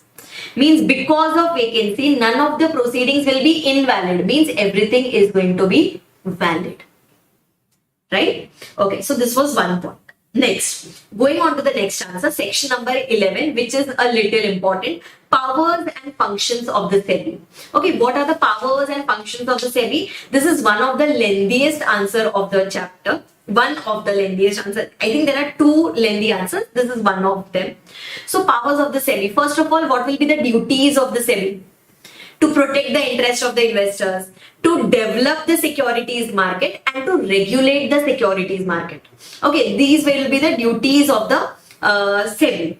Right. Then, apart from this, there are certain specific powers which are vested with the SEBI. Example, it will regulate the recognized stock exchange. It will grant recognition to the stock exchange. It will promote investors' education, means it will conduct such programs where the investors will get educated about the securities market. It will try to prohibit the fraudulent transactions. It will try to prohibit the insider trading. It will levy fees. It will collect fees from the recognized stock exchange, etc. These are the specific powers. These are the specific powers of the SEBI. Right. Apart from this, can SEBI inspect the books of accounts? Yes, we had studied this in the SCRA chapter also. SEBI can do the inspection of books of accounts, etc. But now see, whose books of accounts can be inspected? It can inspect the books of accounts of RSC. It can inspect the books of accounts of any other person who is associated with the securities market. Example, depositories, clearing house, clearing corporations, etc. It can do the inspection of their books of accounts.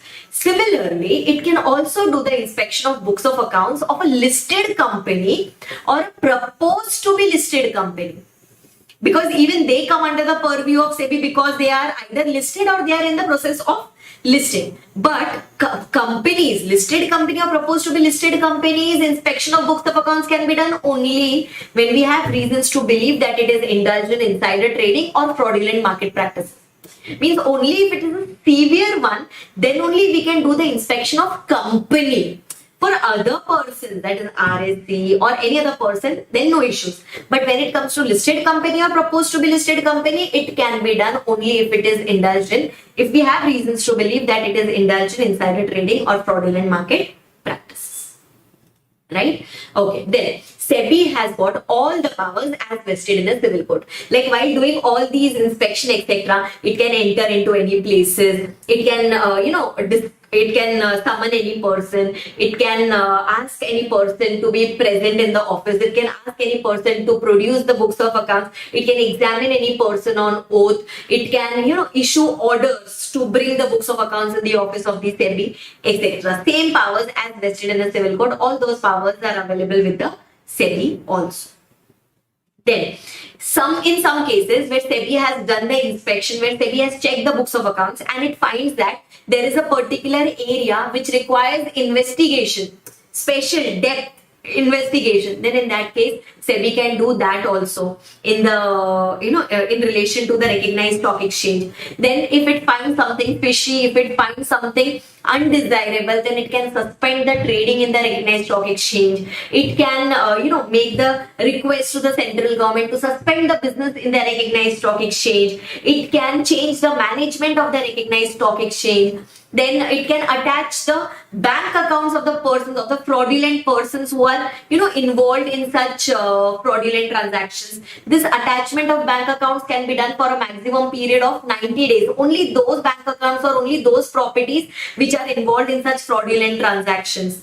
Then it can tell some persons that you cannot sell, means just like provisional attachment, that you cannot sell till the investigation is completed on you. You cannot sell your assets till the investigation is completed on you, etc. These are whose powers?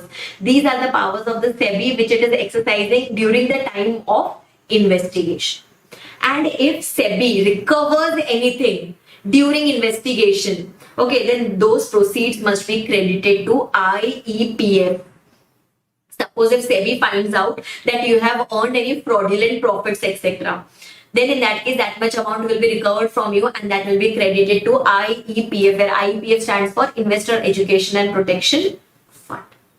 Right, so broadly we have these points coming up here, that first we discussed about the duties of the SEBI, then we discussed about few specific powers of the SEBI, then we discussed about civil code powers of the SEBI, then we discussed about inspection case of listed companies and proposed to be listed company, that insider trading point, then we discussed about special investigation which is done by the SEBI. So all these powers are vested. All these powers are vested with the SEBI. Okay, just try to recollect one thing. SEBI exercises powers on all the recognized stock exchanges except for those located in the IFSC. We had studied this in the SCRA chapter. Okay. And the stock exchanges situated in IFSC will be regulated by the IFSC authorities and not by the SEBI. Just remember that much. Similarly, whenever any particular company comes up with any issue of shares, issue of debentures, or for that matter, issue of any particular securities, then we issue prospectus for that. The companies issue prospectus for that. What all things must be specified in the prospectus? Even that is specified by the SEBI. Because prospectus is such a document which is an invitation offer. You read the prospectus and then you decide whether to invest in that particular company or not. Right? So all those will be specified by the SEBI. That is generally applicable to all the companies.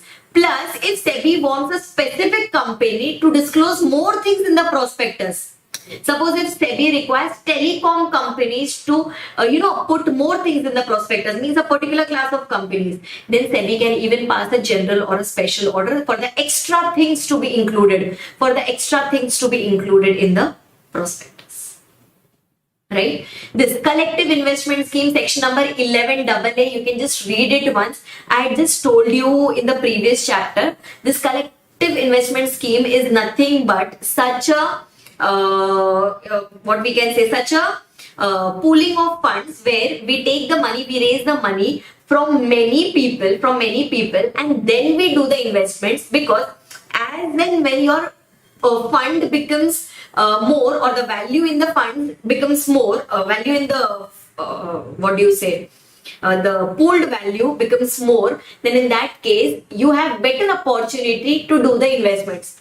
Suppose if two investors are coming together and doing the investments, and whereas 100 investors are coming together and doing investments, the way of investing, the places where we can invest, we have more opportunities available there. So that is one of the concept of this collective investment scheme, where we make a corpus of more than or equal to 100 crore rupees. Means that collective investment scheme is having a corpus of more than or equal to 100 crore rupees, where so many people have come together and they do investments at various places, and then they share the returns. Right? Then going on to the next section, that is section number 11B, which talks about power to issue directions and levy penalty. Same section we have done it in SECRA, that SEBI has got the power to issue directions in 3 circumstances. First one, to protect the interest of the investors, to secure proper management, and to prevent the detrimental affairs of the business which is going on in the recognized stock exchange, or these directions can now be issued by the SEBI to any particular person who is associated with the securities market. Means it is not necessary that it will be issued only to the RSC. It can be issued to the RSC, it can be issued to, the listed company or proposed to be listed company. It can be issued to your underwriters, it can be issued to the depositories, it can be issued to merchant bankers, it can be issued, the directions can be exercised on any person who is associated with the securities market. And one power of SEBI is very, very important here, that SEBI also has the power to recover the wrongful profit that has been made by you, or the loss that has been averted by you, and whatever amount is recovered by the SEBI, that will be credited to the IEPF. See, whatever is the disgorgement amount, that is always put in IEPF. Whatever is the penalties amount, etc., that is put in the Consolidated Fund of India. Right? Okay. Then second important and the bigger section, not very important, but a bigger section of the chapter is section number 11C, which talks about powers of SEBI, to order investigation. You remember when we were doing that powers of SEBI, we had got some special investigation powers. Now it is just an extension of that, where the SEBI, for finding out more details, it can order investigation. Okay, investigation is not ordered when everything is happening in good faith. So whenever any activity is happening which is done in detrimental manner, or if any person is associated with the securities market has violated any provisions relating to SEBI, then in that case SEBI is going to appoint an authority called as investigating authority. SEBI is going to appoint an authority called as investigating authority to investigate the affairs. Okay, to investigate the affairs of SEBI, to investigate the affairs by the SEBI. Now, for that particular purpose, the investigating authority can go and call for any particular information because it has got all the powers as vested in a civil code. So it can order for books of accounts, it can call for information, data, etc. And it is our responsibility. Now, whenever the SEBI is calling for any information, it is our responsibility and our officer's responsibility to furnish full and complete information, full, true and complete information to the investigating authority. Okay, investigating authority can keep the books of accounts with himself for a period of maximum 6 months for the purpose of doing investigation. Means if it comes to our premises or if it calls the books of accounts etc. from us, it can keep it with itself for the purpose of doing investigation for a maximum period of 6 months. Right? If we are not giving them the books of accounts, if we are not providing them the books of accounts etc., then it is treated as an offense, and then imprisonment, fine etc. can become applicable. If they are asking for the information and we are not providing it, then it is an offense and hence accordingly imprisonment or punishment would be applicable. Okay, investigating authority can even come down to your premises. Whose investigation is happening here? RAC's investigation or any person associated with the stock market, company, listed company, proposed to be listed company, merchant bankers, underwriters, custodians, clearinghouse, clearing corporation, any particular person who is associated with the securities market. Okay, they can even come to our premises, they can question us. While questioning, they can take down the notes of examination. Right, they can take down the notes of examination, they'll read it out to us that this was the question asked and this is the answer given. Suppose now during investigation, if they feel that we may alter our books of accounts, we may manipulate our books of accounts, we may destroy our books of accounts, we may falsify the books of accounts, then in that case, investigating authority can come to our premises. It can, after taking a seizure order from the magistrate or the judge of a designated court, it can come to our premises, it can seize the books of accounts and take it with itself. Okay, now listen, just now a few minutes back I told you that the investigating authority can take the books of accounts into its custody for a period of 6 months. The purpose of that was for doing investigation. Now here it is seizing our books of accounts just because it has a doubt that we should not alter it, we should not falsify it, we should not destroy it, we should not mutilate it.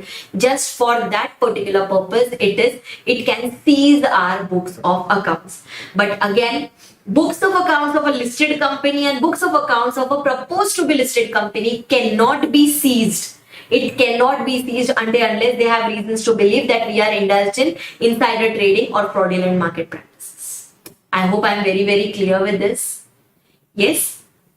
Okay, so this was all about investigation. See, one thing is your normal investigation and another thing is during investigation, if they come to know that we may alter the books, we may falsify the books, we may destroy the books, then it will take the books of accounts with itself in its custody. And if it seizes the books of accounts, then it can return it any time till the conclusion of investigation. When it was taken into custody for the purpose of doing investigation, that was allowed for 6 months. But when it is seizing the books of accounts, it can keep it with itself till the investigation is completed. I hope I am very, very clear till here. Yes? Okay, then going on to the next one, that is cease and desist proceedings. This is very, very simple. See, whenever the SEBI comes to know that we have violated, any person relating to the securities market have violated any provisions of the Act, regulations, rules, etc., then SEBI will first pass an order on you. SEBI will first pass an order on you saying that please stop these violations. That is cease, C-E-A-S-E, that is cease, stop. Okay, plus it will issue a warning on you that please do not do this again. That is desist. So SEBI will first tell you please stop doing this, and next it will tell you to stop it. Are you clear with this? Yes. But these orders can be passed. Now, see, these orders can be passed by SEBI on any persons associated with the securities market. But it can be passed on a listed company or proposed to be listed company only when it has reasons to believe that the company is engaged into insider trading or fraudulent market practices or market manipulation practices. Are you clear with this? So, see, basically they are telling that please don't touch a listed company or proposed to be listed company until unless it is involved in these serious offenses. Right? Then section number 12 is a one-time read section. Basically, it is talking about the registration certificate. Registration certificate means what are they trying to tell us there? See, we had studied in the last chapter that the people who are there in the securities market, they have to comply, they have to obtain a license from the SEBI. Means SEBI is going to issue them a registration certificate.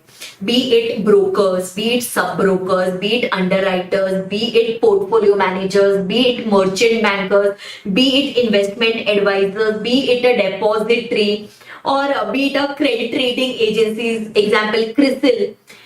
These people, everyone comes under the purview of securities market, but these people can deal into securities. These people can help in, help regarding the securities market only if they have obtained a prior permission from the SEBI or only if they have obtained a registration certificate from the SEBI. Even the mutual fund companies, venture capitalists, collective investment schemes, etc., even they come under the purview of SEBI.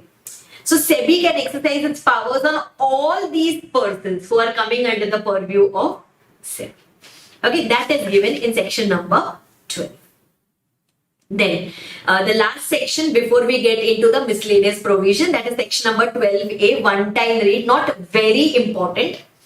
SEBI just says that none of the persons who are there in the securities market, they should not involve themselves in any fraud. They should not involve themselves in any insider trading. They should not involve themselves in any manipulative things. They should not involve themselves in any, in passing on any non-public information, in passing on any information which should not be done public, which should not be made available publicly, etc. If any person does this, then that will be treated as an offense.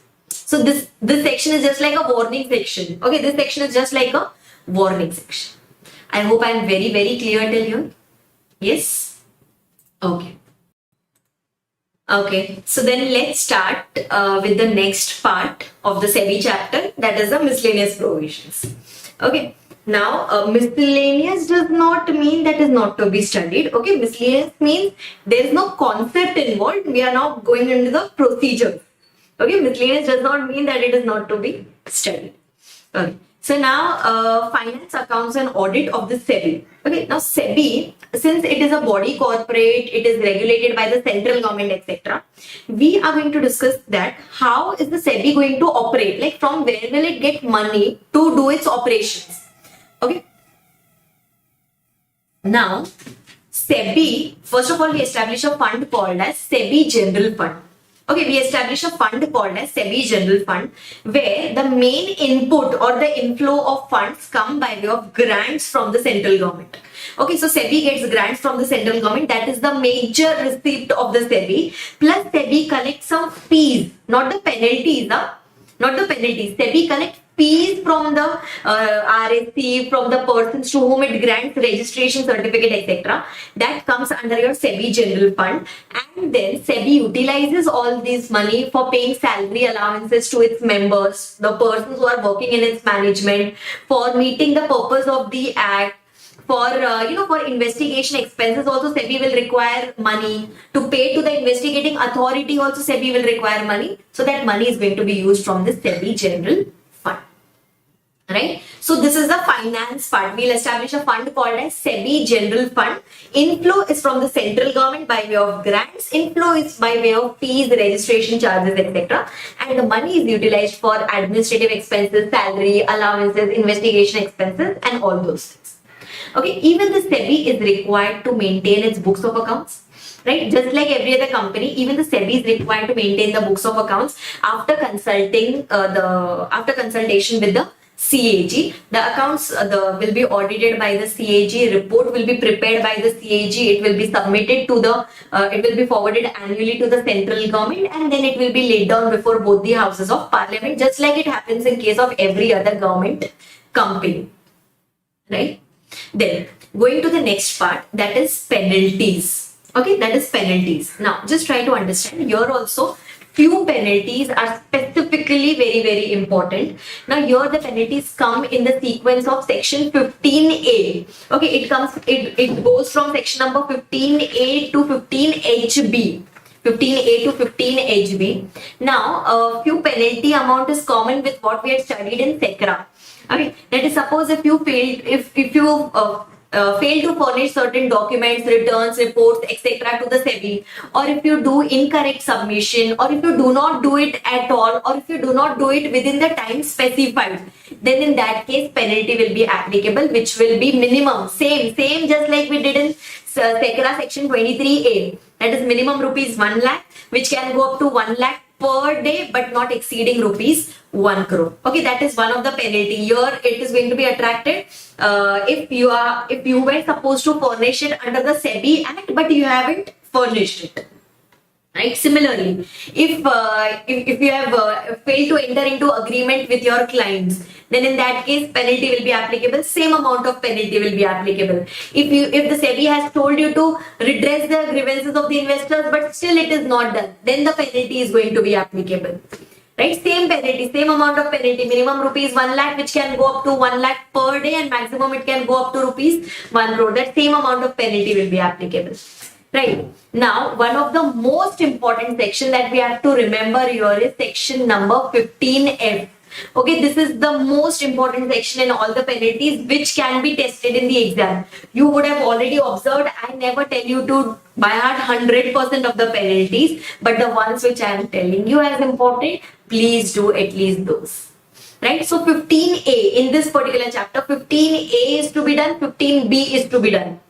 That same one. Okay, and then 15F, at least 15F, please do it, no compromise with this particular section. Okay, 15F talks about penalties in case of stockbrokers. You get a direct question, that what are the penalties applicable on the stockbrokers as per the SEBI Act. So don't apply any other section as per ICI, even they apply only section number 15F, which has three, contraventions. First one, if the stockbroker fails to issue the contract note. You would have seen in office, etc. also, that whenever we enter into any transaction through a stockbroker, he issues us a contract note. So if he does not issue us a proper contract note, then in that case, minimum penalty rupees 1 lakh, which can go up to rupees 1 crore. Okay, minimum 1 lakh, maximum 1 crore for not issuing a proper contract note. Second one, suppose if he takes the money from us, but if he does not give us the security, or if he sells the security, but he does not pay us the money, then in that case, the normal penalty, minimum rupees 1 lakh, which can go up to 1 lakh per day, maximum up to rupees 1 crore. Okay, and the last one, if he charges excessive brokerage than what is allowed, then minimum 1 lakh, which can go up to 5 times the excessive brokerage charged, whichever is higher. Okay, minimum rupees 1 lakh, which can go up to 5 times the excessive brokerage that has been charged by the broker out of these two, whichever is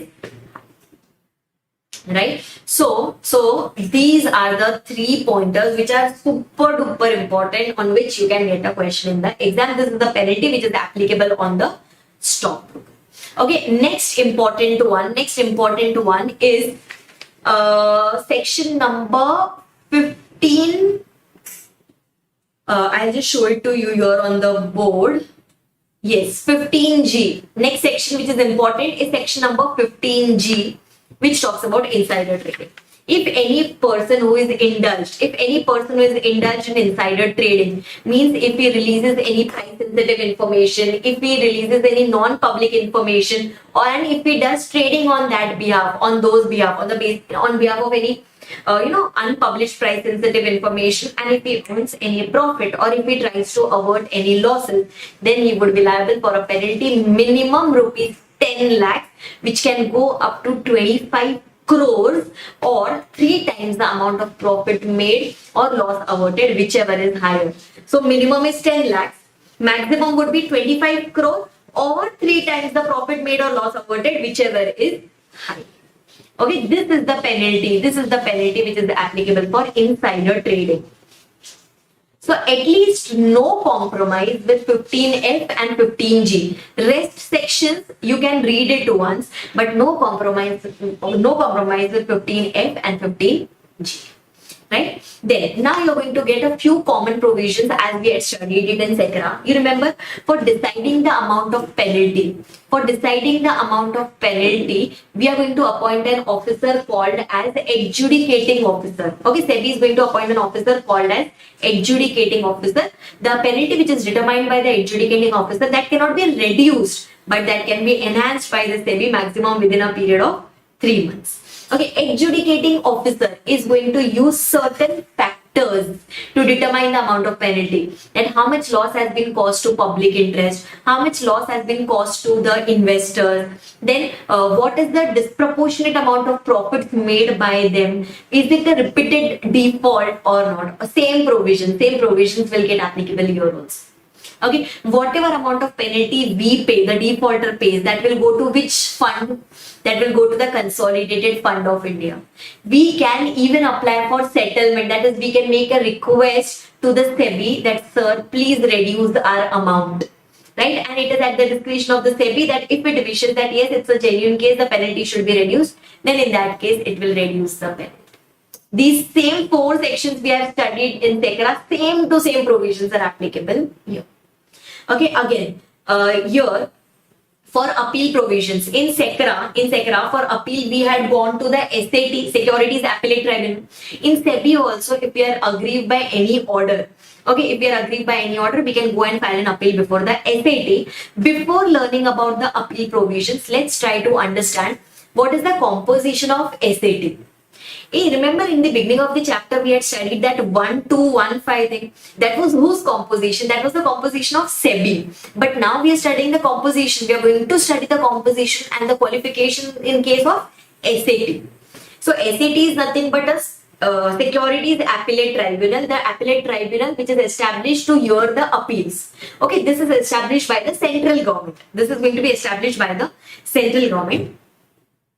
SAT is going to consist of a presiding officer, and it is going to consist of judicial members, and it is going to consist of technical members.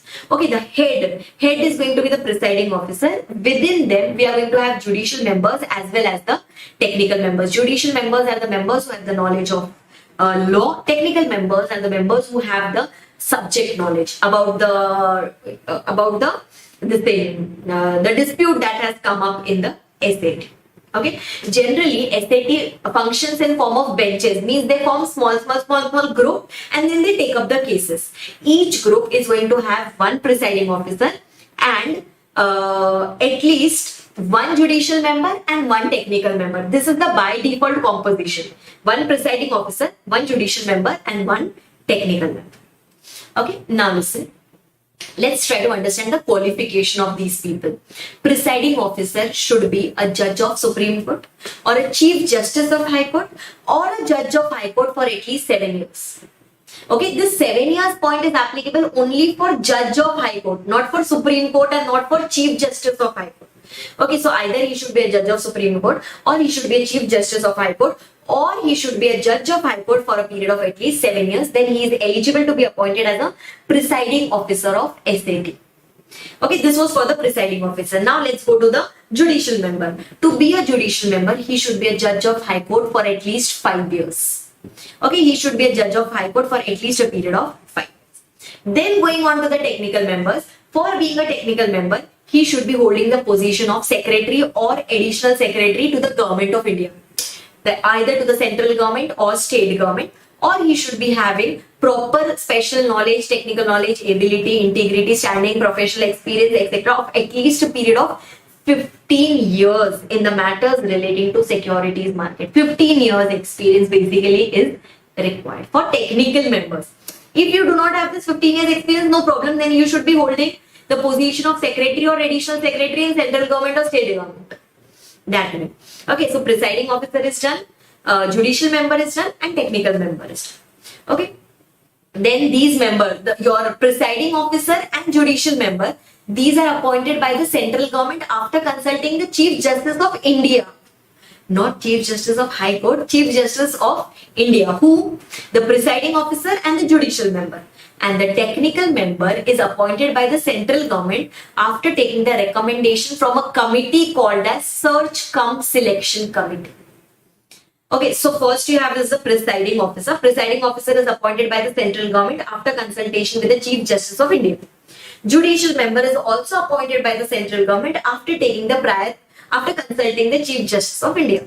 Technical member is appointed by the central government after consultation with the Search Cum Selection Committee.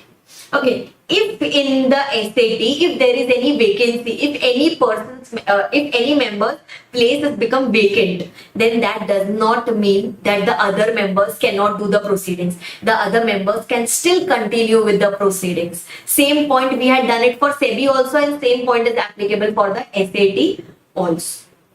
Right? Now, you remember for SEBI members, for some members we had seen their tenure is 5 years, maximum to 65 years of age. Here in case of SAT, their tenure by default is one term up to 5 years, can be reappointed for another term up to 5 years, and they can operate up to maximum 70 years of age. All three of them, presiding officer, judicial member, as well as the technical member. Okay, will they be paid any salary and allowances? Obviously yes. How much? We are not yet concerned about it, so that will be as may be prescribed.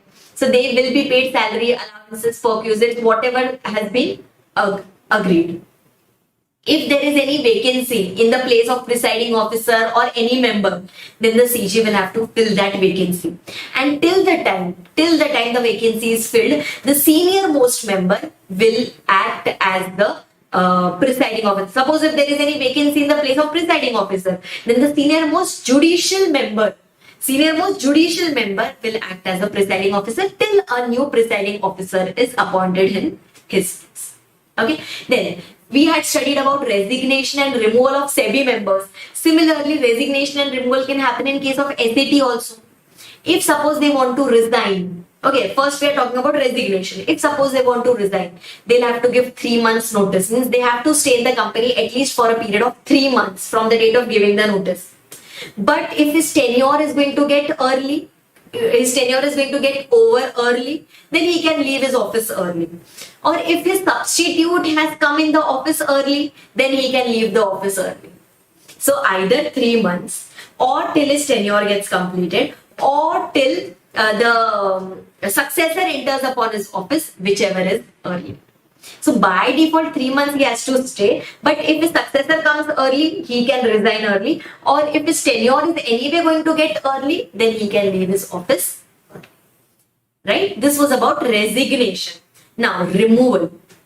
They can be removed for the similar reasons. If any person has been adjudged as an insolvent person, or if any person has become physically or mentally incapable of performing his duties, or if any person is involved in any offense involving moral turpitude, or if any person has acquired any financial interest in the working of the SAT, or if any person is misusing his position, then the central government can remove him after inquiries conducted by the Judge of Supreme Court. This is different and this is important.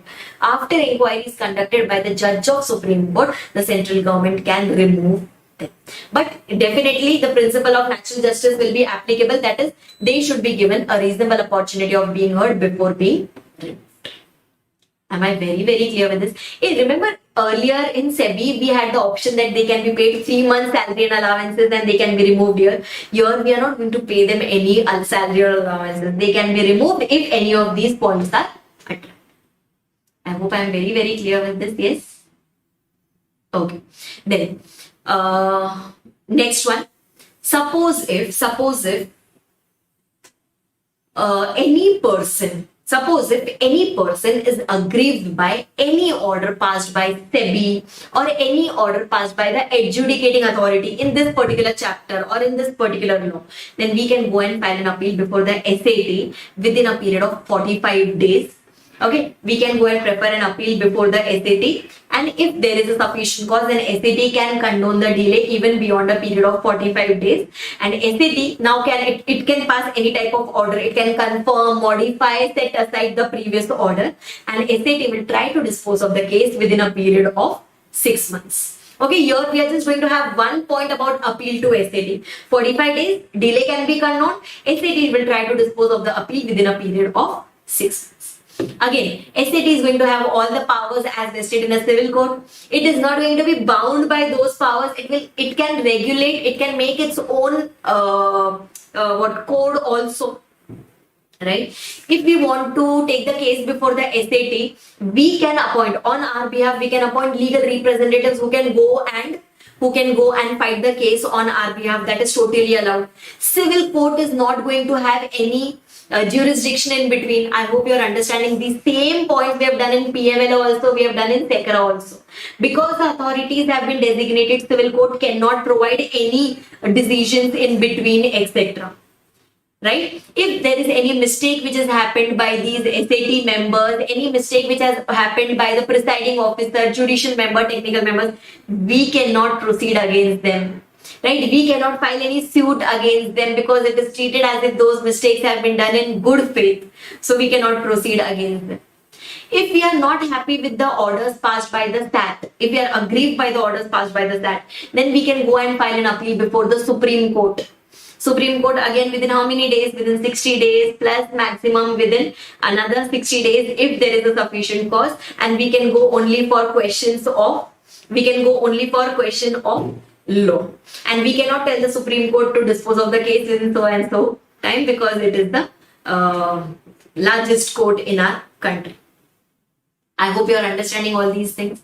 Okay, then suppose if we find that there is any misfunctioning in the management of SEBI, if there is any misfunctioning in the management of SEBI, right, then in that case CG will now come and it will supersede the SEBI. Means it will tell the existing persons who are there in the SEBI to vacate their offices, and CG will appoint its own officers, etc. to run the management of the SEBI, but this can happen only for a maximum period of 6 months. Means CG can take over the control of SEBI only for a maximum period of 6 months. Later CG will have to restore the management. Right? Just like RSC was submitting the annual returns to SEBI, your SEBI is going to submit the annual returns, reports, etc. to the central government. This will be done from time to time basis as prescribed under the law. Right?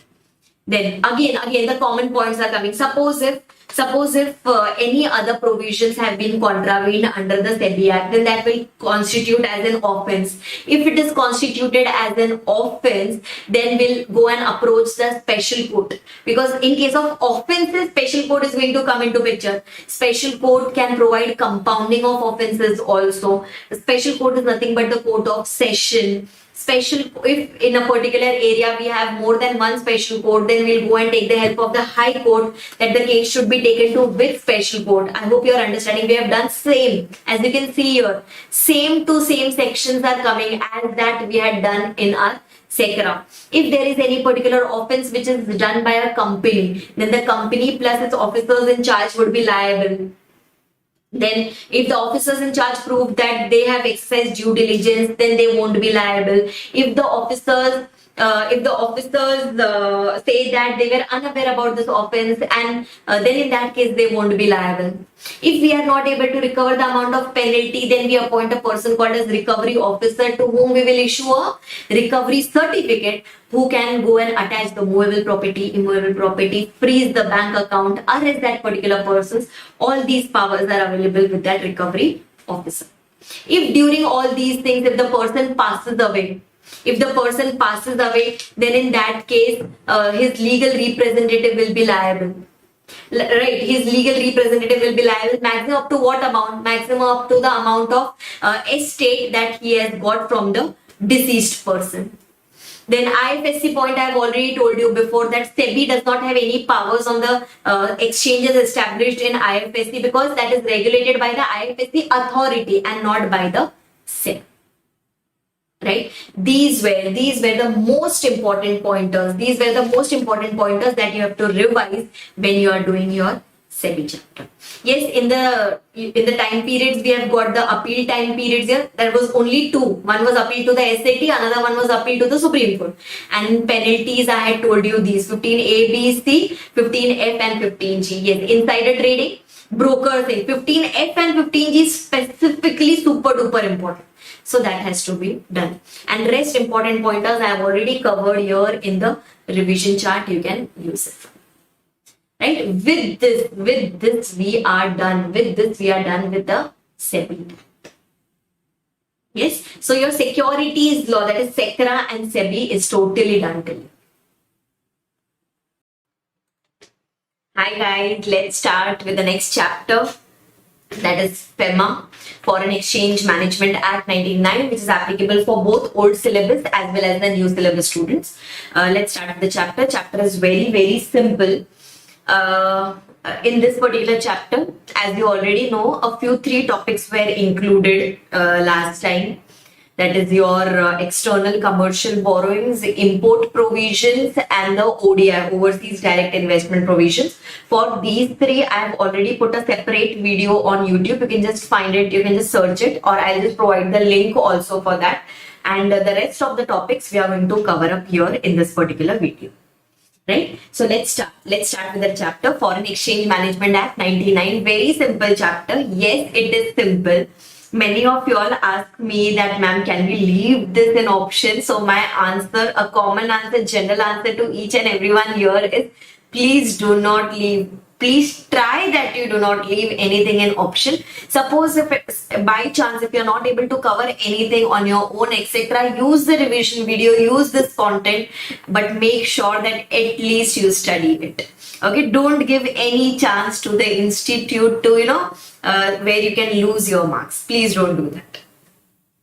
Okay, so now let's start with this Foreign Exchange Management Act. We'll divide the chapters into different parts. I'll tell you at the end of the chapter, I'll tell you, like before the exam, how are you supposed to study it. As of now, we are just going to take the entire chapter together. At the end of the chapter, I'll tell you that how are you supposed to study. Like you can divide it into, first part will be definition part, second part would be current account transactions, third part would be capital account transactions, fourth part would be export provisions, fifth part would be the miscellaneous provisions, like that. So you can divide the chapter into these many parts, and then suppose if at all you feel that no, this chapter is too lengthy, this chapter is too big. So what you can do is, suppose if during your reading or during your revision, whenever you feel that no, this is such a bulky chapter, so you can divide the chapter into parts and you can study it accordingly. Right? So now let's start with the first part. First part is your basic introduction part as well as the definitions. First of all, this FEMA is going to be applicable to whole of India. It extends to whole of India, including the state of Jammu and Kashmir. Now suppose, this is applicable to everything in India. Plus, if there is any particular office, any particular branches which are located outside India, but which is controlled or which is owned by a person who is resident in India. The office or the branches is outside India, but it is controlled or owned by a person who is resident in India. Ma'am, what do you mean by the person resident in India? Wait, we'll come to that. Okay, but even to the outside branches, even to the outside offices, the provisions of FEMA would be applicable. Then going on to the next one. So the same thing which I told you, that same thing is written here in the applicability point given up here. Now going on to the definitions. Now just try to understand. There will be four very important definitions here. First would be capital account transactions. Next would be current account transactions. Next would be PRI, where PRI stands for person resident in India. Next one would be PROI, which stands for person resident outside India. Okay, these four definitions are specifically very important.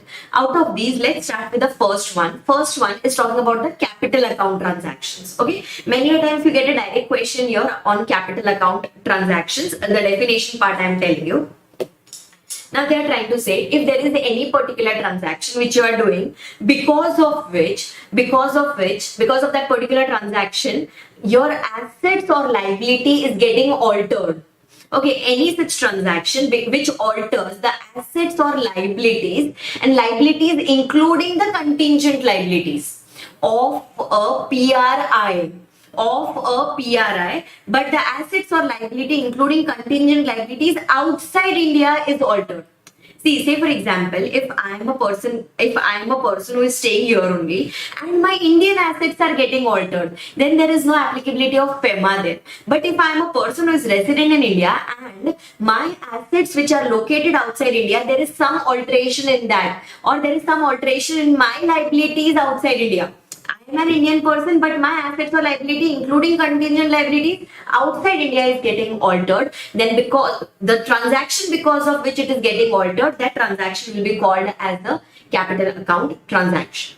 Similarly, any transaction which alters the assets or liabilities in India, which belongs to a person resident outside India, then such transaction will be treated as a capital account transaction. Okay, just try to remember when you're discussing it from the point of view of a PRI. Okay, when you're discussing it from the point of view of a PRI, then you have to check the assets or liabilities, including contingent liabilities outside India. But when you're checking it for PROI, that is person resident outside India, you have to check his assets or liabilities situated in India. And here, in case of PROI, liabilities is not going to include your contingent liabilities. Okay, so any such transaction which is altering these assets or liabilities will be treated as a capital account transaction. Okay, that will be treated as a capital account transaction. Now, say for example, I am a resident in India, Arpita is a resident in India, Arpita is a PRI, but I purchase a house property in Dubai. For example, I purchase a house property in Dubai. So can I say it is altering my asset outside India? Yes. So for that purpose, this particular transaction will be treated as a capital account transaction. Similarly, imagine if there is a person resident outside India, he is purchasing a house property in India, for example. Then such a transaction will be treated as a capital account transaction. I hope I am very, very clear with this. Yes, so these are your capital account transactions. And now the most simplest part, any transaction which is not a capital account transaction. Okay, any transaction which is not a capital account transaction, all those transactions will be treated as a current account transaction. Okay, all those transactions will be treated as a current account transaction. And they have just included specifically a few points in your current account transaction. Example, suppose if you are engaged in purchase of goods or sale of goods in ordinary course, normally or import, export, etc., then that is your regular transaction. So those will be treated as your current account transaction. Similarly, if you are staying abroad or your parents are staying abroad and you are remitting some amount for them, then even that is a current account transaction. Okay, if you are borrowing any money, which is a short-term credit facility, since it is a short-term credit facility, even though it's altering your liability, but since it is a short-term credit facility, it will be treated as a current account transaction.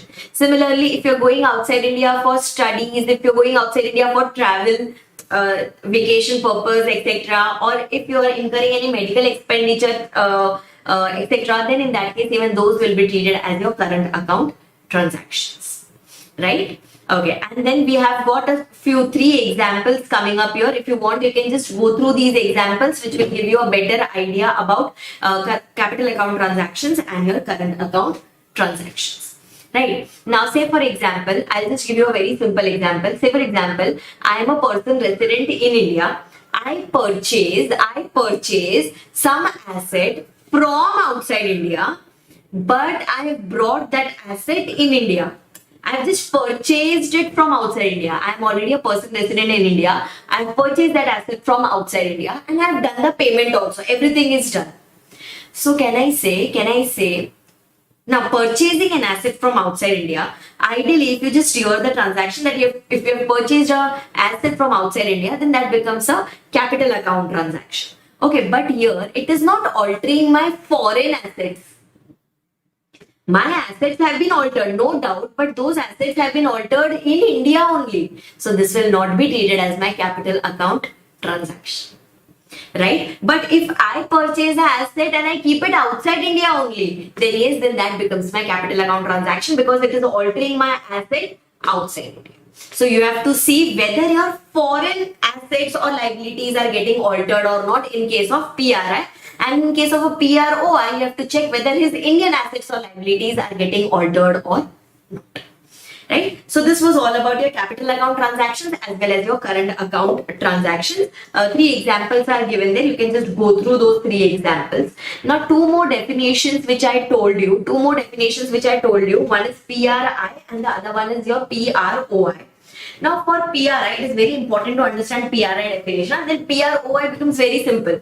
The person who is not a PRI, that person will automatically become a person resident outside India. Now, for getting the tag of a person resident in India, you have to make sure that that particular person is residing in India for more than 182 days during the preceding financial year. That is, if you're checking the status for the current year, then during the last year, that person should have stayed in India for more than 182 days. This is the basic condition which they say that this must be fulfilled. Okay, so if this condition is fulfilled, then for the current year, that person will be treated as a person resident in India.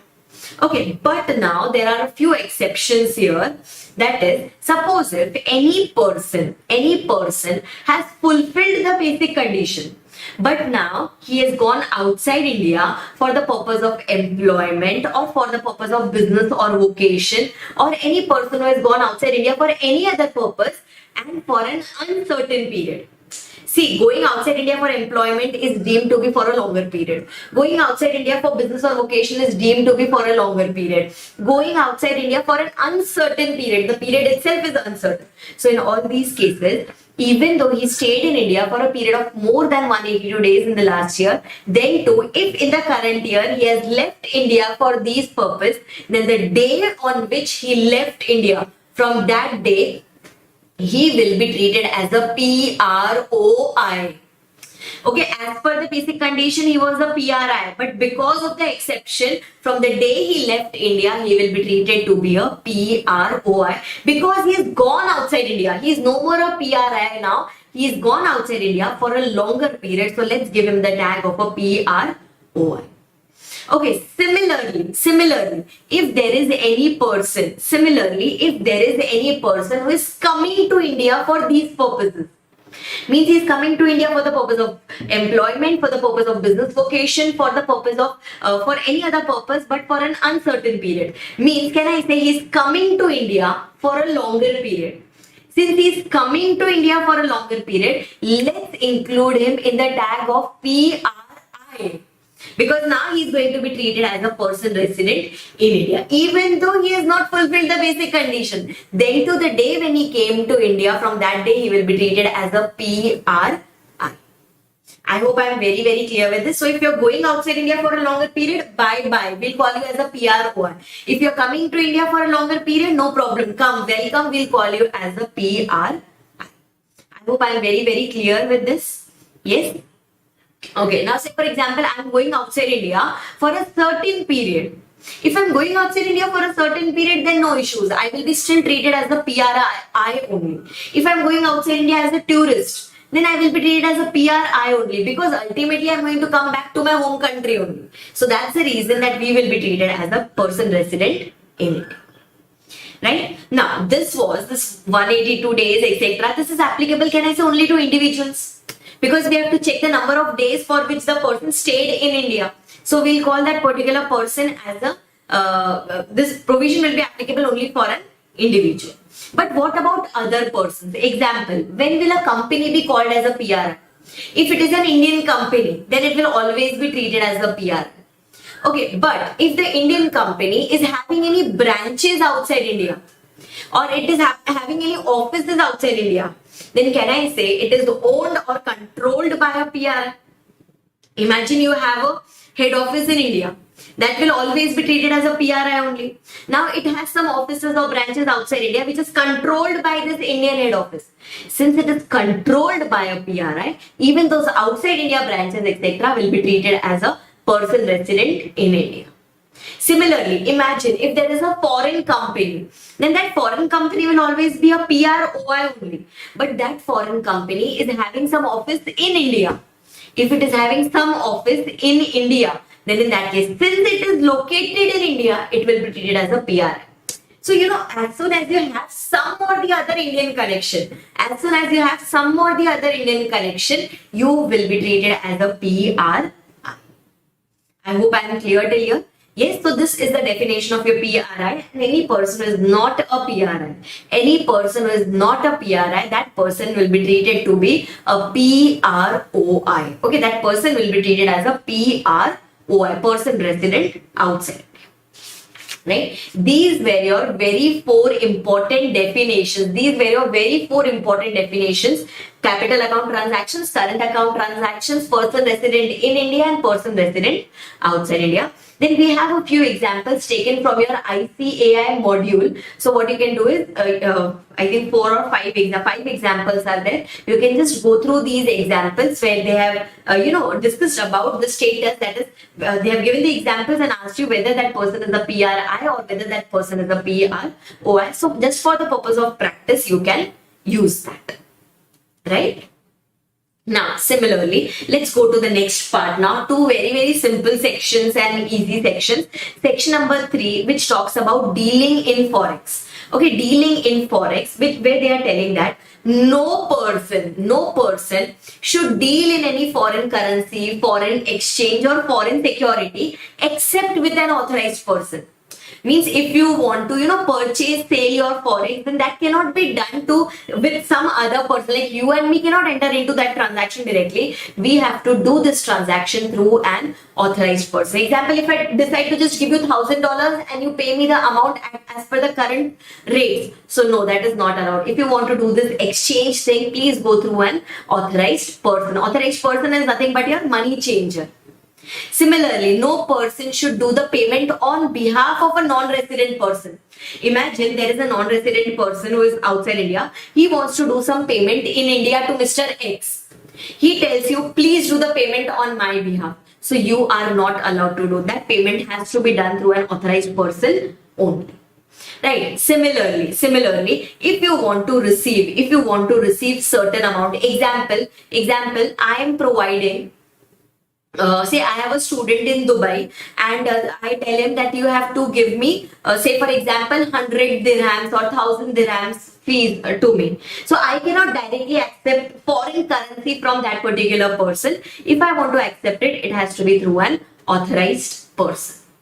Right? Similarly, you should not enter or you cannot enter into any financial transaction with any person outside India for conversion of that foreign currency. A very simple example of that can be Hawala transaction.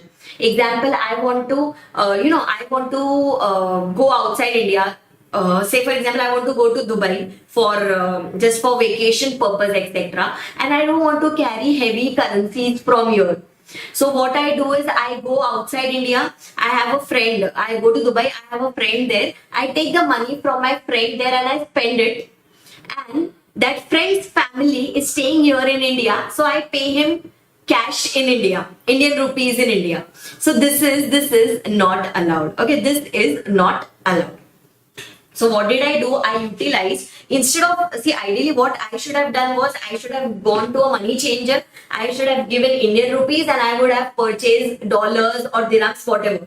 Right. But what I did was I did not go through an authorized dealer. I went outside India. I took the money from a friend who is staying there to compensate him because he is paid to me. To compensate him, I paid to his family who is staying in India. So here I spent foreign currency, but without even letting the government know about it. So this transaction is totally not allowed. People do, that is a different thing, but these transactions are not allowed. So if you want to deal in forex, etc., foreign currency, foreign security, etc., so that can be done only with the RBI's permission. That is through an authorized dealer. Some transactions are freely allowed through an authorized dealer, and for some transactions you have to take RBI's permission. We'll come to it. Right, this was your section number 3. Similarly, now for one thing was you cannot deal in forex. Okay, one thing is that you cannot deal in forex. Another thing is you cannot even hold forex. If you want to hold, own, possess or transfer forex, that has to be done only as per the foreign, as per the FEMA provisions or as per the FEMA regulations, rules, etc. See, you can hold forex up to a certain limit which is allowed by the RBI. But beyond that, if you want to do, you have to go as per the provisions. Right? Okay. Next. Now going on to the second part of the chapter. The first part was the introduction and the definition thing that we have completed till now. The second part is going to be the current account transactions. Okay, current account transactions. We have already seen any transaction which is not a capital account transaction. All those transactions will be treated to be the current account transactions. Current account transactions are these can be done after taking, see, they have divided the transactions into 3 parts. First one is the transactions which are totally prohibited, means you cannot do, even after taking the approval, etc., you cannot do those type of transactions. It is totally prohibited. Okay, another thing, the second category is where you enter into current account transactions after taking the approval from the central government. Okay, means you can enter into those transactions but take the CG. And the last one is you take the CG, you can enter into current account transactions but only after taking RBI's approval. So 3 categories. First one is totally prohibited. Second one is where you take the approval of the central government. Third one is where you take the approval of the RBI. Okay, you can expect a short question from this current account transactions, because can you see this? Can you see this? Refer so and so question numbers here. So see how many times the question has been asked from this particular part. Okay, now listen. For the current account transactions, basic rule is, first of all, transactions which is given in Schedule 1 of the current account transaction rules. Transactions given in Schedule 1. We are going to study Schedule 1, Schedule 2 and Schedule 3. Transactions which are given in Schedule 1 of the current account transaction rules, those transactions are totally prohibited. You cannot enter into those transactions at all. Okay, we are going to have 8 transactions in that. Plus, if you want to do any transaction with a person who is resident in Nepal or Bhutan, then that transaction is totally prohibited, because why do you want to do a foreign currency transaction with a country where Indian rupee works? So any travel to Nepal, Bhutan, for that if you draw forex, it is not allowed. If you want to do any transaction with a person who is resident of Nepal or Bhutan, even that is not allowed, because you can still use foreign Indian currency there and you can do the transaction. Right? Now, let's go to the 8 pointers. Pointers which are totally prohibited. That is the Schedule 1 of the current account transactions which are totally prohibited. Okay, let's try to understand that. Now, first one, if you have earned any lottery winnings here, okay, if you have earned any lottery winnings here and if you are remitting that amount outside India, this remittance is totally not allowed. Okay, you would have already studied, so we are just revising the pointers here. Remittance out of lottery winnings. Next one, if you are remitting outside India any amount for purchase of lottery tickets. For purchase of lottery tickets, if you are selling any amount outside India, or for purchase of some banned magazines, or for purchase of football pools, etc., the things where ambiguity is involved or there is a risk which is involved, for that the remittance is totally not allowed. Similarly, if you have earned any income, just like lottery, if you have earned any other casual income like racing, riding, or from any other hobby, if you have earned any amount in India, from that you cannot remit any amount outside India. Okay, that is totally prohibited. So first one was lottery winnings, next one was racing, riding, or any other hobby. From this, no remittances is allowed. And the last one is for purchase of lottery tickets, banned magazines, football pools, etc. For this also you cannot remit any amount outside India.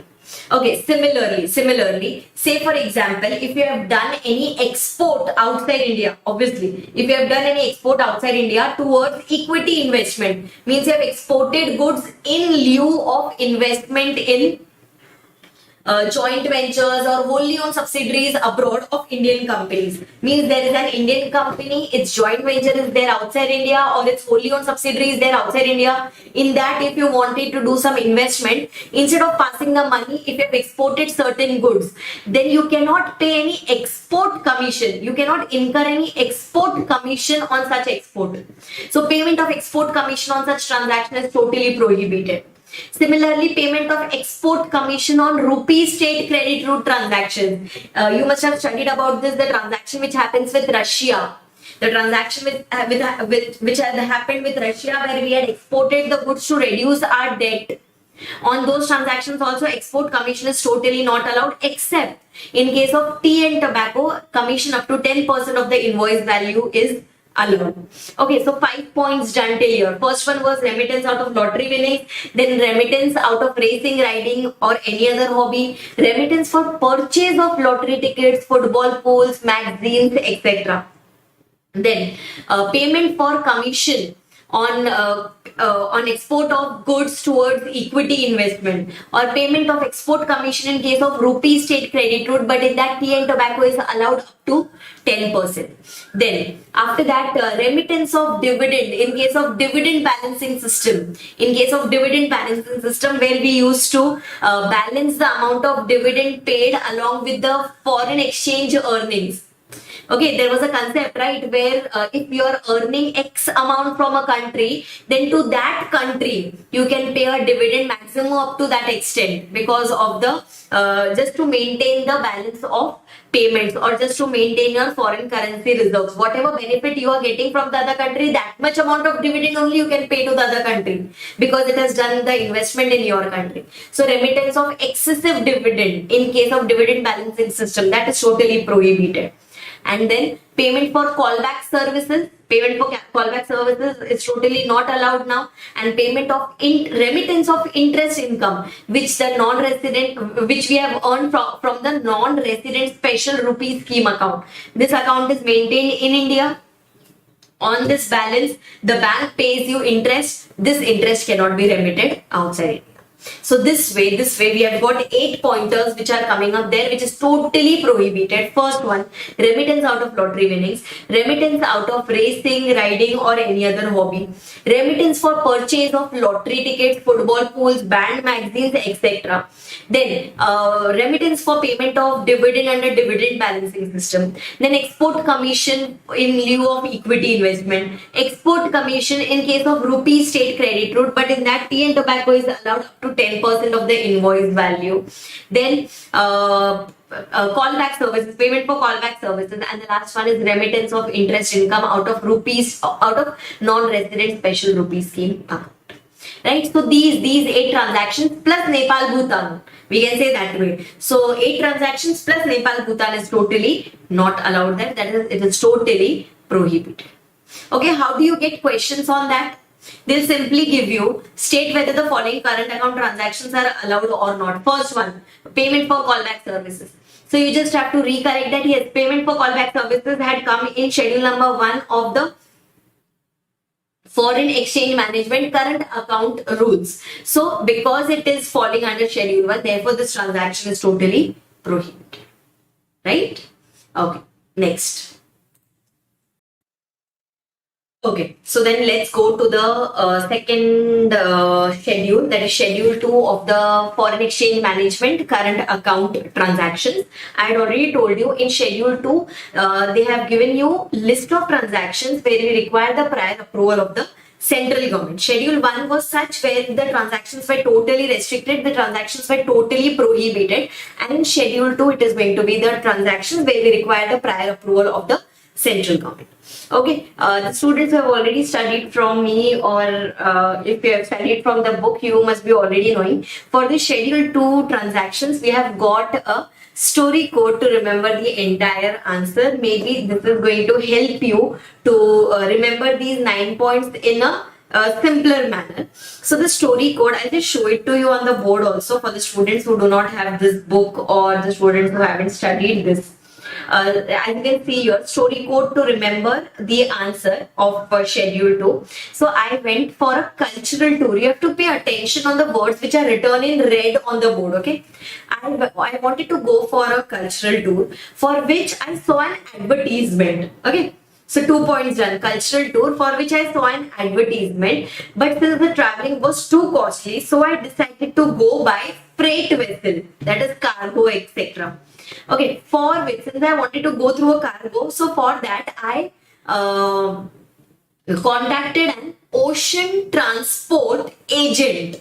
Okay, ocean transport agent. So 2 points in this one word, ocean transport agent.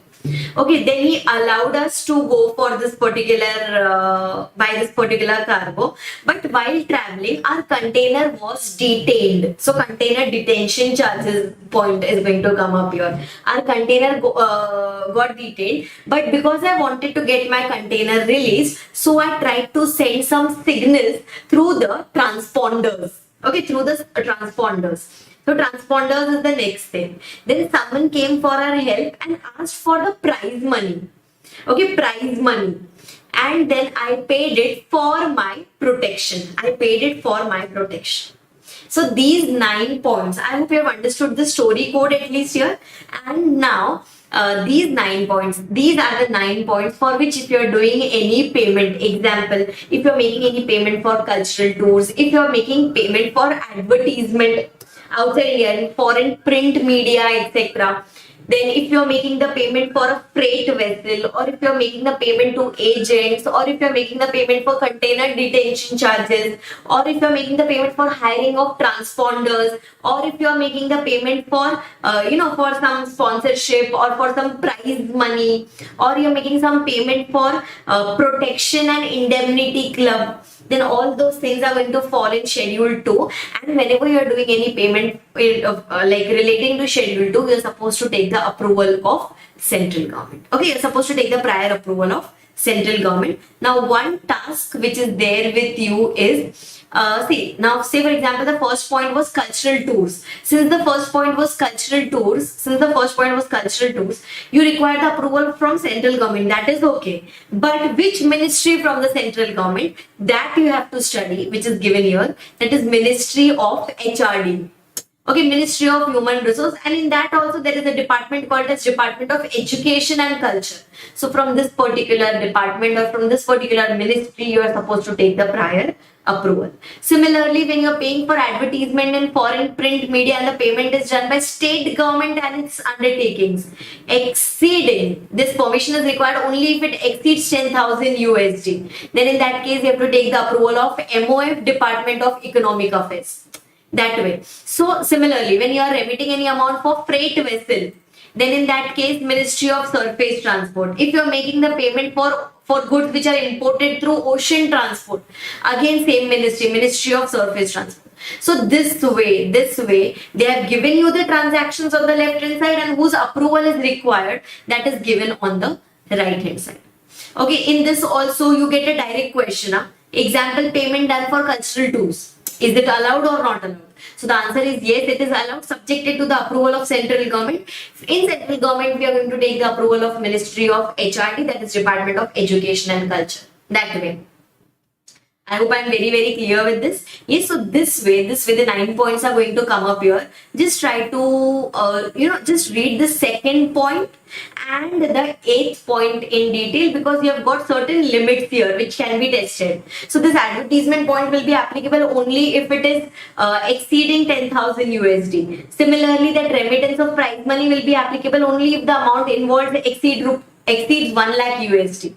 That way. So just make sure that you read this once, but at least from exam point of view, you should be primarily able to identify that whether it falls in schedule 1, schedule 2 or schedule 3, and accordingly then you can give the answer there.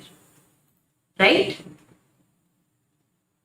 Okay, then going on to the next one, what you can do is, if you have time as of now, you can just pause the video, you can just go through the table and then you can continue ahead, so that this is done and then you go to the next one. Okay, then going to the next one, I'm going to the next one now. Schedule 3. Schedule 3 is very important, plus it is a little different. Now in Schedule 3, first part they are talking about individuals, and second part they are going to talk about persons other than individuals. Okay, for individual persons, primarily they say that for individuals, liberalized remittance scheme is applicable. Okay, what is applicable? Liberalized remittance scheme is applicable. That is, suppose if any particular person wants to do any remittances except for the transactions which were mentioned in Schedule 1, Schedule 2. Means you want to transfer for current account transactions only. If you are still doing current account transactions only, but those are not falling in Schedule 1 or Schedule 2, then for that, those things fall under Schedule 3, and that is to be remitted as per the liberalized remittance scheme. Ma'am, what do you mean by the term liberalized remittance scheme? Liberalized remittance scheme is nothing but where you are allowed to remit for any other purposes up to 250,000 USD in a particular year. For all the other transactions taken together, you can remit up to 250,000 USD without taking the prior approval of RBI. Okay, if it exceeds 250,000 USD in a year for all the transactions taken together, for all the transactions of Schedule 3 taken together, then in that case you have to obtain the prior approval of the RBI. Otherwise, the RBI has already given a scheme called as liberalized remittance scheme, where it says that okay, fine, no issues. Okay, fine, no issues. You can remit up to 250,000 USD, which is a good limit. Right, which is a good limit. Now, a few examples of the transactions which can come under Schedule 3 is, suppose if you're going outside India for the purpose of vacation, just a private visit to any country, except for Nepal, Bhutan. Nepal, Bhutan was any which way is prohibited.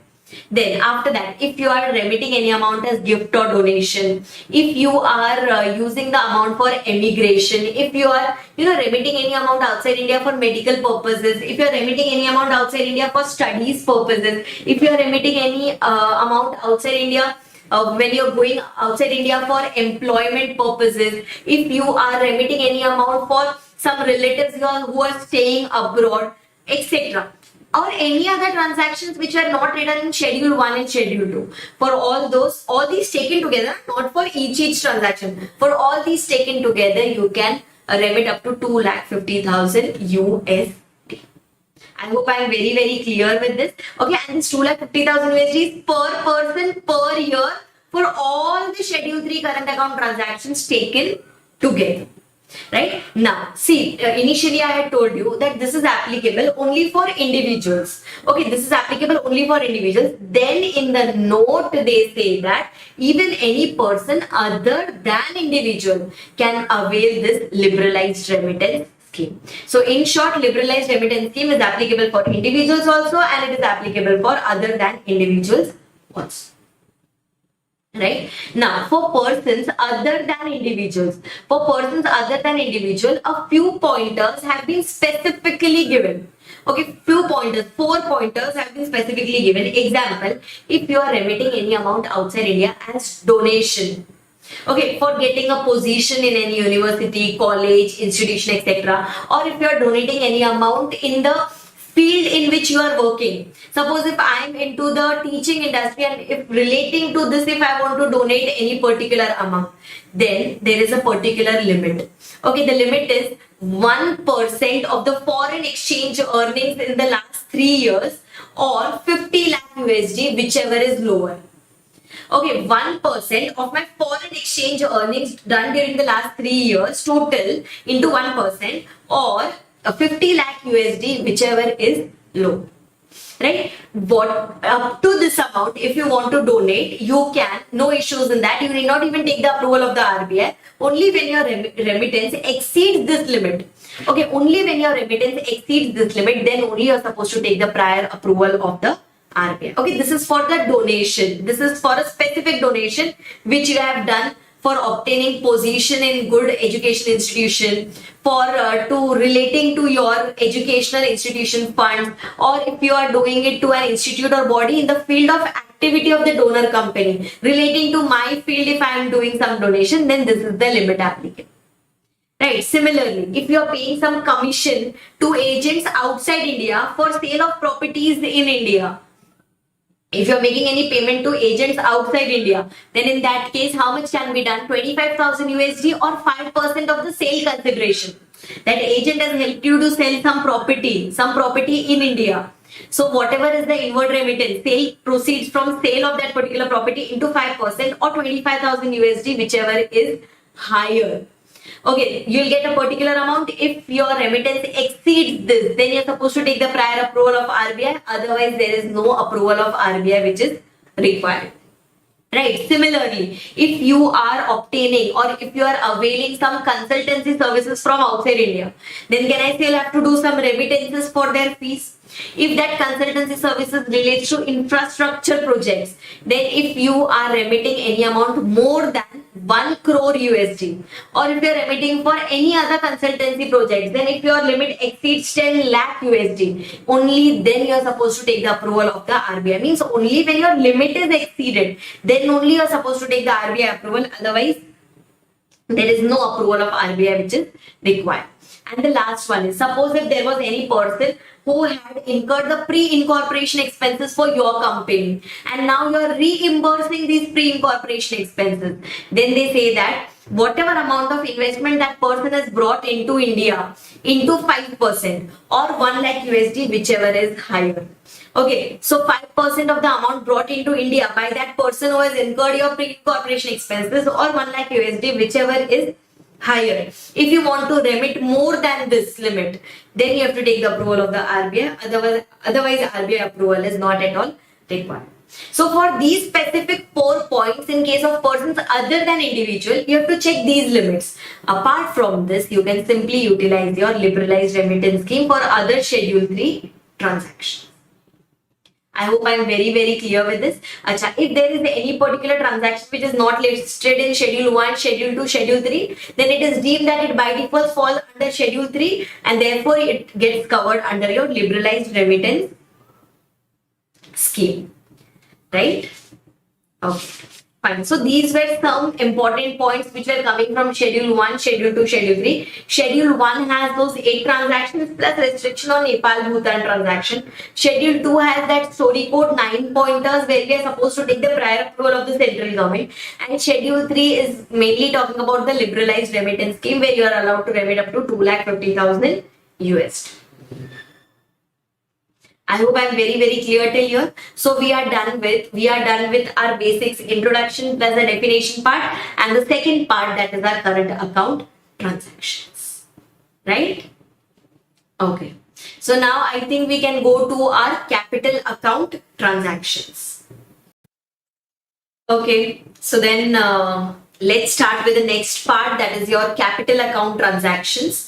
We are just done with our current account transactions, which was divided into 3 parts, right? Schedule 1, Schedule 2, as well as your Schedule 3. Schedule 1 was totally prohibited transactions. Schedule 2 was your transactions which require the prior approval of central government, and Schedule 3 was the transactions which require the prior approval of the RBI.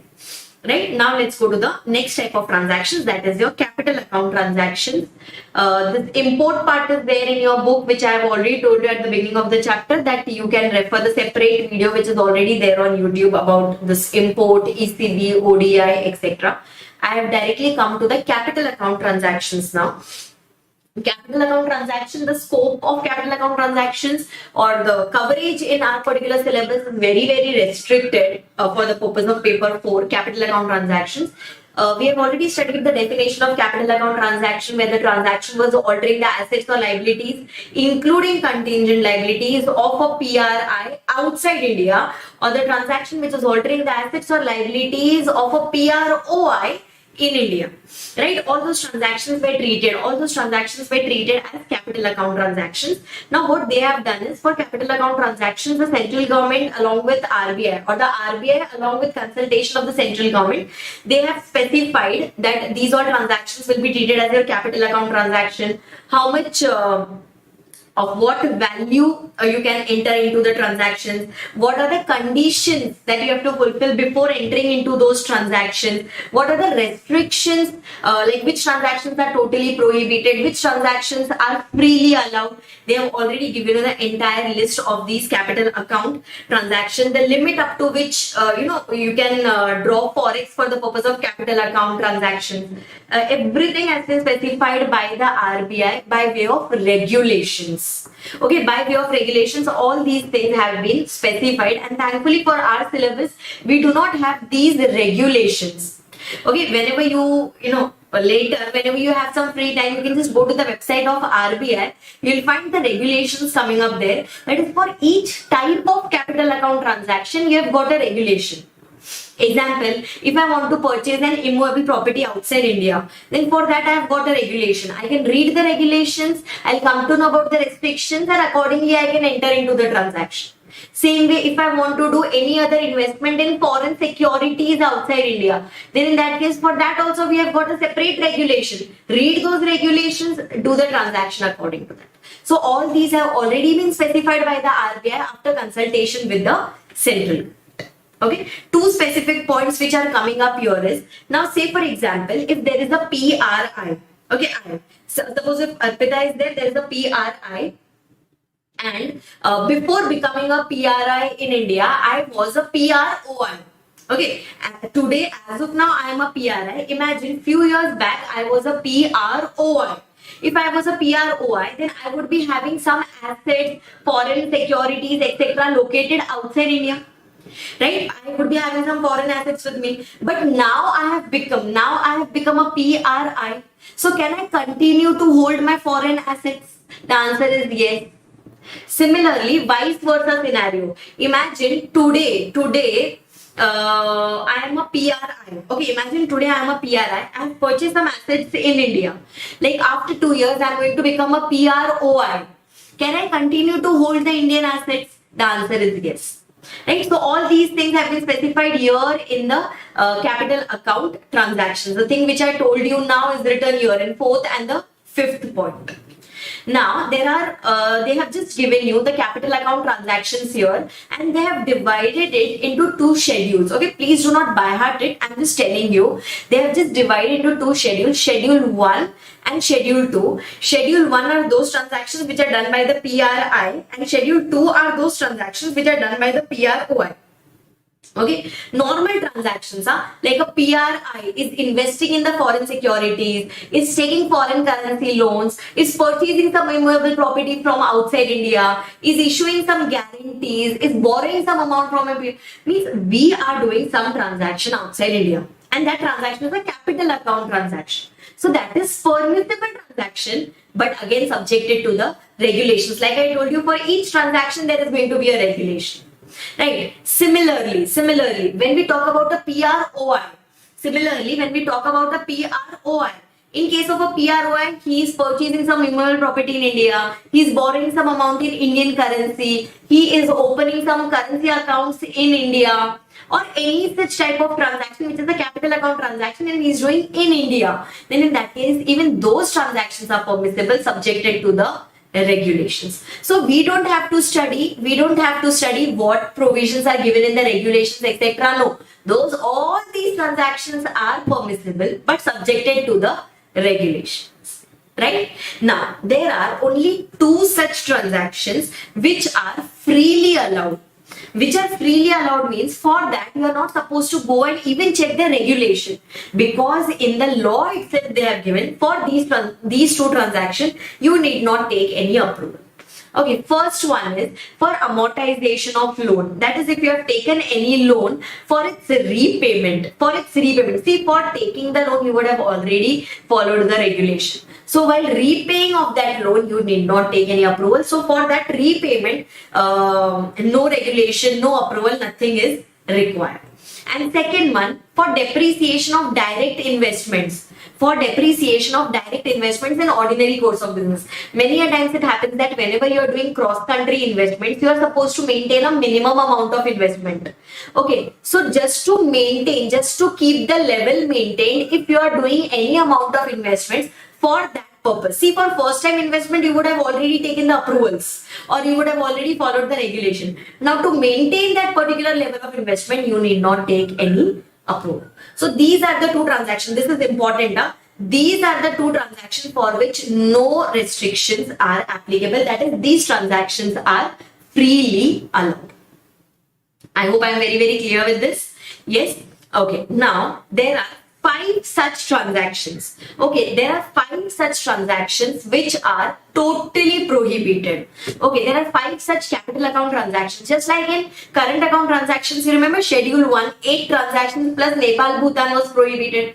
In capital account transactions, there are 5 transactions which are totally prohibited, which cannot be done by a PROI. Means Indian government has put a restriction on the PROI that you cannot do these transactions in India. If which transactions we cannot do outside India, on that the restriction will be put by the other country. Right? So we can put the restriction on PROI that you cannot do these transactions in India. Okay, but if it is permitted later on in any act, rules, regulations, then that is a different thing. As on today, these 5 transactions are totally prohibited.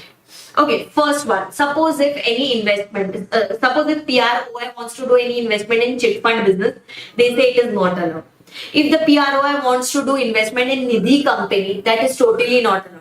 If a PROI wants to do trading, do trading in TDRs, transferable development rights, not allowed.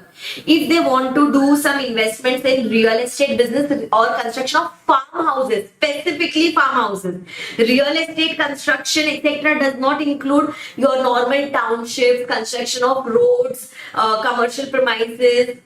We are not talking about that. Only farmhouses is totally prohibited. There, the Indian government does not allow the involvement of PROI. And similarly, if the PROI wants to do any investment in agriculture or plantation activities, then that is totally not allowed. So these 5 things are totally prohibited. First one, chit fund, Nidhi company, trading in TDRs, agriculture or plantation activities, and real estate and construction of farmhouses. These 5 are totally prohibited. Just one small exception is in case of chit fund. In case of chit fund, it may be allowed if the NRIs do it through banking channels. If the NRIs who are PROI as per FEMA, if they do the investment in India through normal banking channels subject to certain RBI condition, then that would be allowed. Otherwise there is no such exception. Right? Real estate will not include development of township, construction of residential or commercial premises, roads, bridges, REITs, etc. Means in these the investments can be done. But for farmhouses, it is totally not allowed. Okay, so 2 transactions which are freely allowed, we have already done that. 5 transactions in which the 5 transactions are such where it is totally prohibited. Apart from these transactions, all the transactions would be allowed, but subjected to the regulations. I hope I am very, very clear with this. Yes. Now listen, for all the other transactions, yes, you can draw forex, but yes, again subjected to the regulation. See, for the 2 transactions, that is amortization of loan and your depreciation in direct investment, that is allowed. No issues in that. For the 5 transactions, it is totally prohibited. Nothing is allowed. Right? And then for rest of the transactions, you can draw forex, but that will be subjected to the regulations. Now, one small benefit given here for individuals is if there is any particular individual, if there is any particular PRI who wants to enter into capital account transaction, then that person is given a limit of 250,000 USD, same as that of the LRS for doing the capital account transactions, but this is available only to an individual PRI. Okay, this is available only to an individual PRI, and that 250,000 USD is not a new limit. Okay, that same current account transaction limit that you had got, it is the same limit here. So in that 250,000 USD, you are allowed to do all the current account transactions, plus you are allowed to do this capital account transaction. But if your limit of 250,000 exceeds, then you are supposed to take the prior approval of the RBI. Right? Acha. Now there was a small temporary notification which was issued by the central government that if you want to do any transaction with a resident of Korea, okay, then in that case, at the moment it is not at all allowed. You have to, means the transactions which are notified by the Ministry of External Affairs, those transactions cannot be undertaken until unless you have taken a specific approval from the central government. If this happens because of various trade agreements which happen between different countries, so Korea was prohibited. If you want to do any transaction with Korea, you have to take a prior approval from the central government, right? Okay, so this was all about, yes, so this was all about your capital account transactions. In capital account transactions, just remember 2 transactions which are freely allowed and 5 transactions which are totally prohibited. Even if you remember that much, it would be more than sufficient, right? But you have to remember that carefully and nicely. Okay, especially the 5 prohibited transactions, especially those 5 prohibited transactions. The next thing which is coming up there is ECB. After ECB, you can just come to the export provisions. ECB, you can do it from the YouTube revision video. I have already shared the link in the description box. Just come to the export provisions now. Export of goods and services. We are left with 2 things now. One is the export and the other one is your other miscellaneous provisions. That is your procedural part. Just come to export now. Okay, so now let's start with the export provisions. Export provisions are very, very simple but important from exam point of view. Okay, first part was definition and the introduction part. Second part was current account transaction. Third part was capital account transaction. And now we are doing the 4th part, that is the export provisions. Okay, now see, for the purpose of import, for the purpose of export also, the FEMA provisions are applicable. Because see, we already know that export is good for the economy. Okay, but export will be good for the economy only if it is a fair transaction. That is, you are exporting the goods, you should at least receive the money. Then only it will be favorable for the economy. Similarly, suppose if you have taken the money in advance, but you are not exporting the goods, then again that is not good for the trade relations that you are having with the other country. So that's the reason export provisions are also regulated by the FEMA provisions. See, export provisions are regulated by the Customs Act also. Plus the monetary part of the export transactions are regulated by the FEMA provisions. So one thing they say that whoever is exporting the goods, okay, any person who is exporting the goods, that person will have to give a declaration that yes, this person, that he means the exporter is a PRI, person resident in India, and he is exporting the goods of so and so value. If he has the exact value available, he'll write the exact value in the declaration. If it does not have the exact value available, he'll write the expected amount which is to be realized. Plus, he is going to attach the necessary documents along with the declaration that yes, we have exported goods of so and so value and now we are going to receive the consideration from the other country. Right? This declaration is to be submitted to whom? This declaration is to be submitted to the RBI, and RBI will now make sure that you are able to repatriate the money back to India within the given time frame. Because otherwise, if we are exporting the goods and not realizing the money on time, then that's a loss to the economy. Right? Similarly, any person who is exporting services, for that person also the required procedure has been prescribed under your FEMA. So even that is regulated by FEMA, and RBI is the authority who is going to look after the repatriation of money. So this declaration, whenever you're exporting goods, whenever you're exporting software, whenever you're exporting services, you are required to submit the necessary declarations to the required authority, which contains the exact details of the transactions that you have done with the other country. But this provision is not applicable when you're exporting certain goods to Nepal and Bhutan. Because again, when you're exporting the goods to Nepal and Bhutan, then in that case, the Indian currency works well, and that's why it is not at all covered here. Okay, now this declaration like we studied, we have to submit it to the RBI, right? So that the RBI ensures that you are receiving the money on time. So now they have listed a few transactions where we are exporting something, but we are not supposed to submit the declaration.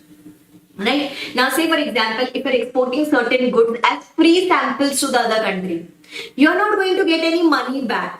So that's why no declaration is required. Similarly, when you have, say for example, imported certain goods or machinery or assets from the other country, and now you're sending it back for some repairs, then in that case, since you're sending it for repairs, you're not selling it. So again, that declaration is not required. Okay, suppose when you're going outside India, you're taking your baggage along with yourself, then no such declaration under FEMA is required. Same way, when you are sending some goods as gift, and the value of gift, this is important, the value of gift does not exceed rupees 5 lakhs because you're giving it as gift. So that's why at that time also no declaration is required. Similarly, if you are, say for example, if you have imported certain goods on re-export basis, if you have imported certain goods free of cost on re-export basis, again no monetary consideration is involved, therefore no declaration is required. Suppose if you are replacing some goods with any party who is outside India and replacement is done free of cost, again no declaration is required. So I hope you are understanding that for which transaction we are not required to go and submit the declaration to the RBI. Wherever there is no monetary consideration involved, wherever you are not going to get anything in return, in those cases you are exempted from submitting the declaration to the RBI. Okay, one point is very, very important there, that is when you are exporting certain goods as gift and the value of gift does not exceed rupees 5 lakhs. Generally what happens is we are just supposed to give a self-declaration there that the value of gift does not exceed rupees 5 lakhs, and therefore we are not giving any declaration or we are not submitting any declaration to the RBI. Right? Now, for the other transactions where you are actually exporting goods, where you are actually exporting services, software, etc., in that case, how are you supposed to give the declaration? Within how much time are you supposed to give the declaration? Let's understand that. Okay. Now, whenever we talk about goods, we give a declaration in form EDF, that is Export Declaration Form. Okay, and this is submitted in 2 copies, that is duplicate, to the Commissioner of Customs. Okay, first you give it to the Commissioner of Customs, and the Commissioner of Customs will verify it and it will give it to the RBI. And the duplicate copy is given back to us, that is to the exporter, so that we go and submit it to the authorized dealer, that is the money changer, through whom we are going to receive the export proceeds, that is the bank through whom we are going to receive the export proceeds. So we submitted 2 copies to the Commissioner of Customs. Commissioner of Customs will give 1 copy to the RBI. Another one will be given back to me so that I go and submit it to the authorized dealer. Okay, so we use form EDF for that particular purpose. Right. Next one is when we go for software. When we export any software, at that time we use the form called as soft text. 3 copies in triplicate, we go and submit it to the Ministry of Information Technology. Okay, we go and submit it to a particular official under the Ministry of Information Technology. 1 copy is given to the RBI. Another copy is returned back to the exporter so that I give it to my authorized person, and the 3rd copy is retained with the Ministry of Information Technology. Right, so this is the procedure. For goods it was EDF, for software it is soft text. Okay, for software it is soft text. And in this declaration it will be written that the exporter is a PRI, exporter is having a place of business in India, exporter has exported goods or software worth so much amount, and they are going to repatriate the money back in India. Okay, because repatriation is the very important thing here, because your goods are going outside India and if you do not get the money for that, then that's a total waste. Right? And whenever you are exporting goods, software, services, as per the regulations, as you can see here, as per the regulations, they say that the export value must be repatriated to India within a period of 9 months from the date of export. From the date of export, it should be repatriated to India within a period of 9 months. Okay, but if RBI has extended the time for you, then within such extended time. Okay, even when the goods are exported by the SEZ, Special Economic Zone, or export-oriented units or free trade zones, etc., at that time also the time period will remain the same, that is 9 months.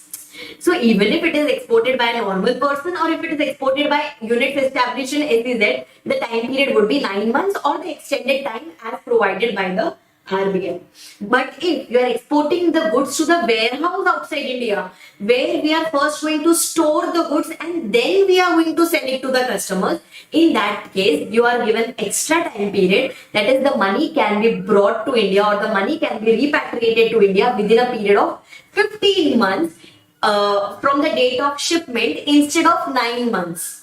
Because what happens is, see, in case of direct export, you have the customer ready with you. So he can give you the payment within a period of 9 months. This is what they say. But if you are going to store the goods in warehouse, then you are going to find the customer, then obviously it might take us time to repatriate the money to India. And so that's why in that case, the time period within which the money should be brought to India is 15 months from the date of shipment. Right? So these are the pointers which are applicable here. Now what are they telling us here? You remember when we used form EDF, one copy was submitted to the authorized dealer. When we used form soft text, in that case also one copy was submitted to the authorized dealer. That is the person through whom, or the bank or the money changer through whom we are going to receive the export proceeds. See, they will pay the money not directly in our bank account. The money comes to the authorized dealer because they are going to give the foreign currency, but the money gets credited in our account in Indian rupees. So it is done through the authorized dealer. So you have to submit this declaration to the authorized dealer within 21 days from the export date. Once you have exported the goods, from that day within a period of 21 days, make sure that you go and submit your that soft text or the EDF form to the authorized dealer, so that the authorized dealer can take a note that yes, from India, we have exported goods of so and so value and now we are going to get the proceeds for that. Right? Now, RBI has to make sure, authorized dealer has to make sure that payment is received on time. Payment is not delayed beyond the time which is given in the regulations. Full amount of payment is realized, except for the statutory deductions. Example, if some goods are damaged and if that amount is deducted, then that is okay. But if suppose all the goods that we had exported was proper, but still you have just got 20% of the proceeds, or if you have just got 50% of the proceeds, then that should not happen. For whatever value of goods you have exported, at least that much value of money you should be getting it. Right? So this has to be, see, the care for this should be taken by the exporter also. Care for this should be taken up by the your RBI also, and care for this should be taken up by the authorized dealer also. If at all there is any delay in receipt of payment beyond that 9 months or 15 months, then the RBI will now take necessary efforts to recover the money from the other country, or the RBI will tell the authorized dealer or the exporter to take the necessary steps to recover the money from the other country. If that is not possible, then please bring back the goods.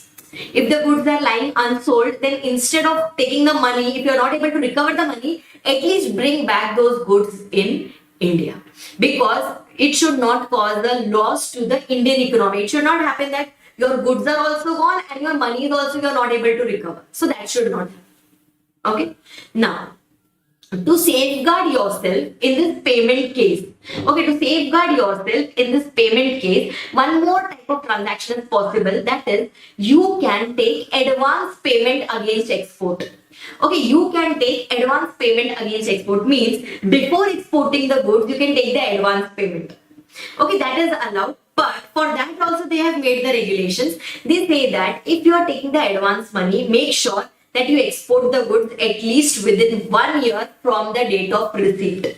Means first you received the money, from that day within a period of 1 year, please export the goods.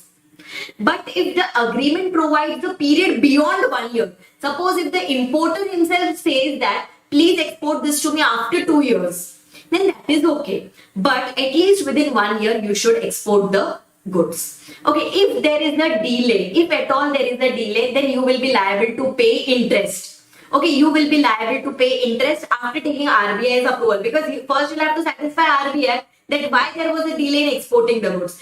And if at all there is a delay beyond 1 year, then in that case you are supposed to pay the rate of interest at the rate LIBOR plus 100 basis points. LIBOR plus 1%. This is the rate at which you are supposed to pay the interest, but only after taking RBI's approval.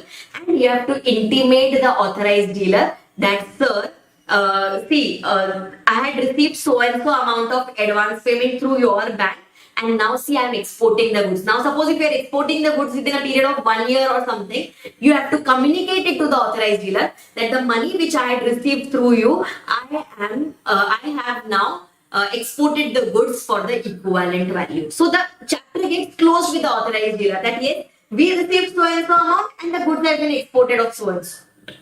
Right, so these 3 points have to be kept in mind. First point is whenever you are receiving any advance payment, make sure that you export the goods within a period of 1 year. If export agreement provides for a larger period, then that would be applicable.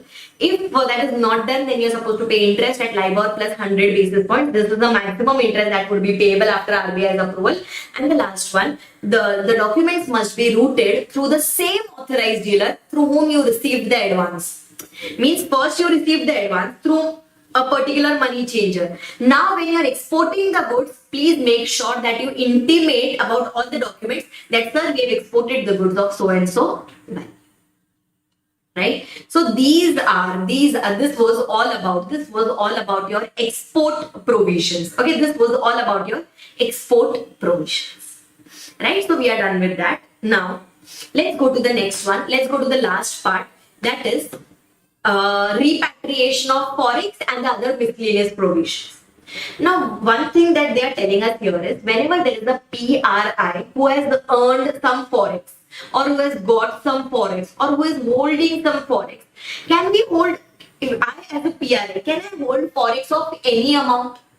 The answer is no. We cannot hold forex of any particular amount. There is a particular limit which is specified by the RBI up to which you can hold. Balance amount has to be surrendered to the authorized dealer or the balance amount has to be surrendered to the RBI and you have to get it converted into Indian currency. You cannot hold forex beyond a particular limit.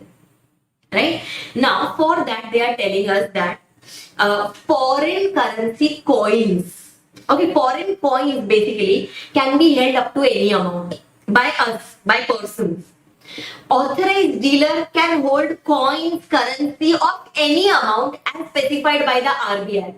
Authorized dealer, they can hold a larger amount, but we can hold coins up to coins of any amount, but currency only up to 2000 USD.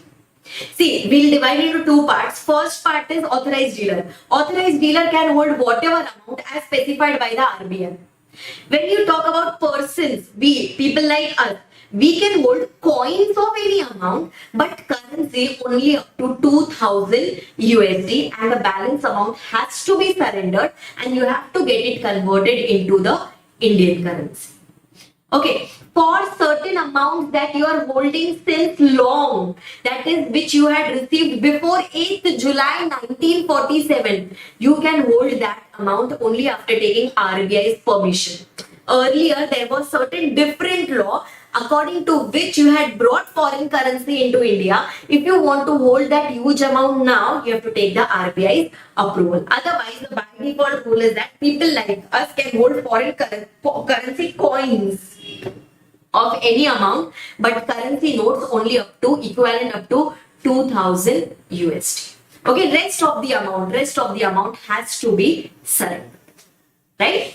Now, going to the next part, that is authorized person. What are they trying to tell about this authorized person? The authorized person about whom we are discussing in the entire chapter. Now this authorized person is nothing but the money changer. Right? He comes, it includes your banks. Example can be any particular bank, Thomas Cook, etc. Right? Now, this authorized person comes under the purview of RBI. So, if you want to designate yourself as an authorized person, if you want to deal into foreign currency, etc., then you have to go and take the prior approval from the RBI. You have to go and make an application to the RBI. Okay, RBI will impose certain conditions on you. It will put certain pointers. Only after that is fulfilled, then only you can get the authorization as an authorized person. Okay, once you have got the authorization, your authorization can also be revoked. Right, your authorization can also be revoked if it is necessary to do in public interest or where you have contravened any provisions of the law. But this can be done only after giving reasonable opportunity of being heard. Right? Then, similarly, Now, since authorized person comes under the purview of RBI, so RBI has the powers to issue directions. Okay, RBI has the power to issue directions to the authorized person. RBI has got the power to issue directions to the authorized person, and the authorized person will have to comply. Authorized person will have to comply with the directions given by the RBI. Right? RBI can even tell the authorized person to maintain the books of accounts, to get the books of accounts audited, to furnish certain periodical statements, to conduct inquiries, to answer a few questions, to do certain compliances. Just like we have been studying in other chapters. The authority who is regulating us, that authority can exercise powers on us. I hope I am very, very clear till here. Yes? Now, we have got a few penalties here, right? We have got a few penalties here. Let's try to understand that. Okay, so going to the penalties part, penalties and the appeal part, which you can cover up either from the main content or you can cover up from the summary which is given at the end of the chapter. It is fine from either of the places. Now, first of all, just like now we have studied that authorized person comes under the purview of RBI. Right. So if the authorized person is contravening any of the conditions which is put up by the RBI, or if it is, not furnishing any information to the RBI, it is not filing any returns with the RBI, or it is not complying with any conditions as directed by the RBI, then in that case, authorized person would be liable to a penalty which can go up to rupees 10,000. And in case if it is a continuing offence, means it is doing it even after issuing a warning, then there is an additional penalty up to rupees 2,000 per day. Okay, basic is up to 10,000, and in case of an additional offence, it will go up to 2,000 rupees per day. This is specifically coming on the authorized person. Okay, apart from that, if there is any other contravention of the law, if there is any other contravention of the FEMA Act, rules, regulations, then that person will be liable for a penalty. Suppose if the amount of contravention is determinable, then in that case you can be liable up to 3 times the amount involved in the offence, and if it is not quantifiable, then you can be liable up to rupees 2 lakhs. Okay, if quantifiable 3 times, if not quantifiable then up to rupees 2 lakhs. And in either of the cases, if there is a continuing offence, then there can be a penalty up to rupees 5,000 per day. Like above it was 2,000 per day, here in this case it is going to be up to 5,000 rupees per day. If quantifiable, then 3 times the amount involved. If not quantifiable, then up to rupees 2 lakhs. Right? So these are the two things. First penalty that we studied, that was applicable on authorized person. Second one is for contravention of any provisions of the Act. Suppose now if you are not paying the penalty, okay, suppose now if you are not paying the penalty as imposed above, and if the penalty amount exceeds rupees 1 crore, which you have failed to pay, then in that case there can be an imprisonment up to 3 years. And if the demand amount does not exceed rupees 1 crore, then in that case there can be an imprisonment up to 6 months. This imprisonment is applicable when? This imprisonment is applicable when you have failed to pay the penalty amount. Right? Penalty is still payable, plus since you have not paid it, then you will be liable for imprisonment. Right? Okay. Then going on to the next part, that is, now whenever any particular penalty is imposed on you, now say for example this 3 times the amount involved in the offence, or 2 lakhs, or whatever amount is there, you would want to reduce, you as a defaulter would like to get the penalty reduced. So you can go and make an application for compounding. You can go and make an application for compounding. You can go and make an application to the compounding authority within a period of you will first go and, as soon as the penalty is imposed on you, you can go and make an application for compounding. Once you go and make an application for compounding, the compounding authority has to do the compounding. Either it has to do or it has to reject within a period of 180 days from the day when you are going and making an application.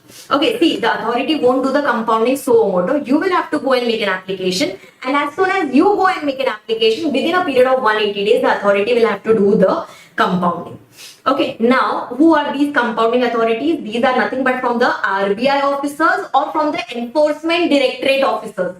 From them we choose, the central government has chosen the authorities called as compounding authorities. They have got the powers either to do the compounding or to reject the compounding, but they have to take the action within a period of 180 days.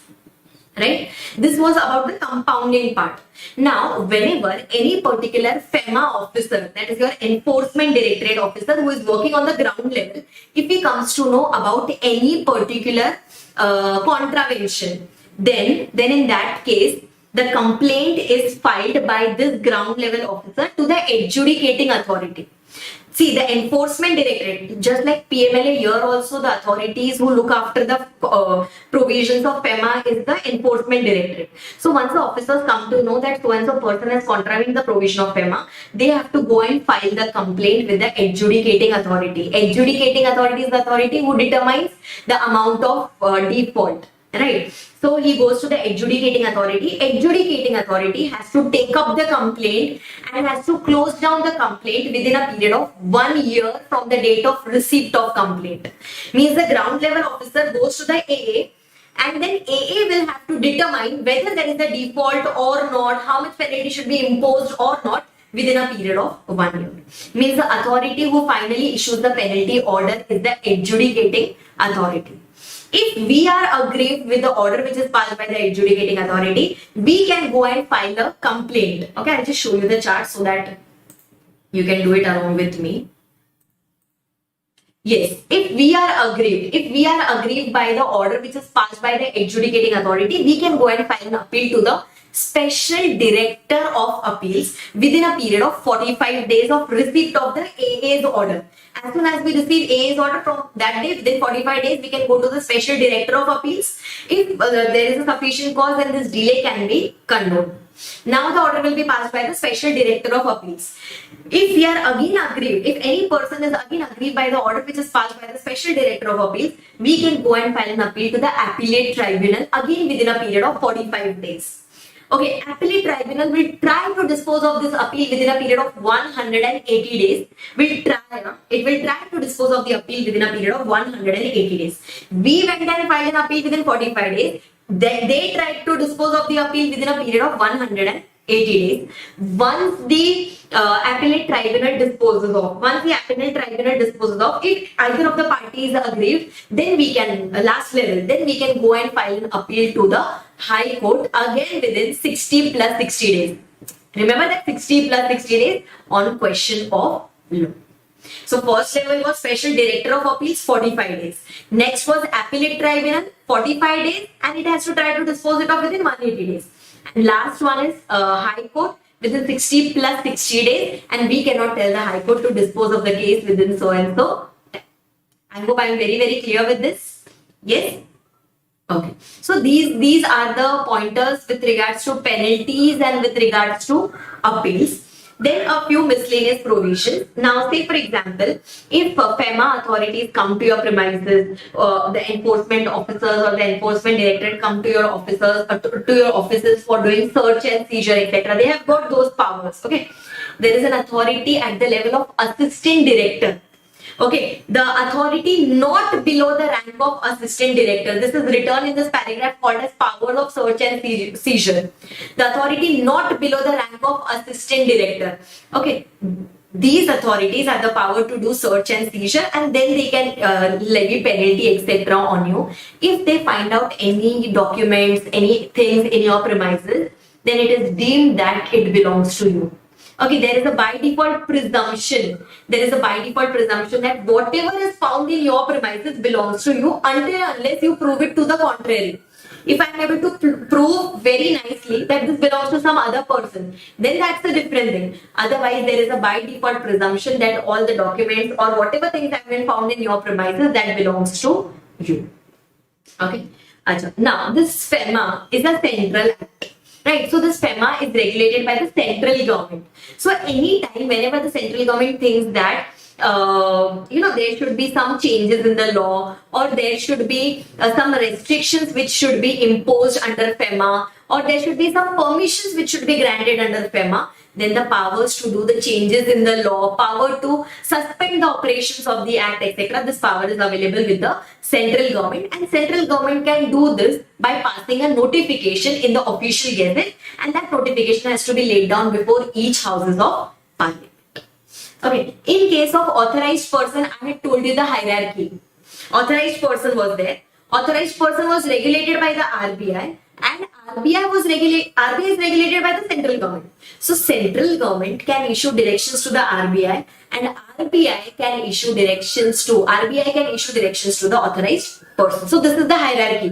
Authorized person is there, RBI is there, and then the central government is there. Then a common provision which we have been doing in many other chapters before also, contravention by companies. If any company has done any contravention, then the company plus the officers in charge would be liable. But if the officers in charge proved that they had exercised due diligence and they were not aware about this particular offense and they had not given their consent for doing this particular thing, then in that case they can be relieved if the authority is satisfied. Okay, if during the entire proceedings, if the defaulting person passes away or if he becomes insolvent, the case does not get closed. It is going to still continue against the legal hire or against the official assignee or the official receiver. In case of death, legal hire comes into picture. In case of insolvency, the official assignee or the official receiver comes into picture. Okay, and if there is any mistake which happens on the part of central government, RBI, etc., then we cannot file any suit against them, because it is stated that whatever mistake happens by them, that is done in good faith, and that's why we cannot start any legal proceedings against them. Right? I hope I am very, very clear till here. And yes, I think one point which you should be knowing here was with regards to your penalties point, that whenever you have done any contravention and whenever any penalty is imposed on you, you are supposed to pay that penalty within a period of 90 days. Remember, we had studied that if you do not pay the penalty, then imprisonment will become applicable. So they'll wait for a period of 90 days. If you do not pay it within a period of 90 days, then only this imprisonment, etc. will become applicable. And even before making the imprisonment applicable on you, they try to recover the penalty from you as if it is income tax arrears. If that is also not recoverable, then they go for this imprisonment. I hope I am very, very clear till here. Yes, so if you divide FEMA into these many parts, then it definitely becomes simple. So we'll divide the entire FEMA provisions into 8 parts. Okay, 8 parts. If you want, you can write it down somewhere. 8 parts. First part would be introduction and definition. Okay, first part would be introduction and definition. Second part would be current account transactions. Current account transactions. Okay. Third part would be capital account transactions. Third part would be capital account transactions. Fourth part would be export provisions. Fourth part would be export provisions. And the last, 5th part would be miscellaneous provisions. Okay, these were the 5 things that we have already studied, and 3 things that you have to cover from the other video, that is ECB, ODI and import. ECB, ODI and import. So this way you can divide FEMA into 8 parts. I hope I am very, very clear till here. Yes, and with this we are done with FEMA provisions. Hi guys, let's start with the last chapter of our revision, that is Insolvency and Bankruptcy Code 2016. Again, this is the last common chapter between your old syllabus as well as new syllabus. A very important chapter having a weightage around 8 to 10 marks. Yes, so it becomes very, very important there. Now, let's try to understand it. Okay. First of all, this is comparatively, Insolvency and Bankruptcy Code 2016 is comparatively a new law, which was introduced in Lok Sabha in the year 2015, in Rajya Sabha in 2016, and finally on 28th May 2016, it had got the approval of the president, and then it became a code. Now it is going to contain Insolvency and Bankruptcy Code IBC 2016 is going to contain all the provisions relating to bankruptcy. It is going to contain all the provisions relating to insolvency. It is going to contain the provisions relating to compulsory liquidation. It is going to contain the provisions regarding voluntary liquidation. All those things we are going to study in this particular chapter. The chapter, when it was introduced, it was this much. Now since every attempt it is going on increasing, the size of the chapter is going on increasing, but yes, it's very interesting and very simple. Now, first of all, when we talk about non-corporate persons, okay, when we talk about non-corporate persons, then for them, whenever we use the word insolvency, they say that if insolvency is untreated for non-corporates, it leads to bankruptcy. Okay, it leads to bankruptcy where the assessee is declared as bankrupt. And when we talk about corporates, whenever there is a corporate insolvency, then they say that it leads to liquidation. Okay, if it is untreated, if it is unsolved, then it leads to liquidation. For non-corporates, it is called as bankruptcy. For corporates, it is called as liquidation. Okay, now see, listen, before 2016, what was the law? Like, this was introduced in the year 2016. What does that mean? Before 2016, no one used to become insolvent, bankrupt, etc. No, it wasn't like that, right? So now before that, before 2016, the provisions relating to insolvency, the provisions relating to bankruptcy, etc. were covered in different places. Okay, those were covered in different places. In different laws it was included. Multiple laws were there regarding insolvency of a single person. So there was no clarity in law as to which law are we supposed to follow if a person becomes bankrupt, or if a company becomes insolvent, or if a company becomes if it reaches the position of liquidation. We did not know what to follow. So now, to remove all this ambiguity, to consolidate multiple laws, to remove this multiplicity of laws, etc., we have come up, the law has come, the government has come up with this Insolvency and Bankruptcy Code 2016. Now, one very good thing that they have done in this IBC 2016 is they have told that, first of all, if any particular person becomes insolvent, okay, if any particular person becomes insolvent, then the first option or the first trial, the thing that we should be doing first is to try to recover that person, or to try to revive that person. That is, do not directly go for liquidation. First, let's try to revive that assessee. If we are able to revive that assessee, well and good. If you feel that no, it is not possible to revive the assessee, then in that case, you can go for liquidation. Means the crux is, please do not directly go for liquidation. At least try to revive that particular assessee. If revival is not possible, then only go for liquidation. Okay, this is the biggest benefit. This is the biggest benefit of your IBC 2016. Whereas in the other laws, or whereas in the previous laws, what used to happen, if any particular person's financial state is not proper, directly that person was declared as insolvent, or directly that person was declared as bankrupt, or directly the company was leading to liquidation. But the time from when IBC has come into picture, it's not the same. Here, what are they trying to do? They are trying to revive the assessee. If revival is successful, well and good, the going concern goes on as it is. Okay, but if after taking sufficient efforts also, if revival is not possible, then in that case, it is going to lead to liquidation. I hope I am very clear with this. Yes. So now, what was the motive? I have told about many things, but now let's try to consolidate the provisions here. What is the motive of the code? Okay, what is the motive of the code, or what was the purpose of coming up with this altogether new IBC 2016? They are telling that the provisions were spread through multiple laws. So we are going to consolidate the provisions, we'll do the necessary changes, and we have formed this new code.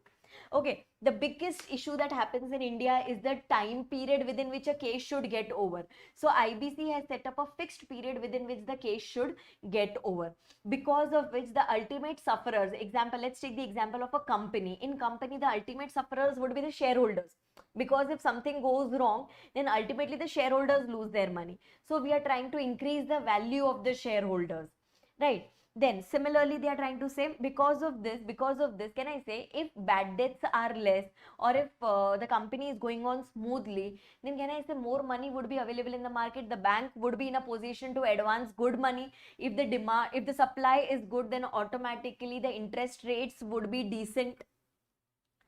Along with the shareholders, can I say even the other stakeholders' interest is protected. Imagine if the company is gone bankrupt, then in that case, or if it has gone insolvent, then in that case, ultimately the stakeholders lose the interest over the company. The stakeholders even lose their money. So we are trying to protect the interest of all the stakeholders. If more and more insolvency cases arises, then the concept of entrepreneurship goes on reducing.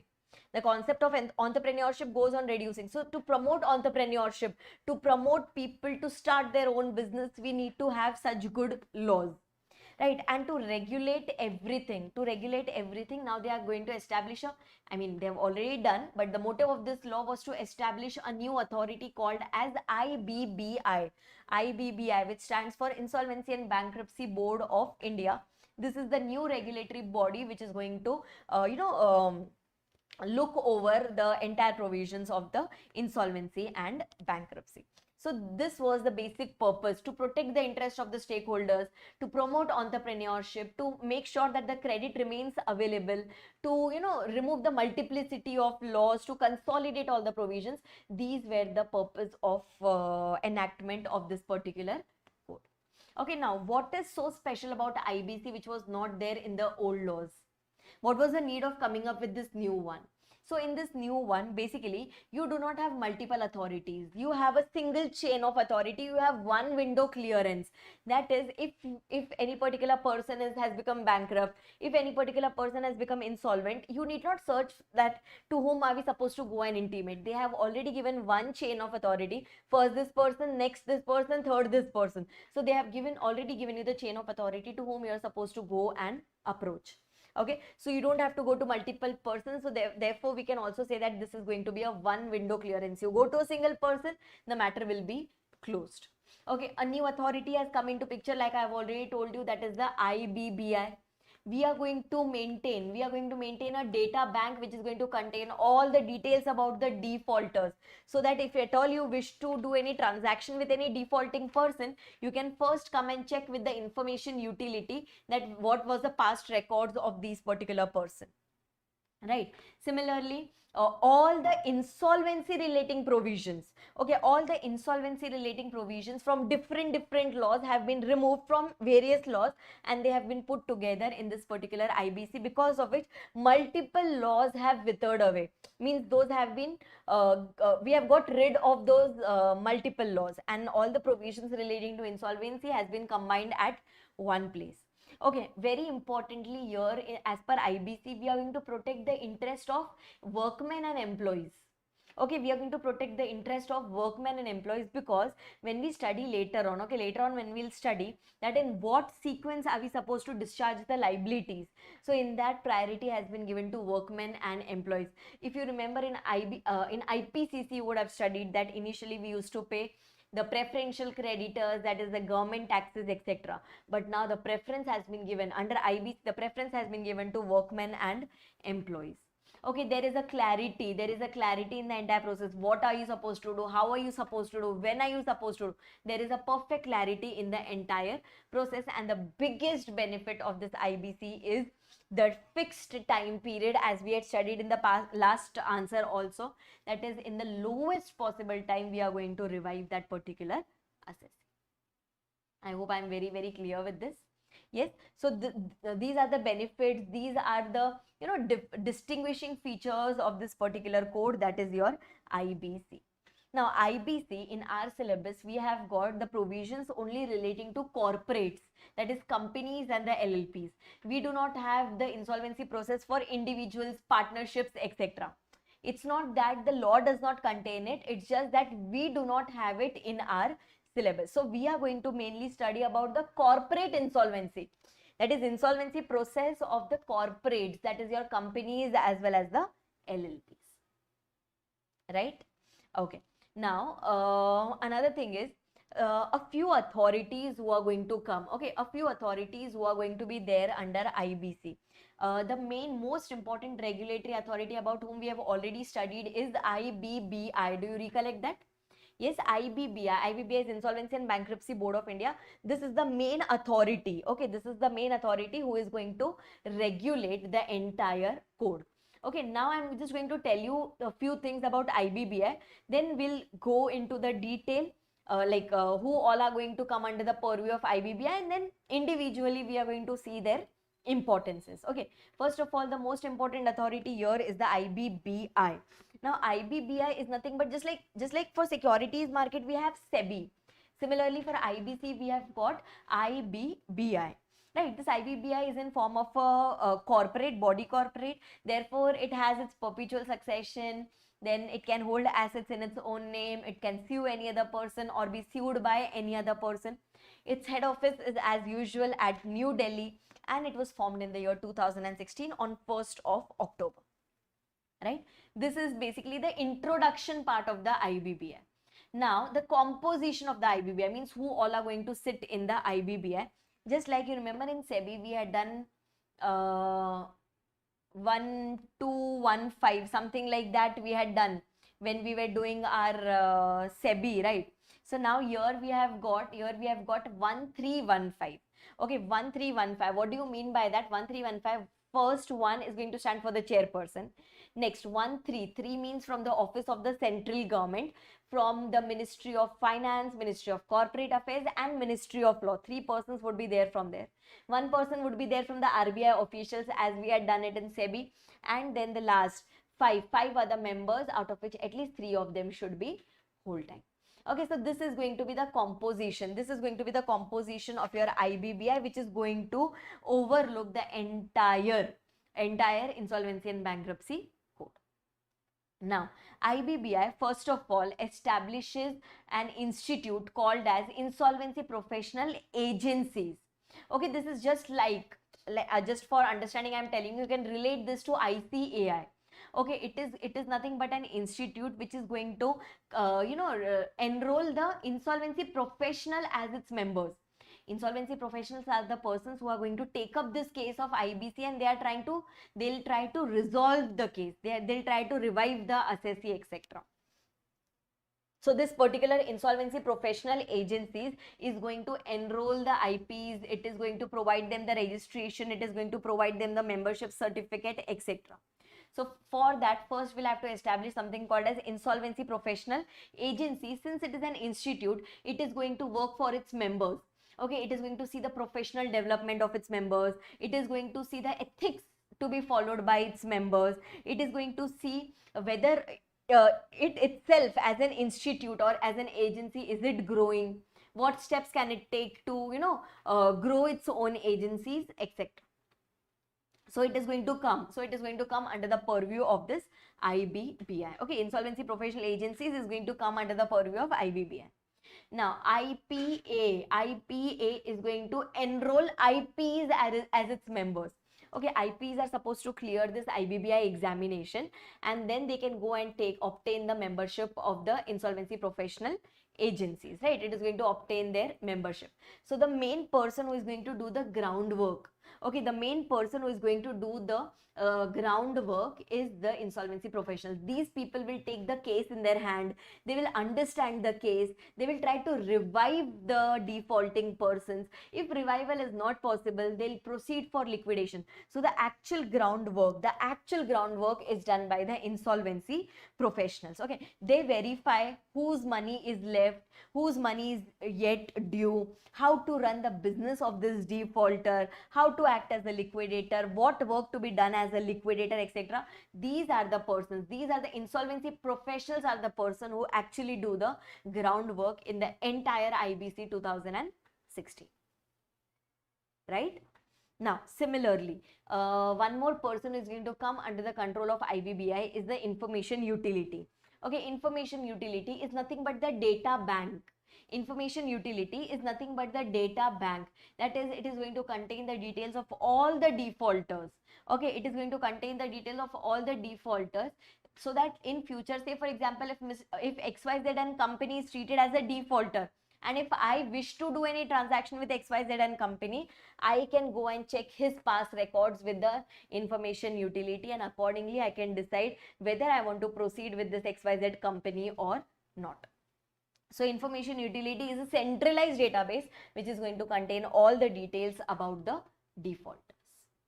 Right, so basically the most important authority here is the IBBI. Within IBBI, we have got three more persons. First one, insolvency professional agencies. Second one is your insolvency professionals, and the last one is your information utility. I hope I'm very, very clear with this. Yes. Now listen. The next person that we have got in the picture is the adjudicating authority. The last person. Okay, adjudicating authority. Now, adjudicating authority is the authority who who works above the insolvency professional. Okay, who works above the insolvency professional. So insolvency professional is the person who does the groundwork. Okay, his work is checked, or basically first of all that insolvency professional is appointed by the adjudicating authority. Okay, now since we are doing about the corporates, for corporates the go-to person, that is, suppose if a corporate has defaulted in making its payment to its creditors, then and if we want to start the insolvency process against the corporate person, then in that case the first person to whom we are supposed to go and approach is the NCLT. Okay, if suppose you want to file, suppose now like Jet Airways went into IBC. So if anyone wants to file a complaint against Jet Airways that Jet Airways is not giving us our money, then in that case we have to go and make an application to the NCLT. Okay, later everything will be done by the NCLT. Suppose if the final order passed by the NCLT, we are aggrieved because of that, then in that case for appeal we can go to the NCLAT, only for appeal, not for the normal process. Normal process and etc. everything is completed by the NCLT itself. If you want to go for an appeal, go to the NCLAT. If you are aggrieved by the order passed by the NCLAT, then go to the Supreme Court. That way, so you've got a one chain of authority that if suppose there is a case of insolvency, in case of corporates, please go and make an application to the NCLT. Appeal will be filed against before the NCLAT, and if you're aggrieved by the order of NCLAT, then the appeal will be filed before the Supreme Court. I hope I'm very, very clear with this. This is in case of corporates, and for the purpose of this chapter, corporates means company including LLP. Okay, companies plus the LLPs will come under the term called as your corporates. Okay, then for other persons, what is going to happen? Instead of NCLT, we have got DRT, Debt Recovery Tribunal. Instead of NCLAT, for appeals, we will go to the DRAT, that is Debt Recovery Appellate Tribunal. And lastly, if you are again aggrieved, then you can go and file an appeal before the Supreme Court. Right, so here it was in case of corporate, it was NCLT, NCLAT as well as the Supreme Court. In case of other persons, individual, partnership or any other type of entity, it is going to be DRT, DRAT as well as the Supreme Court. Right, I hope you are very, very, very, very clear with this adjudicating authority thing. So mainly we have seen IBBI. In IBBI we had insolvency professional agencies, we had IPs, and we have the information utilities. Okay, then the other kind of authority here is the adjudicating authority. For corporates, we are going to have NCLT, NCLAT as well as the Supreme Court. Right? Okay. And about the IBBI, IPA, IPs, IUs, we have already discussed. Okay, here one thing that you can remember is the composition of the IBBI. Just remember the composition of the IBBI. You can get a question from that. That is 1315. 1315, right? Okay, so till here basically we had the introduction part where we studied about the persons who are going to come under this IBC, the persons who are going to be there, or the authorities who are going to be there under IBC. We have completed that part. Okay, that was the first part of the chapter. You can remember it this way. That was the first part of the chapter, right? Okay, so let's start ahead with the next few sections of this IBC. We are just dividing it into parts. The first part was knowing about all the authorities who are there under the law. Now let's go to the next one. Now first of all, this IBC is applicable to whole of India, including the state of Jammu and Kashmir. The code is applicable to which all persons, that is against whom can we start this IBC, against whom can we start this insolvency and bankruptcy proceedings, that we are going to study. First of all, it can be started against corporates, because I told you we are going to study about corporate insolvency process. So companies is going to come into picture. Then companies incorporated either under the old laws or companies incorporated under this Companies Act 2013. Any other company which is governed by any special act, that is, banking, insurance, etc. Those are included as of now here. Then we'll study some exceptions. Don't worry about that. But as of now, any other company which is governed by any special act, maybe by any Banking Regulation Act or IRDA or the electricity companies, those type of entities. Then even LLPs get covered here, because we have studied that here in this particular chapter. Corporate means company plus the LLP. Then individuals will get covered, that is, we can start insolvency proceedings against individuals, we can start it against HUFs. Then even the entities like partnership firm, proprietorship concerns, etc., we can proceed against them if they have done some default, or if their financial position is not good, then in that case we can proceed against them. Then any person who has given guarantee for any loan, say for example, when we take a loan from the bank asks for a guarantor, right? So that if this particular person is not able to make the payment, then we go against the guarantor, that is, we can recover the money from the guarantor. So if a guarantor has also not fulfilled his his obligation of paying the money, then we can even proceed against the guarantor. So these are all the persons to whom the code is applicable, that is, we can proceed against them under IBC 2016. Right, now they tell us here that the code is not applicable, IBC is not applicable to some regulated service providers.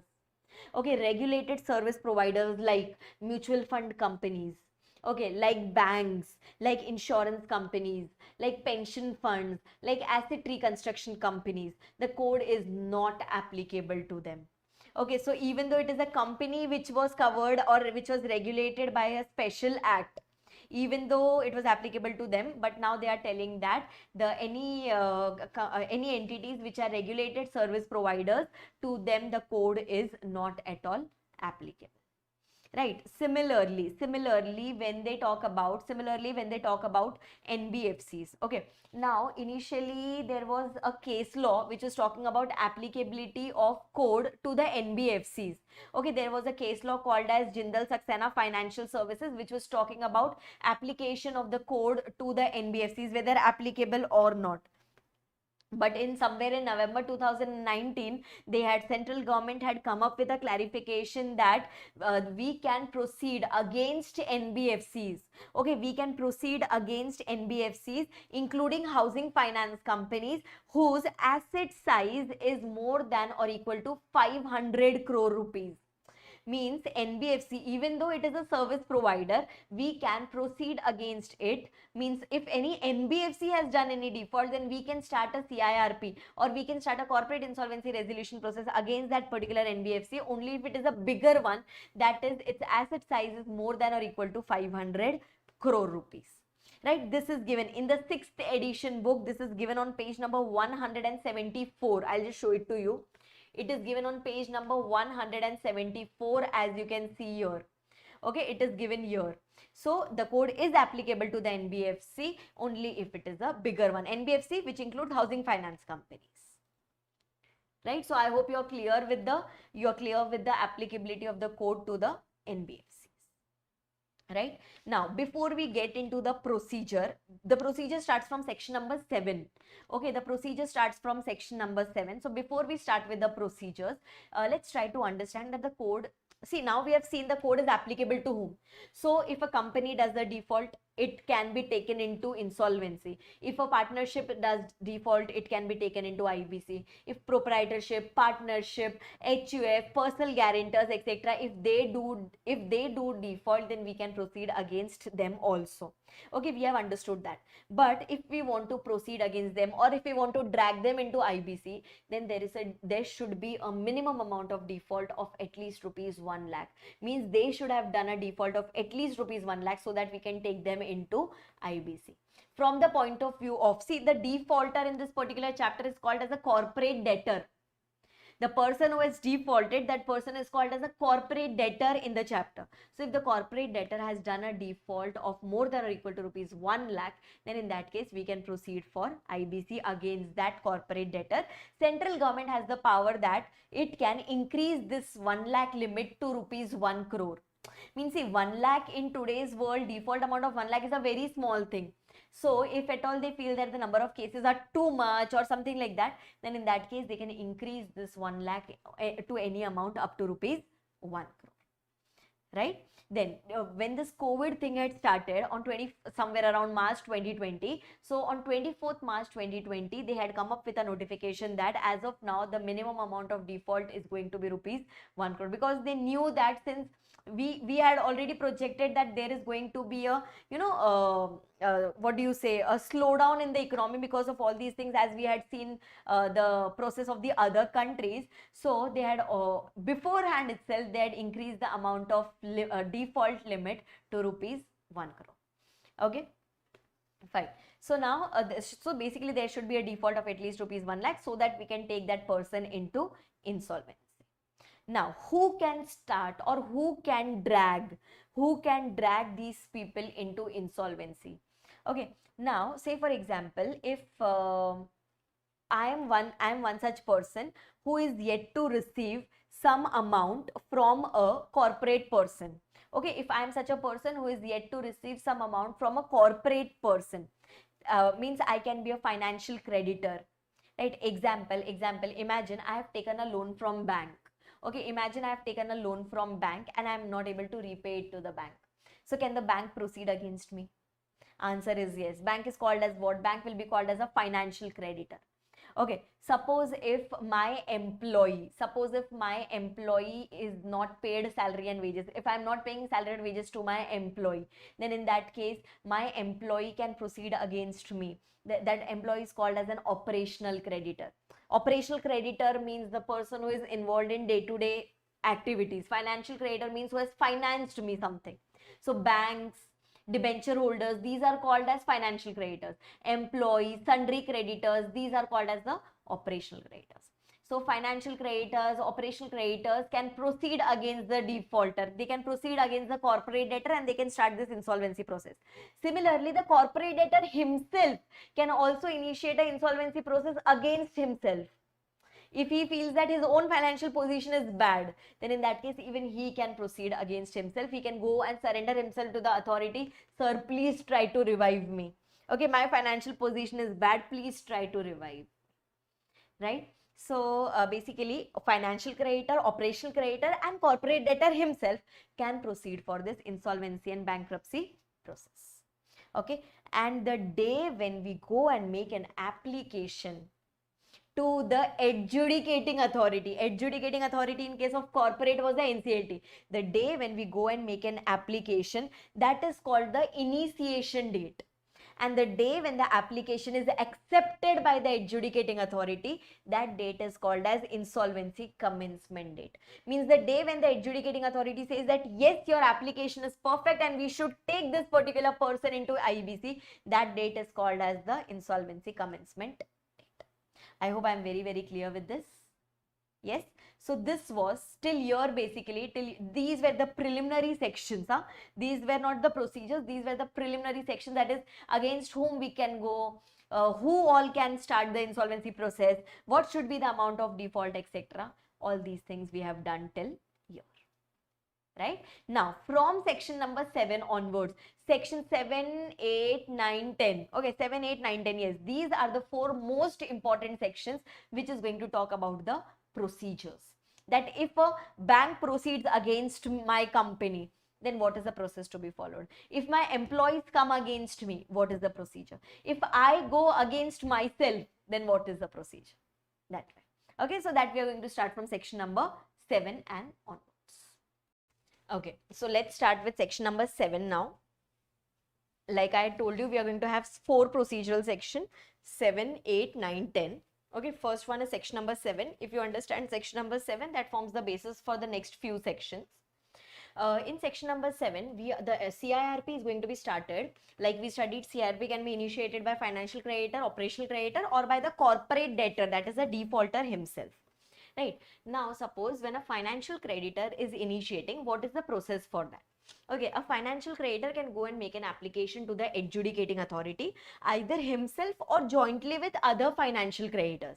Okay, either one particular financial creditor can go, or he can go jointly with any other financial creditor, and they can go and make an application before the adjudicating authority, that is before the NCLT, as soon as the default occurs. Okay, once the default is done of that particular 1 lakh rupees, at least 1 lakh rupees, then we can go and make an application to the adjudicating authority. We will submit the application form, we will pay the required fees, we will submit the proof of default that yes, see, this is the amount of money that we had given, which we are not getting it back. We'll submit the record of default. Plus, the financial creditor will have to suggest the name of the insolvency professional. Okay, he will have to suggest the name of the insolvency professional who is going to take up the case. Remember that insolvency professional who was doing the groundwork? So we'll suggest a name of such a person who is going to act in the capacity of IRP. IRP stands for interim resolution professional. That is, for a temporary period he is going to take the case in his hands. All these things we are going to submit it before the adjudicating authority. Then adjudicating authority will take a time period of 14 days, 14 days to ascertain the default, that whether actually there is a default or no. If there is a default, then in that case, first it will check, first the AA will check whether there is a default or not, plus then the AA will check that the name that we had suggested of the IRP, whether any disciplinary proceedings are pending against that person or not, whether he is a fit person to take up the case or not. All these things will be checked by the adjudicating authority. If adjudicating authority is satisfied with everything, then yes, he will accept the application. If he is not satisfied, then he will reject the application. If he accepts the application, it will be communicated to the financial creditor, that is to the applicant, plus it will be communicated to the corporate debtor also, that boss, a case has been initiated against you. Right, and if it is rejected, then the adjudicating authority will have to give the reasons that why has it rejected the application, plus it will give an opportunity to the financial creditor to rectify the default, to rectify the mistake in the application, if any, within a period of 7 days. Okay, and means we'll have to rectify it within a period of 7 days as soon as we receive the notice from the adjudicating authority. Right, so basically we submitted everything to the AA took a time period of 14 days to determine whether there is a default or not, and after that the AA is either going to accept the application or reject the application. If it accepts the application, the date on which it admits it, that is the day when the insolvency commencement or the insolvency process commences. Okay, that is the date when the insolvency process commences. Now, this was the process which is applicable when the application is done by the financial creditor. Okay, then similarly, when the application is done by the operational creditor, there is one extra step that becomes applicable. When we go to operational creditor, two sections becomes applicable there, that is section number 8 and section number 9. Before this, it was section number 7. That is financial creditors. Now it is section number 8 and section number 9. Now, just try to understand, when the application is made by the operational creditor examples can be employees, it can be sundry creditors, trade creditors, etc.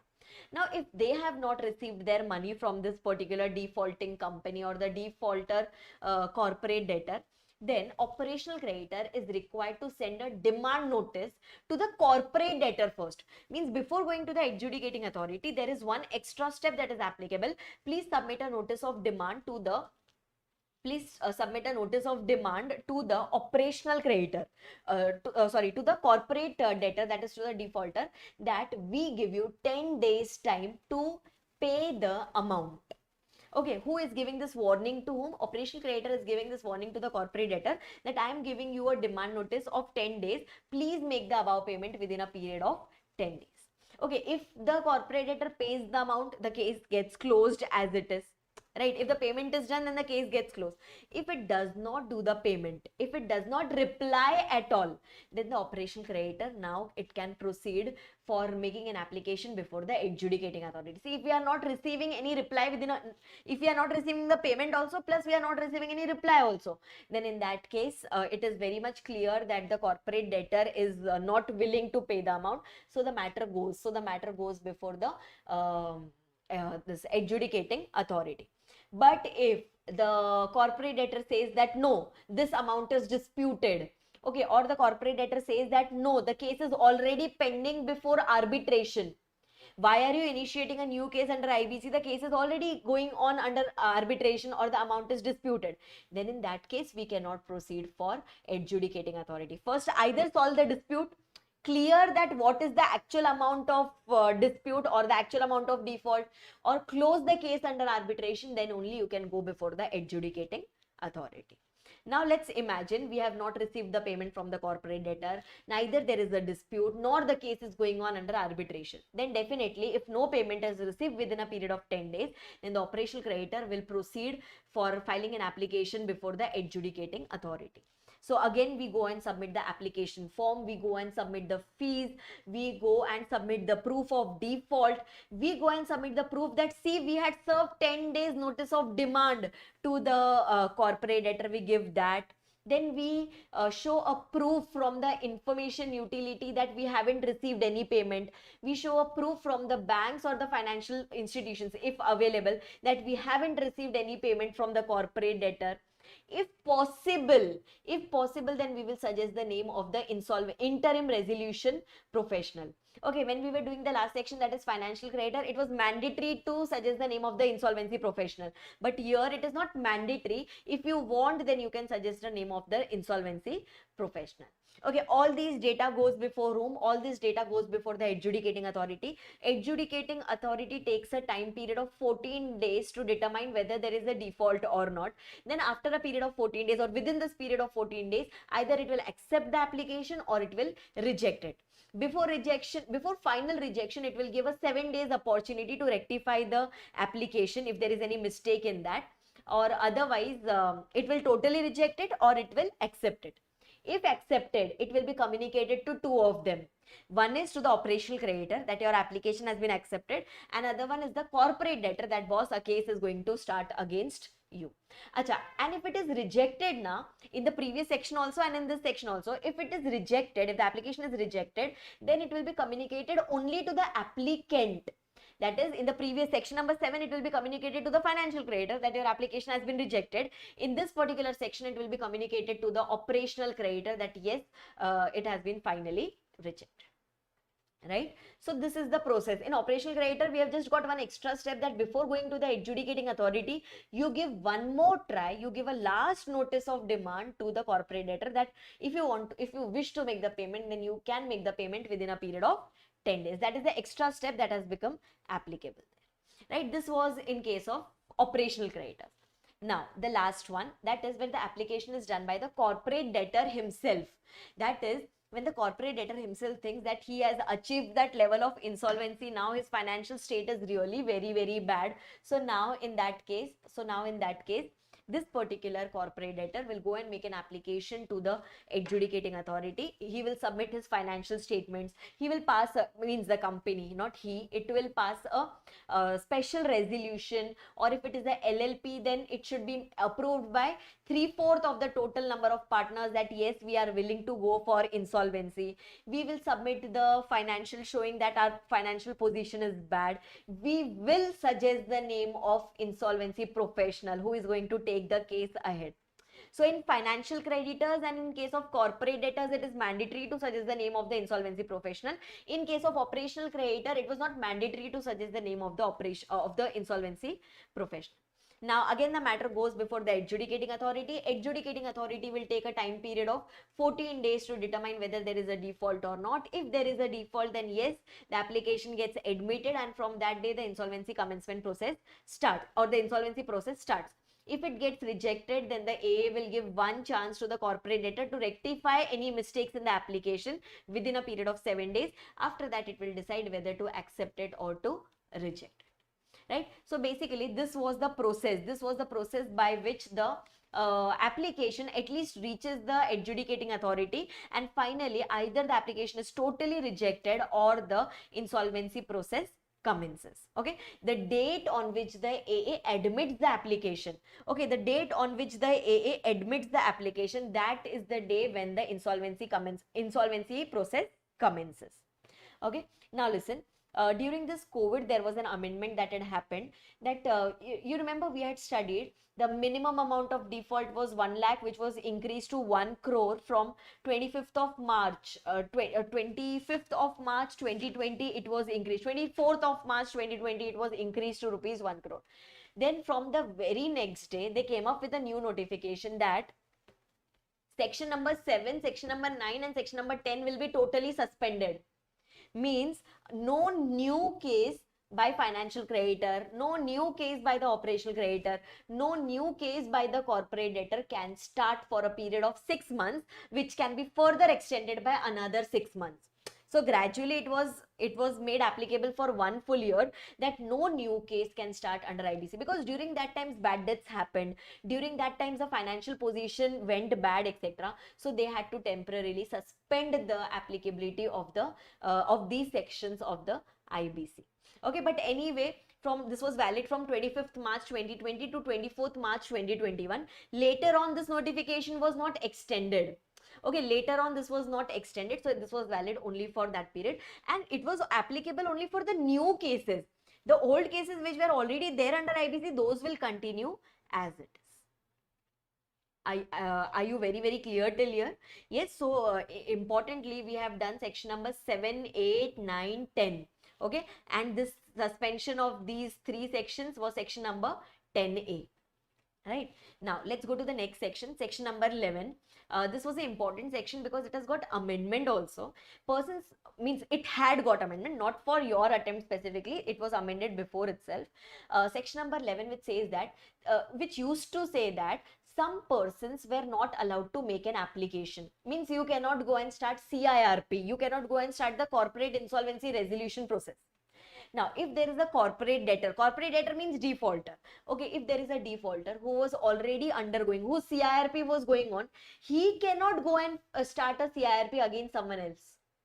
Or if there is a corporate debtor whose CIRP has just ended during the last 12 months, then boss, you are reviving, so please do not start a new case against some other person. Or any corporate debtor or financial creditor who had violated the terms of this corporate insolvency process, or any corporate debtor whose liquidation is going on, then boss, your self liquidation is going on, so you cannot start an insolvency process against any other person. These were the 4 pointers which were there under section number 11, which is putting a restriction on the corporate debtor himself, that boss, you yourself are a defaulter, so please do not start a new process against someone else. Okay, please do not start a new process. Please do not initiate a corporate insolvency process against someone else. But can I say this will cause genuine hardships to the corporate debtor? Suppose if during the time of liquidation, corporate debtor is not able to recover the money from his debtor, then in that case, he would want to initiate a case against his debtor. But because of section number 11, that was not allowed. So then they made an amendment in section number 11 and they told that nothing in this section shall prevent a corporate debtor referred to in A to D pointers from initiating CIRP against another corporate debtor. Means they told that if at all there is a CD whose CIRP is going on, there is a CD whose liquidation is going on, there is a CD who has violated any terms or condition, there is a CD whose CIRP is just completed during the last 12 months, etc., then in that case, this person can still initiate a fresh CIRP against some other person from whom he is supposed to recover the money. I hope I am very clear with this. Yes, so this was the biggest amendment in section number 11. Then going on to the next section, that is section number 12, which is very simple as well as very important, which we had studied in the features also, that insolvency process should get over within how much time. So since this is a time bound process, insolvency process should get over. Means you at least the AA should pass a final order that whether revival is going to happen or liquidation is going to happen. Ultimately, finally, that should be decided within a period of 180 days from the insolvency, from the date of admission of application to initiate the process. So it should happen within a period of, it should be completed within a period of 180 days. Right, this can be extended. There can be a one-time extension of maximum 90 days. Okay, one-time extension means it cannot be 45 plus 45. If you want to extend, you can extend once for a maximum period of 90 days. Okay, there can be a one-time extension. There is a process for that, that whenever later on you feel that the process cannot get over within a period of 180 days, then later on we are going to form a committee called as Committee of Creditors. So we are going to take the approval from the Committee of Creditors by a voting of 66%. And if they approve that yes, extension is required, then we will means the insolvency professional will go and make an application to the AA that sir, we require more 90 days to complete this entire process, and the time will be extended. So basically within 180 plus maximum 90 days the process should get over. Okay, but in some cases, suppose if there are some legal proceedings, okay, because of which there is a delay.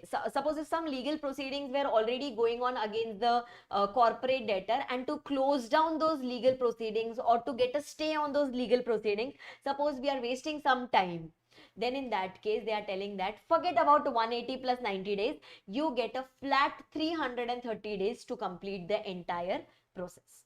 It is not going to be 180 plus 90 plus 330. It is going to be overall 330 days if at all there is any legal proceeding which was going on in relation to that corporate debtor. I hope I am very, very clear. So by default, the process has to get over within a period of 180 days plus one-time extension of maximum 90 days by a voting of at least 66% in case of Committee of Creditors. In case any legal proceeding is going on against the corporate debtor, then instead of 180 plus 90 days, we are going to get an overall period of 330 days to complete the entire process. Right? Okay, now suppose if the corporate debtor or the financial creditor, or say for example the operational creditors, if they have already made an application under section 7 or 9 or 10, and now if they wish to withdraw the application, so the question arises, can we withdraw the application?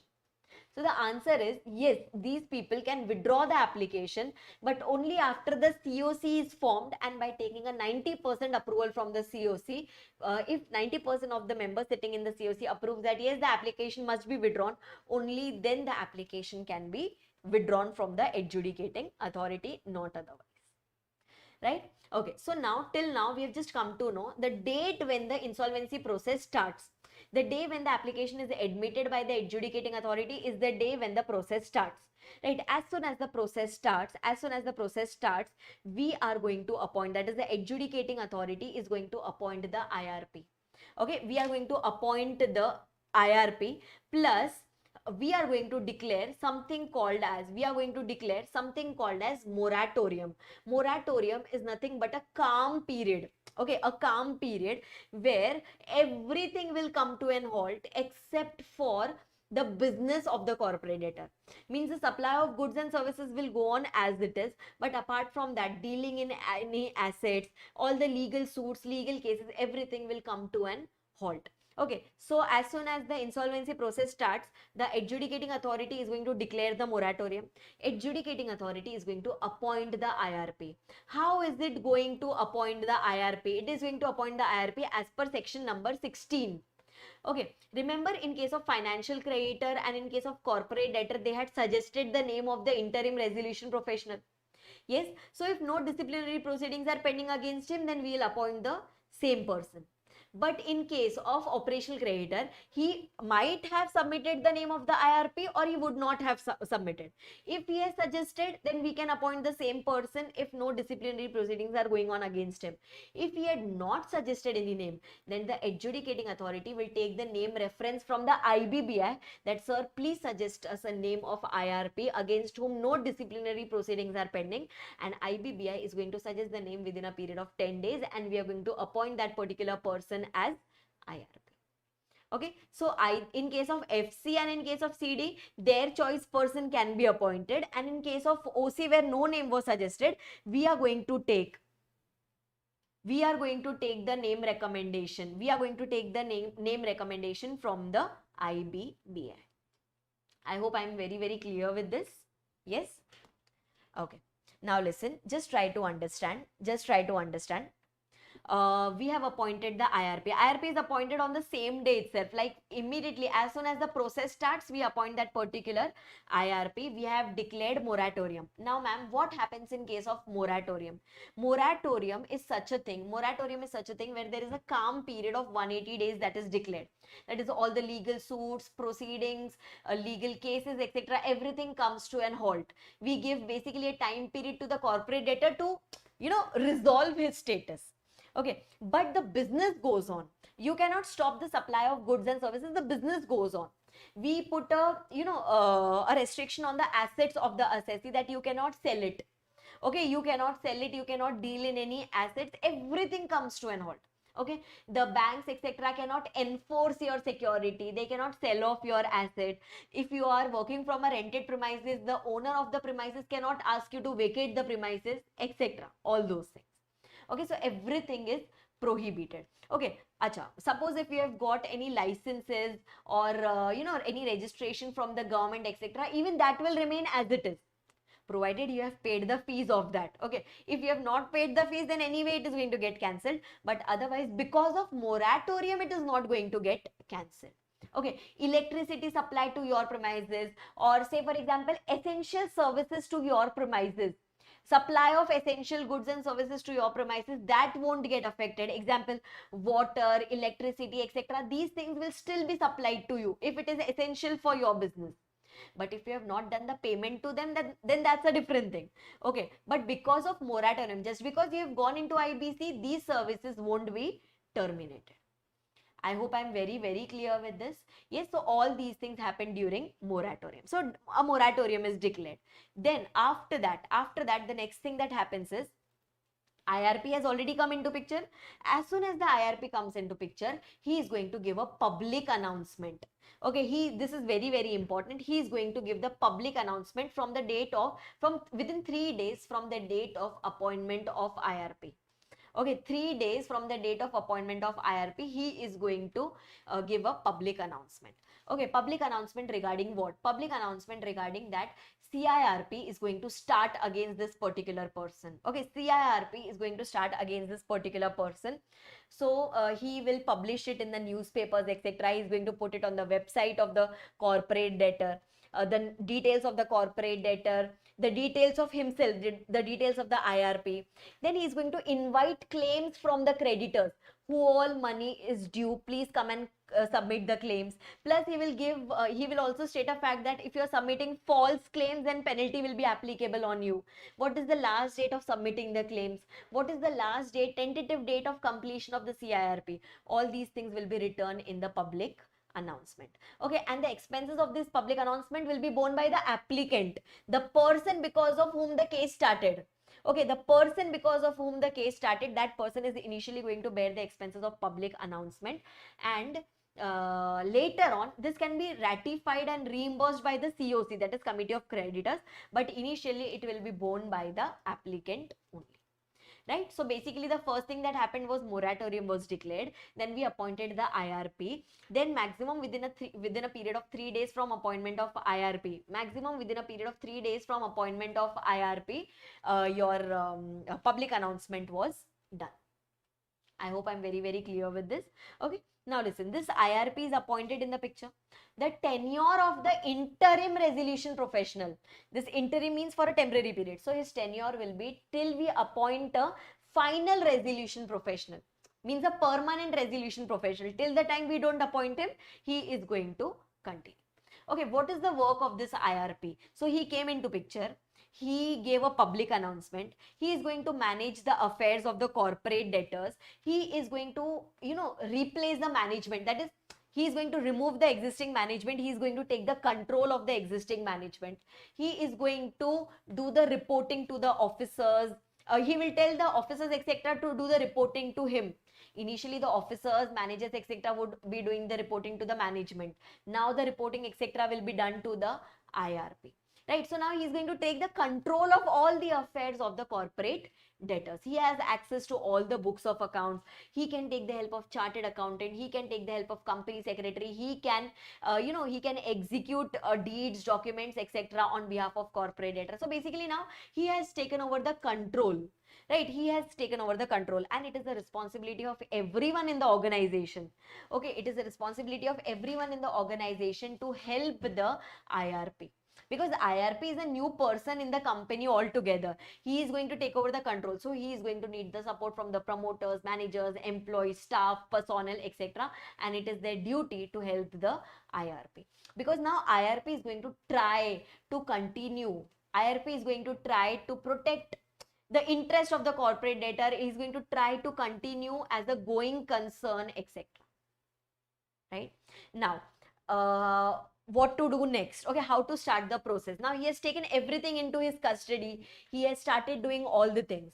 Now he will form something called as committee of creditors. Okay, he will form something called as committee of creditors. Ma'am, who is going to sit in the committee of creditors? So in this particular committee of creditors, mainly you are going to have the financial creditors.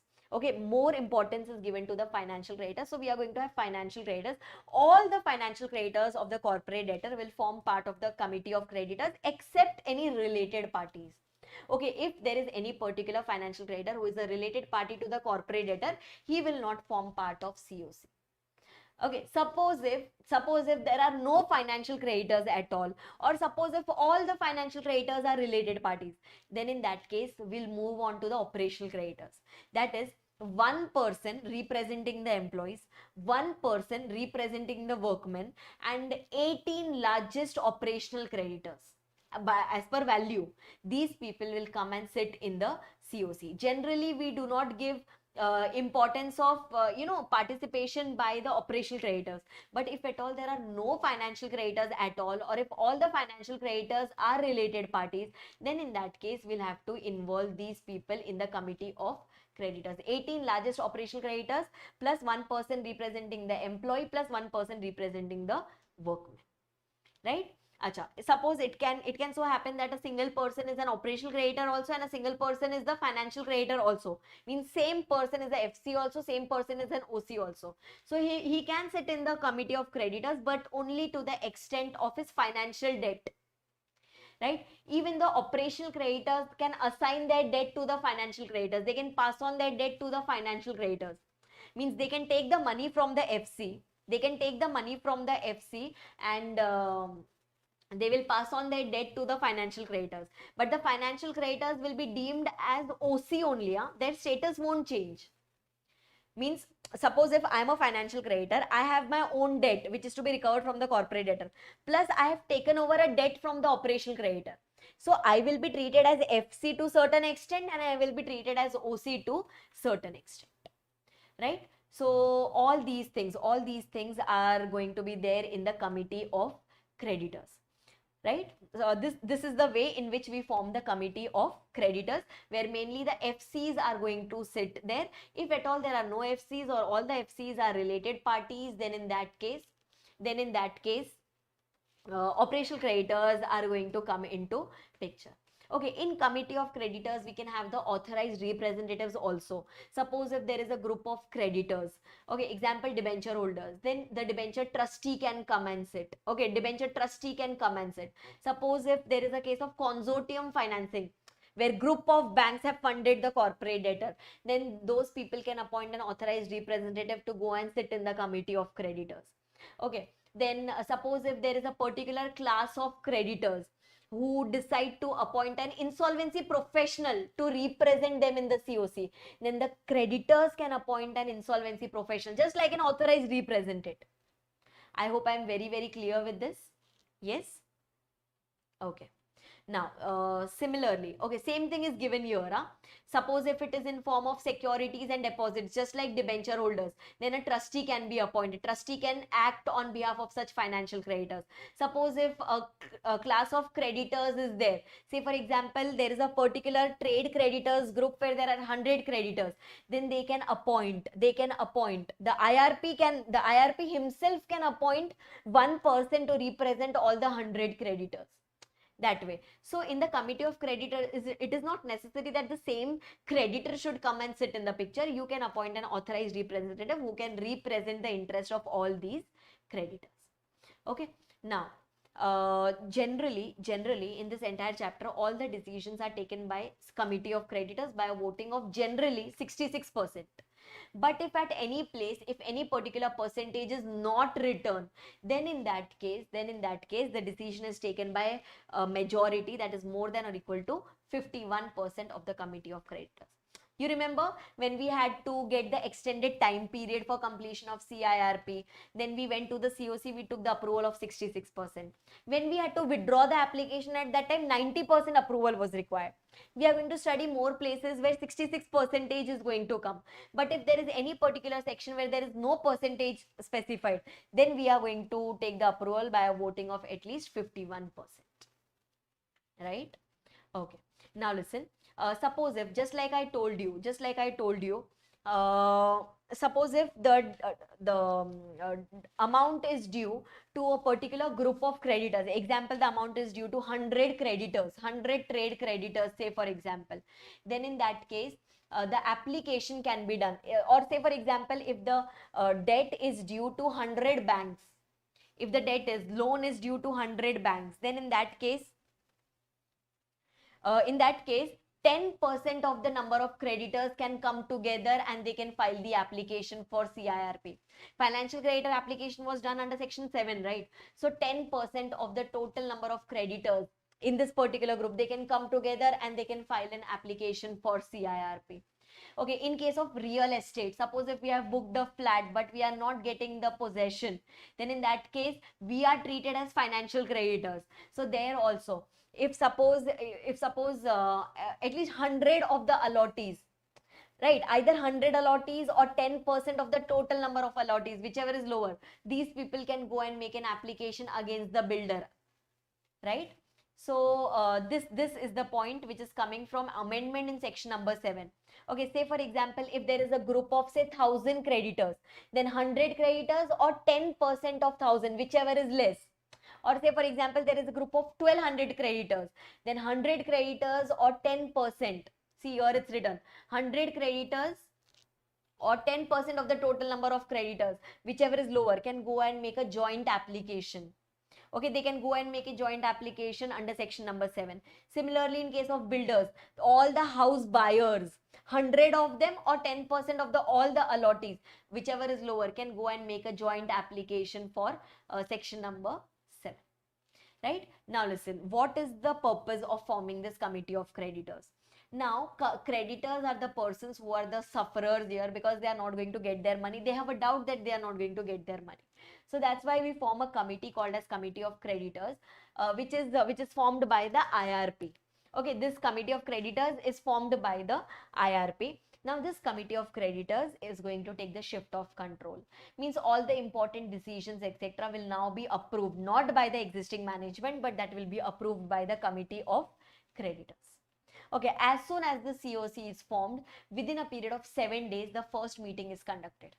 Okay, what is the personal interest of the IRP here? The personal interest of the IRP here is, in this first meeting of COC, he is going to take approval by at least 66% and he'll try to convert himself into RP.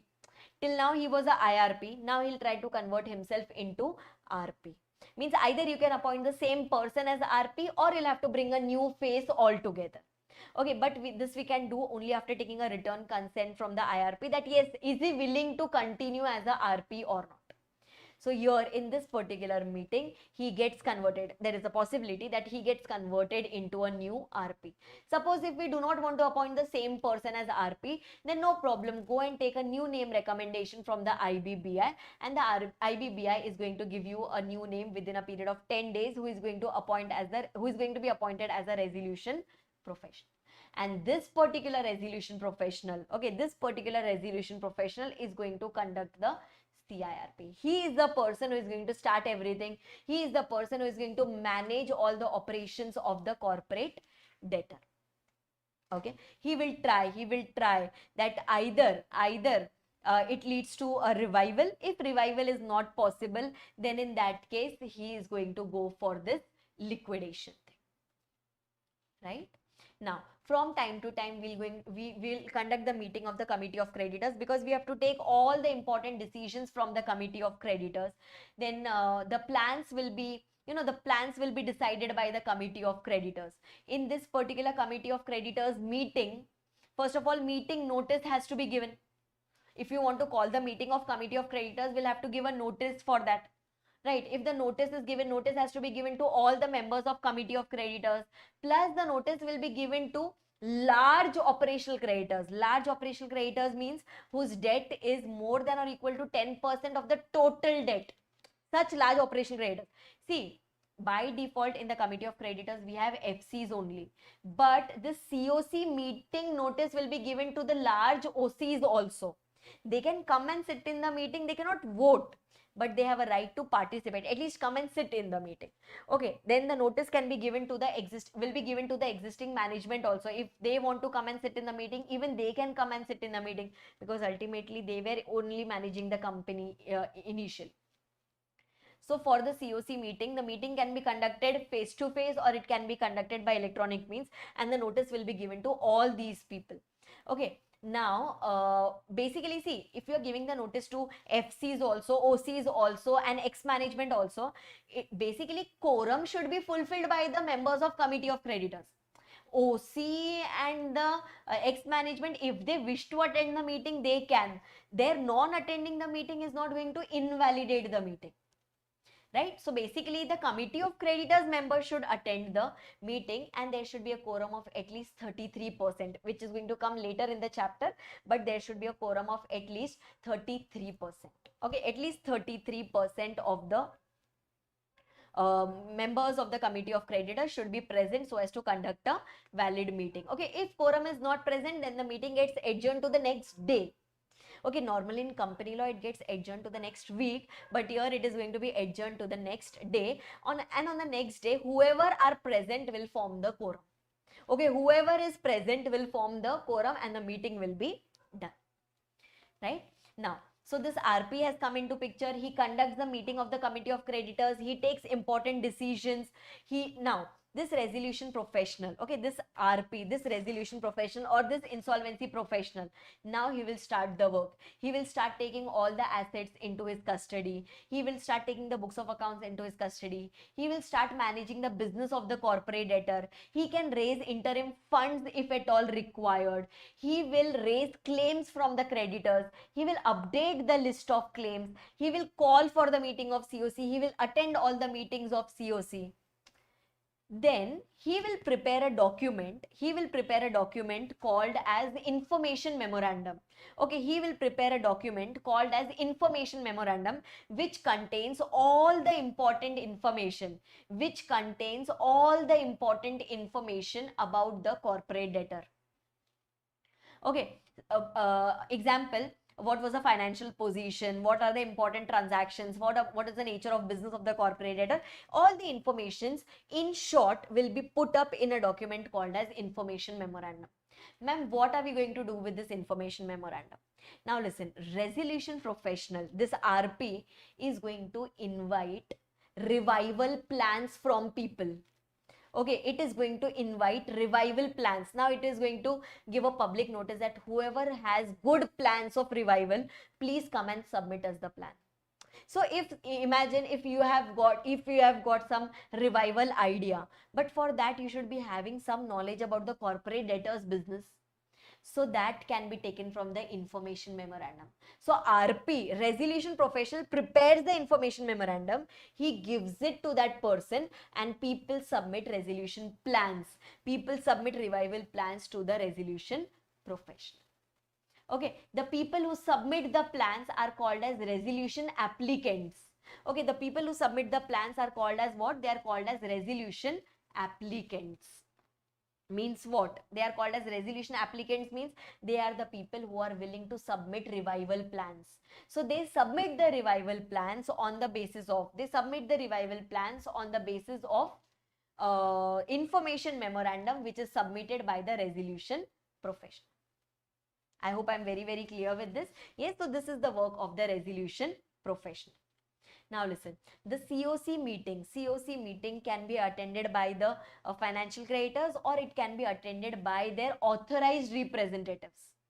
right? Authorized representatives have to act in favor of the financial creditors because they are representing the financial creditors. Okay, they have to vote on the basis of instructions received from the financial creditor. Okay, they are going to vote.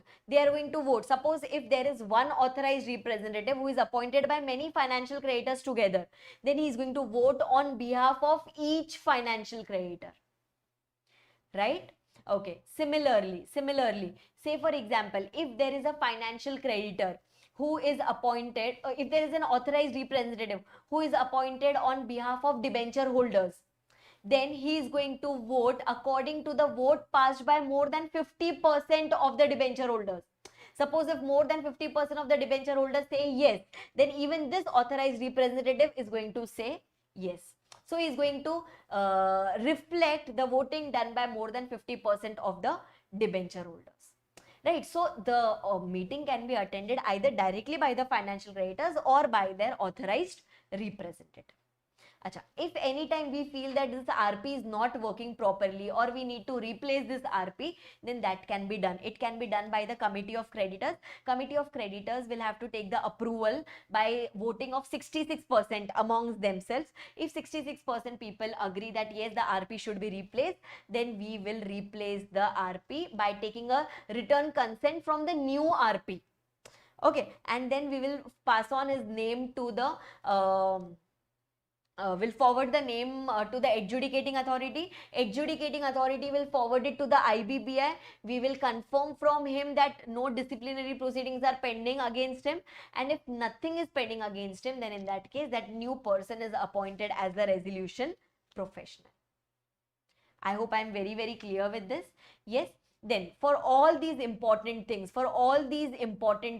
which is given here, suppose if you want to raise some interim finance in excess of certain limits, if you want to purchase some new assets, suppose if you want to do changes in capital structure of the company, suppose if you want to do changes in ownership of the corporate debtor, suppose if you want to undertake any related party transaction, suppose if you want to amend your MOA, AOA or constitutional document, for all these important things, we have to, before, this can be done by the RP, but only after taking prior approval,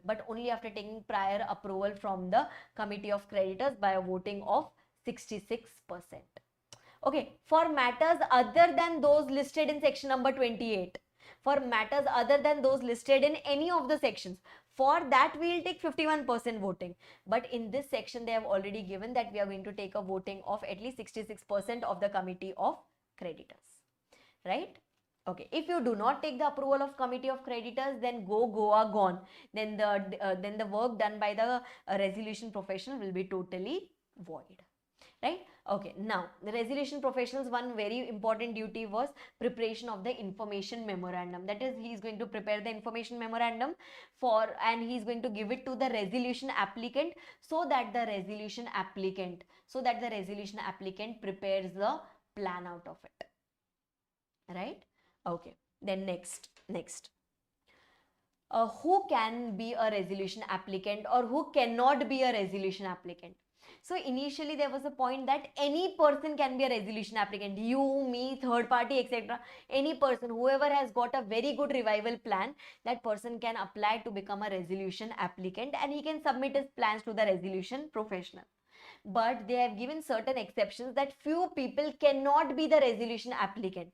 Okay, example, if there is a person who is undischarged insolvent, if there is a person who is a willful defaulter, if there is a person whose account has been classified as NPA, whose own account has been classified as NPA, any person who is convicted of any offense involving moral turpitude, any person who is disqualified to be appointed as a director as per Companies Act, any person who is prohibited by SEBI from trading, any person who has been debarred, any person who has been banned from the securities market, any person who has attracted any of these disqualifications outside India, then it shows that you yourself are a defaulter.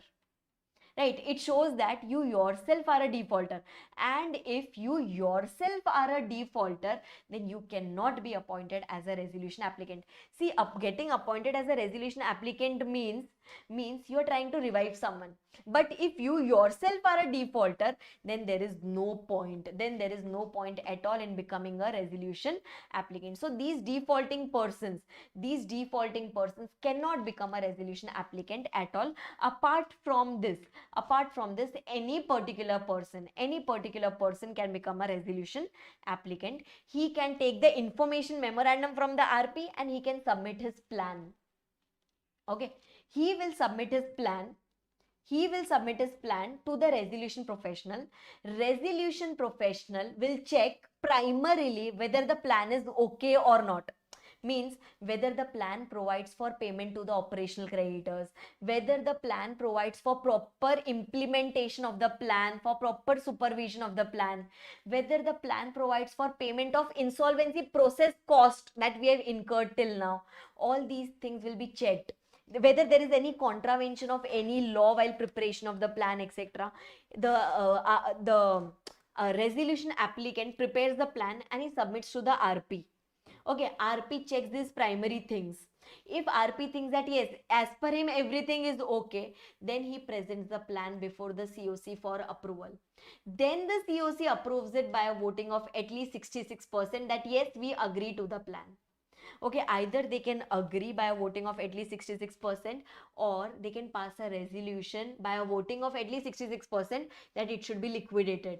If they are of the opinion that no, revival cannot happen at all, then they can even pass a resolution for liquidation. Or alternatively, if they like the plan, then they can give a voting of at least 66% and the plan would be approved from the, at least from the COC level. Right?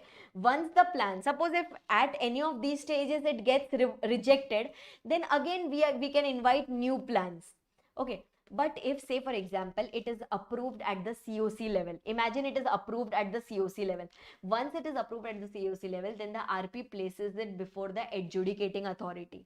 Okay, RP places it before the adjudicating authority, and the adjudicating authority will check all the legal requirements, whether whether legal requirements are followed or not, whether it is providing for payment to the operational creditors, whether the rights of the operational creditors have been considered, whether insolvency process cost has been provided or not. If AA is satisfied with all these things, then AA can accept the plan, or if AA is not satisfied, then the AA can reject the plan. And just remember one thing, if AA rejects the plan, then no looking back. If AA rejects the plan, then in that case, it is going to compulsorily lead to liquidation. Okay, it is going to compulsorily going to lead to liquidation. So you have to be very, very careful before you go and submit the plan to the adjudicating authority. Okay, because if it gets rejected, then gone. Okay, if it gets rejected, then gone, then in that case, compulsorily you'll have to do liquidation only. Okay, now listen, if you are aggrieved because of the order passed by the adjudicating authority, then you have the option of going into appeal. Okay, if you think that RP has not done something properly, you means the corporate debtor. If the corporate debtor thinks that something is not done properly, or the AA should have accepted the plan, etc., then in that case, the appeal can be preferred. Okay, appeal is done within a period of 30 days and the appeal can be preferred before the NCLAT. I hope I am very, very clear with this. Yes, so this was a particular part of your chapter. Okay, this was a particular part of your chapter till here, basically within 180 plus 90 days or within 330 days, at least this decision should be taken by the AA, whether that it is going to get liquidated or whether it is going to get revived. Okay, this should happen within a period of 180 days. See, the plan implementation, etc. cannot happen within 180 days. That is going to start now. But at least whether you're going to do the revival or you're going to liquidate the corporate debtor, that has to be decided within this period of 180 plus 90 days or 330 days as the case may be. I hope I'm very, very clear till here. Yes, and after this we are going to start the different part of the chapter altogether. Okay, so now going to the next part of the chapter, section number 32A, which is a very general section which was newly inserted last time. So here they are trying to tell us here, say for example, before this corporate insolvency process had started, suppose if before this period some offense was committed by the corporate debtor. Okay, So, but now after the CIRP is done, etc., later there is a change in the management, right? Later, after the CIRP is done, there is a change in the management. The defaulting persons have been removed. The defaulting persons have been removed from the management or control of the corporate debtor. Then in that case, they are telling that the person won't be, okay, the corporate debtor won't be prosecuted for the offense which was committed before commencement of CIRP if altogether new people have now come into the management. Because what has happened is, say for example, see, if corporate debtor had done some default earlier, then obviously the managerial persons would be liable for that. Okay, but if suppose the management has altogether changed, okay, suppose if the management has altogether changed, then in that case, the corporate debtor won't be prosecuted for the offense which were committed before commencement of the CIRP, right? Similarly, the assets of the corporate debtor won't be sold, they won't be confiscated, they won't be taken into custody by the government for any offenses which were done before CIRP. If provided after the CIRP is completed, the management of the corporate debtor has totally changed, right? But this point is not applicable in case of LLP. Okay, in case of LLP, suppose if any offense was done earlier by any partners or designated partner, etc., they would still be liable for the acts which they had done before commencement of CIRP. Okay, this is the conclusion of the things which is told in section number 32A, right? They are trying to tell us that basically in case of corporates, the corporate debtor will be relieved from all the prosecution if at all, if after the CIRP is completed, the management has been replaced. Okay, but that is not the case in case of LLPs. Right, so this was a general section which was inserted in between. Now going on to the next one. Now see, listen, once within that 180 plus 90 days or within those 330 days period, the AA will at least take a call. That whether revival is going to happen or liquidation is going to happen.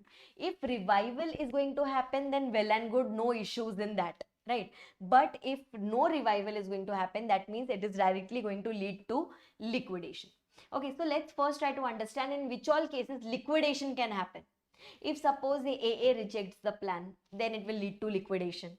Okay, or if no plan was submitted within 180 plus 90 days or within 330 days, then it is going to lead to liquidation. Okay, if COC themselves passes a resolution by a voting of at least 66% that we want liquidation, means they don't want revival, but we want liquidation, right? Or if, say for example, if the plan was approved, the revival plan was approved by the AA, and later on if it is contravened by the corporate debtor, suppose if it is contravened by the corporate debtor, then other people who are affected because of this, those people can apply for liquidation. Okay, so these are some cases where it can lead to liquidation. Okay, if it leads to liquidation, then we can say that basically it is a discharge notice for everyone, that now the company is going to get liquidated, nobody can continue in the company and will have to dissolve the company. Okay, but before dissolution, can I say, we'll have to pay off the liabilities of the creditors, we'll have to pay off the surplus to the shareholders, etc. Right, but now at least we'll intimate it to everyone that now liquidation is going to happen, and this is going to act as a discharge notice to all the employees, workers, creditors, workmen, etc., whoever is working for the company. Okay, for doing all these things, we are going to appoint a person called as liquidator. Okay, now by default, the resolution professional who was earlier working, that person can be appointed as the liquidator after we take a written consent from him. If you want to replace this person, you can definitely replace that particular person. Okay, a new person can be appointed. A new person can be appointed as the liquidator. Okay, all the powers from the IRP and the RP comes to the liquidator. Okay, the entire company's management, the entire company's control comes in the hands of the liquidator. right? Everything comes in the hands of the liquidator. Now he'll start preparing the statement of affairs. He'll start understanding how much assets is kept with the company. He'll start checking the claims, how much are the claims that we have to pay to the creditors. He'll start taking all the assets, the custody of all the assets. He can take the help of registered valuer. He can take the help of professionals. He will start to settle the claims of the creditors. He can do the valuation of the assets and liabilities. He can fight the cases on behalf of the corporate debtor. He can go and file the cases against the debtors of the corporate debtor. He will do everything which is supposed to be done by the owner, right? Whatever are the duties of the companies, everything rests in the liquidator, right? Now the liquidator will first try to understand how many assets do we have, or what value of assets do we have. So he will first determine which assets can he sell off. Can I say all the assets over which the corporate debtor has ownership rights, we can sell off all those assets.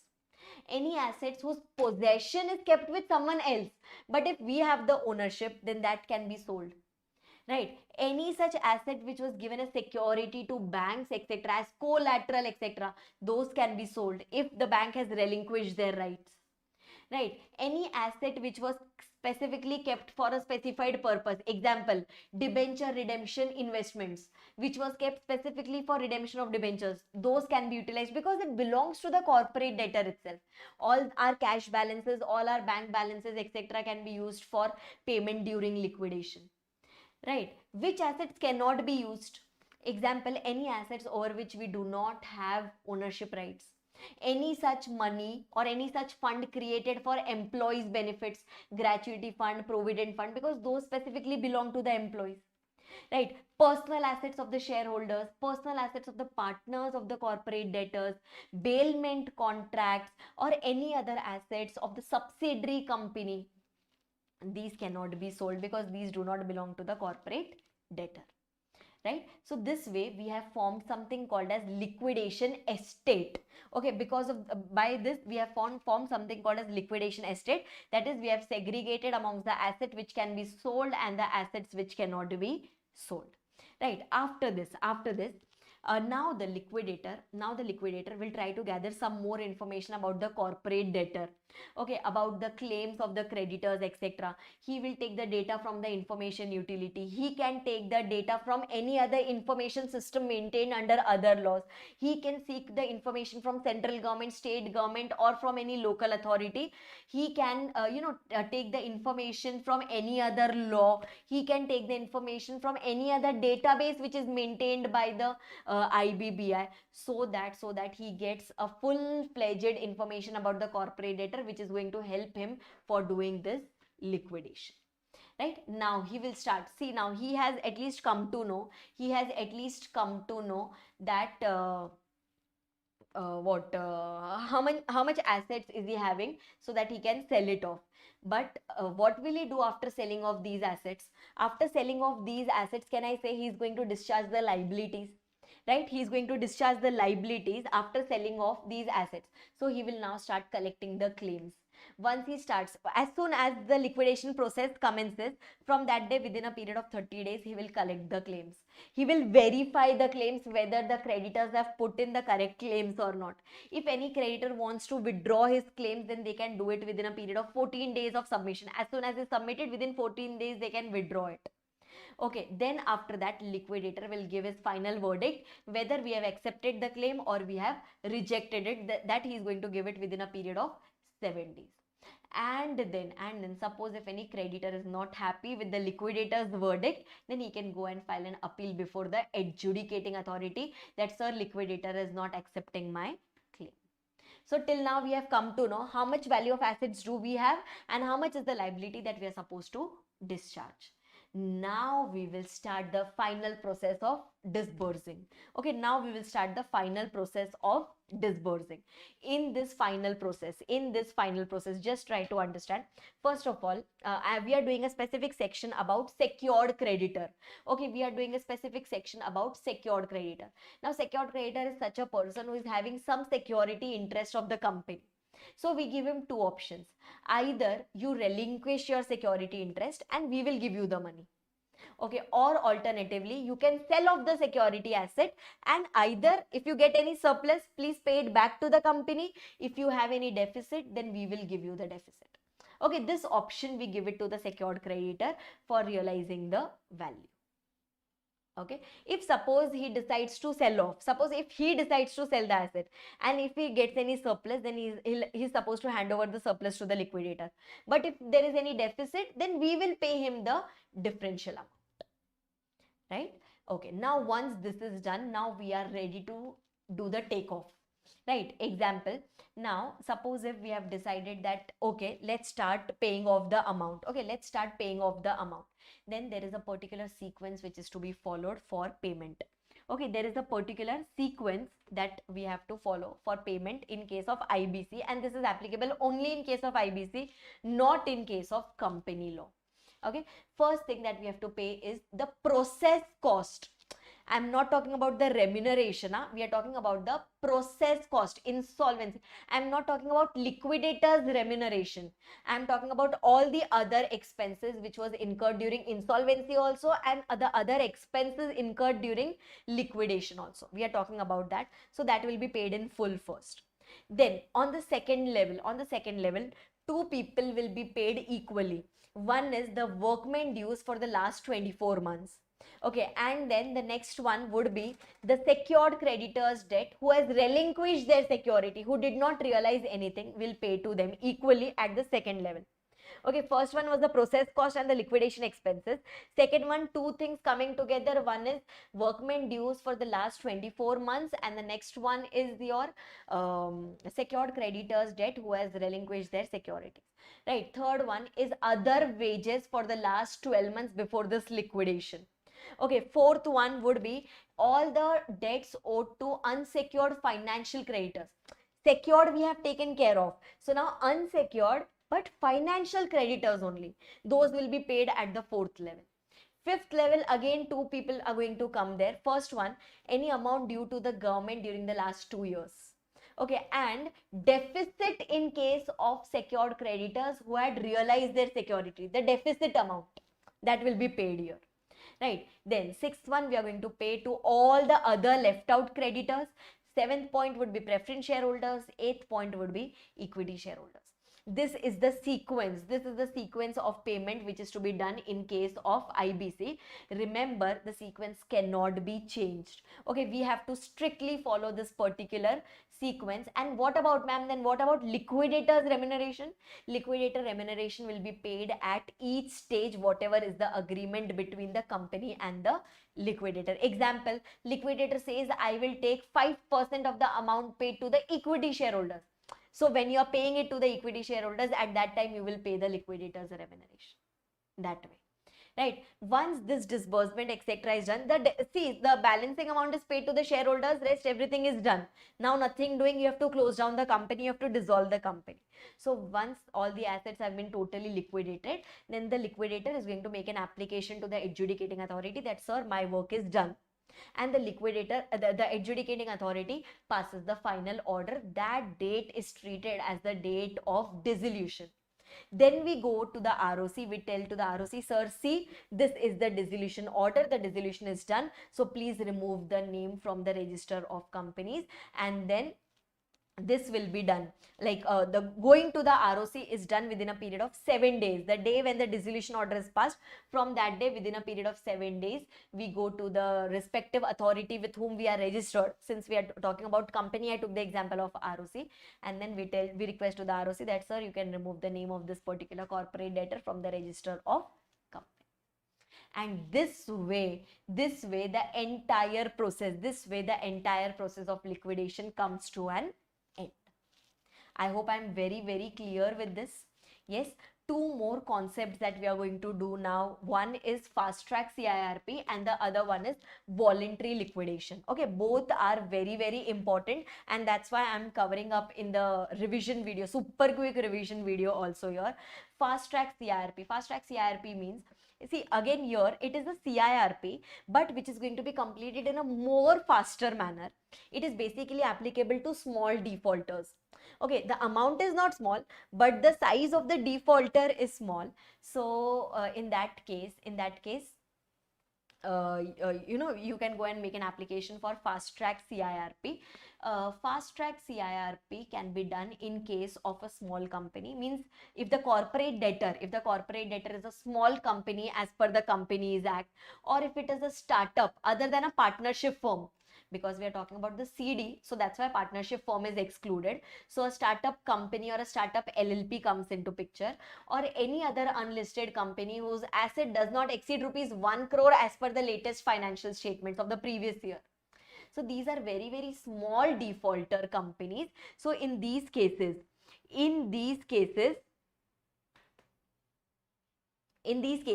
can proceed for this fast track CIRP. Fast track CIRP has to be completed within a period of 90 days, plus there can be a one-time extension of maximum 45 days. So that was 180 plus 90, this is 90 plus 45, and this 45 days extension can be taken by taking a approval of COC by a voting of 75%. Okay, there it was 66%. For fast track, if you want to take an extension, then we have to take COC's approval by a voting of 75%. And within this much time, the CIRP should be completed in respect of these CDs.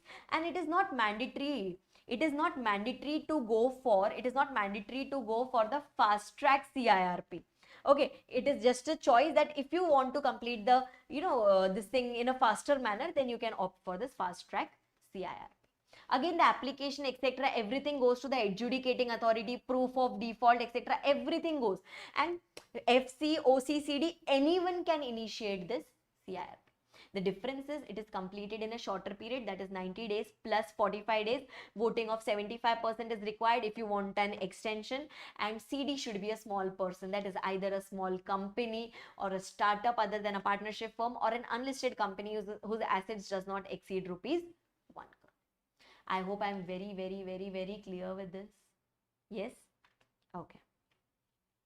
Now, the last answer, that is voluntary liquidation. Okay, the last answer, that is voluntary liquidation of corporate persons. This is altogether different from IBC. Okay, now suppose if the financial position of a company is good, but it wants to do liquidation. Okay, if the financial condition is good, till now our financial condition was bad, but now imagine such a case where the financial condition of a company is good, and if the company wants to just close down its operation, or there was a date which was written in the articles of association, that date has come to an end, or if the shareholders have passed a special resolution that they want to discontinue with the company, or the purpose of forming the company is totally achieved, then in that case we can apply for voluntary liquidation. Okay, then we can go and make an application for voluntary liquidation. For this, majority of the directors will have to submit a declaration. That they have done full inquiry into affairs of the company, and there is no outstanding debt payable, and if at all there is any outstanding debt payable, we have sufficient assets to pay it off, and the company is not liquidating to defraud any person. Okay, company is not liquidating to defraud any person. This declaration has to be given by the directors. Along with this declaration, they have to submit the financials of the company of the last 2 years, plus they have to give the report of the registered valuer which shows the value of the asset. It should be shown that the value of assets is more than the liabilities. Then only you will be able to prove that the condition of the company is good. Right? Then you have to pass a SR. Right, you have to pass an SR that yes, the company wants to get liquidated, plus you have to appoint an insolvency professional as a liquidator who is going to close down all the operations, or you'll have to pass a resolution that the purpose of the company is achieved and now we wish to close, etc. Only after that you can close down. Suppose if you have any liability in the company, then you have to take the prior approval from the creditors also, that they are okay with the liquidation, and 2/3 of the creditors in value are going to give their approval that yes, we are okay with this particular liquidation. If everything goes good, then in that case the company will notify the ROC and IBBI directly, and IBBI that within 7 days of the approval given by the creditors, or within 7 days from the resolution which is passed by the shareholders, that everything is good and now we wish to close it. Okay, the date when the resolution was passed by the shareholders, that date will be treated as liquidation proceedings have commenced. Then if at all there is any liability due, etc., then that will be totally closed by the liquidator, means everything will be paid. We have sufficient assets to pay, so we will pay that. Okay, after that, liquidator goes and makes an application to the adjudicating authority that everything has been closed. Adjudicating authority passes the final order. The day when the AA passes the final order, that is the date of liquidation or dissolution, we can say. And then finally we go and submit this within 14 days to the ROC that please close down our operations, or please remove our name, and please declare us as dissolved. Okay, the major difference here is here, why is it so different from the IBC is, in IBC our financial position was bad, but here our financial position is good. We simply want to close it down. So we are opting for a very easy procedure of voluntary liquidation, and we are just closing it down. Okay, then the next answer, this is self-study. You have to do it on your own. That is preferential transaction, undervalued transactions, etc. You can do it on your own. This is very, very simple. Going on to the other provisions. Okay, going on to the other provisions, that is other common points. The important ones which I'll tell you is real estate thing. I had already told you that whenever we book any, any real estate property, we are deemed to be the financial creditors. If we are not getting the possession of the house and we are not even getting our money back, then we are deemed as the financial creditors. Okay, the house buyers are treated as the financial creditors, and they can initiate CIRP against the builder. Remember, 100 of them or 10% of the allottees can come together and they can file an application, right? So that is one thing. Quorum point, I had already told you, we require at least 33% of the voting power of the people present. If suppose those many people are not present, then the meeting gets adjourned to the next day, and on the next day, whoever is present, all those people will form part of the quorum, and the meeting will be carried on with those many people. In case of NBFCs, I had already told that we can proceed against NBFC also. Okay, we can proceed against NBFC also, but only if it is a bigger NBFC. That is, its asset size is more than or equal to 500 crore. Okay, and the second answer that you have to do here is the qualifications of the insolvency professional. Okay, qualifications of the resolution professional, qualification of the insolvency professional, that is, who is eligible to be appointed as a resolution professional. This is one answer which is important. Now see, whenever for your entity we are appointing an insolvency professional, that person should be an independent person. Okay, independent person in case of a company means that insolvency professional should be eligible to be appointed as an independent director. That level of independence he should be having. See, he is going to now take over the management of the entire company in his hands, and he is going to try to revive the company. So he should be totally independent. He should be independent means he should fulfill all the requirements of independent director, right? If the corporate debtor is a company, obviously, otherwise he should not be related to the corporate debtor. His partners, the IP's partners, should also not be related to the corporate debtor, right? He should not be, this is an important point now, he should not, the insolvency professional or the resolution professional should not be an employee proprietor partner of the CA, CS or the cost auditor firm of the corporate debtor in the last 3 years. Means, suppose if I am going to get appointed as your resolution professional, then I should not be an employee proprietor or partner of your CA, of your CS or your cost auditor in the last 3 years. Plus, I should not be an employee proprietor or partner of your, means the CD's legal firm. CD would be having a legal advisor, so I should not be an employee proprietor or partner of such legal firm if this legal firm has a transaction with the corporate debtor. What will be the transaction between the legal firm and the corporate debtor? About the legal advices that we would be giving. So if the transaction between them is more than or equal to 5% of the turnover of the firm, if this much value of transaction is happening between the legal firm and the corporate debtor, then if I am the employee, proprietor or partner of such legal firm, then I cannot be appointed as your insolvency professional. So this answer, this is one such answer which is important, that is eligibility for resolution professional. This is not given in the code, but this is given in the regulations, but this is important. Right? So with this we are done with the entire IBC. Only one thing that you have to do on your own is that about the preferential and the undervalue transaction. You can just read it once. It is very, very simple. You can just read it once, and with this we are done with the entire IBC. I hope I'm very, very, very, very clear with this. Yes. Okay, so we have completed 6 chapters in our revision, which are common for both old syllabus as well as new syllabus. We did PMLA, we did SARFAESI, we did SCRA, we did SEBI, we did FEMA, and we did IBC. Majority of the portion I have tried to cover in this super quick revision. Okay, please try to understand. Please try to understand. This is not a regular video. This is a super quick revision just for your last minute revision. I have tried to cover as many things as possible in this, maybe around 8.5 hours. I have just tried to do this. The new course students, you have to do those extra topics, arbitration, foreign contributions, etc.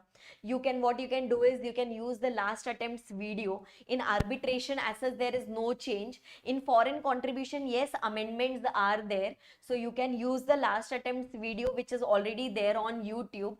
Plus you can use the amendment sheet, which I have put it on the app and which is available on our website also.